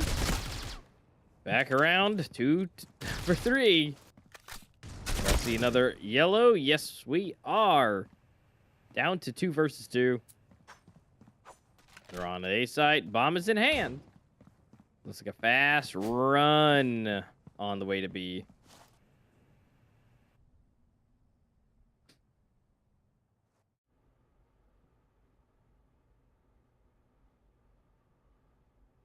Silo.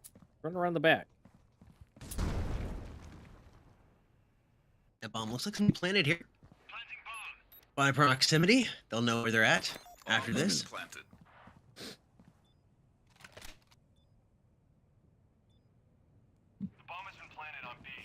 If they're able to retake this, Eugene firing a couple warning shots, let them know he's coming.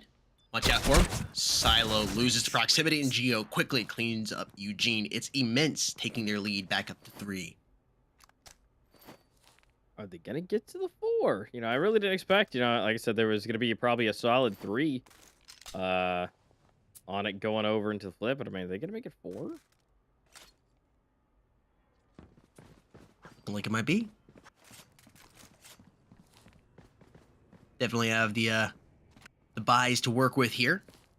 Not as strong on the side of Legacy Asia. Legacy really needs to pull a round out of their hat here like they have in previous maps.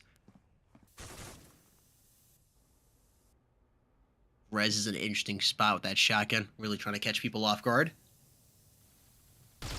Unannounced to them, though. Breach are working their way into B nice and slowly. Multiple grenades go off, they're in there, shots are fired, and now they know. Sumeri, watch him. Geo about to come out of the corner, does a little bit of damage to that frag grenade. He's gonna find a headshot on him, though it doesn't even matter if he got hit by the frag. The bombs are planted, Democracy quickly drops Sumeri. Now Resbear's coming out with the shotgun. Is it his playhouse? Nope, he's not. He's get grounded. Silo doubling up with the M4, trying to go for the third, but it's Yez gonna get dropped by Elim. Shotgun in hand, Silo finds one. Interesting decision to switch out from the M4 to that. It's 3 players for him so far in this 1 versus 1. Teases the bomb defuse, just a little tease, just let him know he's there. Shot to the wall, comes around, doesn't have enough time to flick. Proximity takes him, and it's 8-4. Team Immense leads this going into the flip. They definitely are. I mean, that's a nice spot for them to sit in. And if they can keep it locked down, they're really, really close to being the champions. The complete, new, the most, just definition of underdogs. They're so close to taking it to be the gold medal.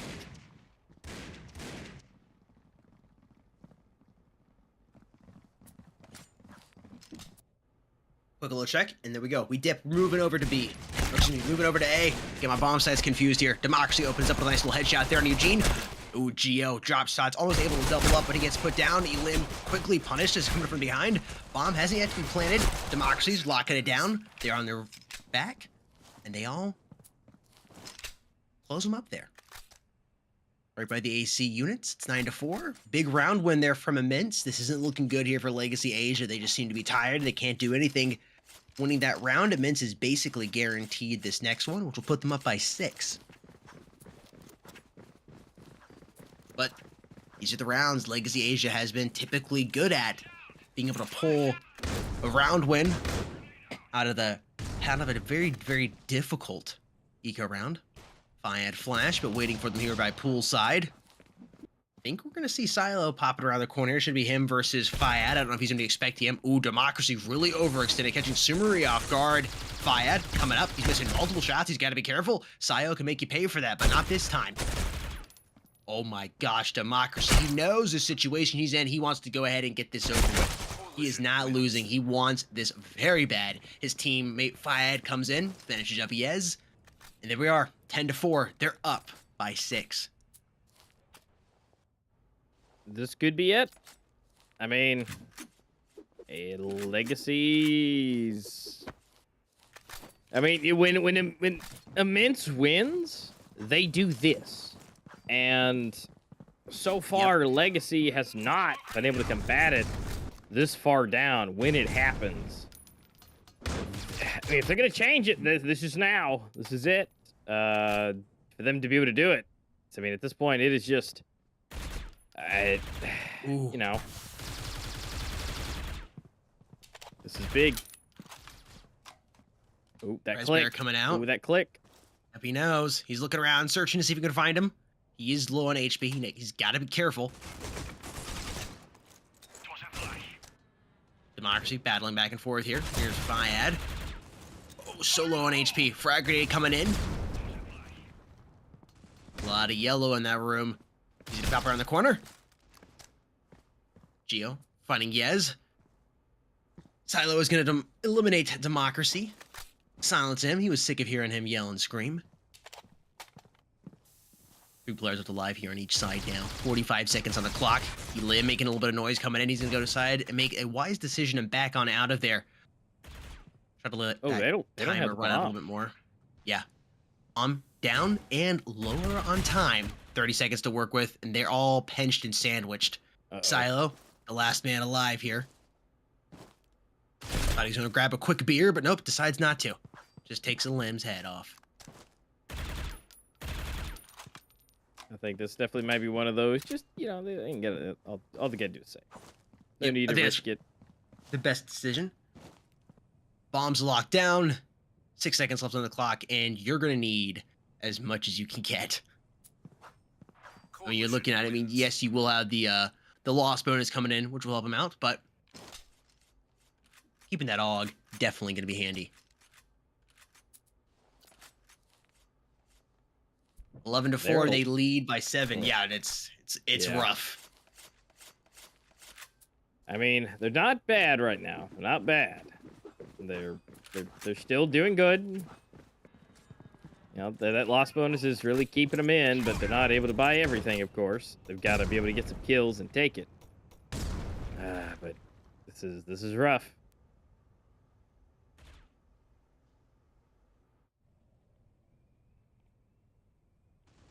Slowing down, no motion yet. A little bit of wiggle, a little bit of jiggle. It's so hard to move fast in the breach side of this map. Democracy! Dude, he's always coming from behind. Yep. Yes, that's that lurker role he's playing, but he's playing it more here on the coalition side, which is really helping him. Overextending into the breach's spawn. Oh my gosh, Elim just feasting and feasting. He's gonna go on a diet after that, dude. That's not gonna be great for the intestines. 12-4, they quickly clean up Legacy Asia, and this is about all she wrote here for them. It is match point. Immense, they have to be immensely excited. I mean, I would love to hear the voice chat right now. They're basically there. It is over essentially. You kicked Legacy Asia so many times. I don't know how much life they have left in them. We're gonna see. I mean, they haven't been able to really do anything versus Team Immense here on this map. Geo versus Strike. It's not good for them. Lim coming around the corner, gets tagged down to 69. Nice. Flashbang out, and he's trying to escape with his life. Eugene isn't able to come up with anything. Proximity punishes him. Democracy dueling with the player out back. And they're just slowly picking them off one by one. Yez trying to stay in this. Democracy finding Yez, putting him down, but not before Resbear is able to put down Fayad. The 1 versus 3 now, but the man advantage, the mid advantage is in favor of Team Immense. Sumeri, not going to be able to do anything, and that's all she wrote, folks. Congratulations to Team Immense. They are your Circuit Season 5 Asia Grand Final champions, and Democracy with a 23-11 performance there. Nice little 2.7 KD or whatever that comes out to. Congratulations there to his team, Immense. And again, these are the absolute underdogs.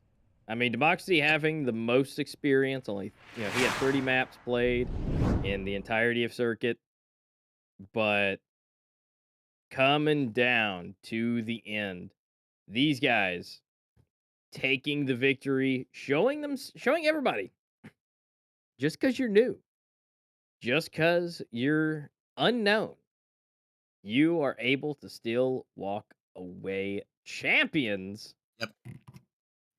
Congratulations are 100% in order, and I hope they are just having an absolute blast. I can hear the screaming from here of just the excitement. It is a good day if you're an Immense fan. And you know what? Maybe today Immense has even more fans because the performance that they provided here. And if, when they won, they really won the match. Seriously, yeah. They did. Commanding victories every single time. Well played to Team Legacy Asia as well. Really impressed by everything about both of these teams. Immense just proved to be a little better at the end of the day. They were able to take it the distance into that 5th map and really, really pulverize Team Legacy Asia there. Congratulations to them once again. It was a hard-fought win. This finals weekend has been absolutely phenomenal. I really recommend going back and checking out some of the previous matches as well. If you're new around here, if you just stopping by for the first time today, go check out some of those matches. They were intense. They were not how we thought they were going to play out. Team Immense really just did an overall phenomenal job, as well as Legacy Asia. I mean, 2-0ing Elevate yesterday as well in the consolidation bracket, and they beat out, it was the boys I think they faced the first time? I believe it was the boys they faced at the start of the week. So overall, Legacy Asia can play. They know how to. Just weren't able to go the distance here today. Congratulations once again to Team Immense. I know they are immensely excited. Well, folks, before we go, this is the end of Season 5. So surreal. It feels like it just started. The end of Season 5, and there's something big and exciting coming at the end of the year. You all know what it is. It's been teased. We're excited about that. Stay tuned on social media for more information on the big tournament, the big boy one, all caps, the World Tournament. But before we do that, let's do the giveaway. You know how it works around here. Copy and paste your player ID into the comments section, and we'll be choosing a few of you lucky winners to go ahead and be going home with some cases. And I would give about a 24 to 48 hours for those cases to arrive in your account. Do want to give a huge shout out to everybody, the teams, Compact Esports, Critical Force, Mobile Esports, everybody behind the scenes that helps get this show done, everything moving smoothly together. So going to all be here on stream for A Master and I both to use our sexy voices to portray everything. Really couldn't do it without you all. Yeah, well, the semi-attractive faces. I know that's why everybody's here to hear for the voices. I mean, at least for me. I speak for myself here. Thank you to everybody behind the scenes. Hey, Master, do you have anything else you want to say before we get out of here? I got to give a nice runner-up congratulations again to Legacy. You guys pulled second place. That's no easy feat, nonetheless. You guys get up with, Elevate and the boys are not easy contenders. So, again, congratulations to you guys for making it second place. You guys, obviously, the pricing is still a thing, so they're still going to be getting some good stuff. Just not that unique skin. But you know what? I'm sure that immense are fantastic sports. They may let you hold it because that's obviously that's going to be theirs now. So they'll let you The see it, let golden you hang out tiger. with it. Oh yeah. So again, congratulations to both teams for making it here. Worlds is coming soon, and we are excited about it.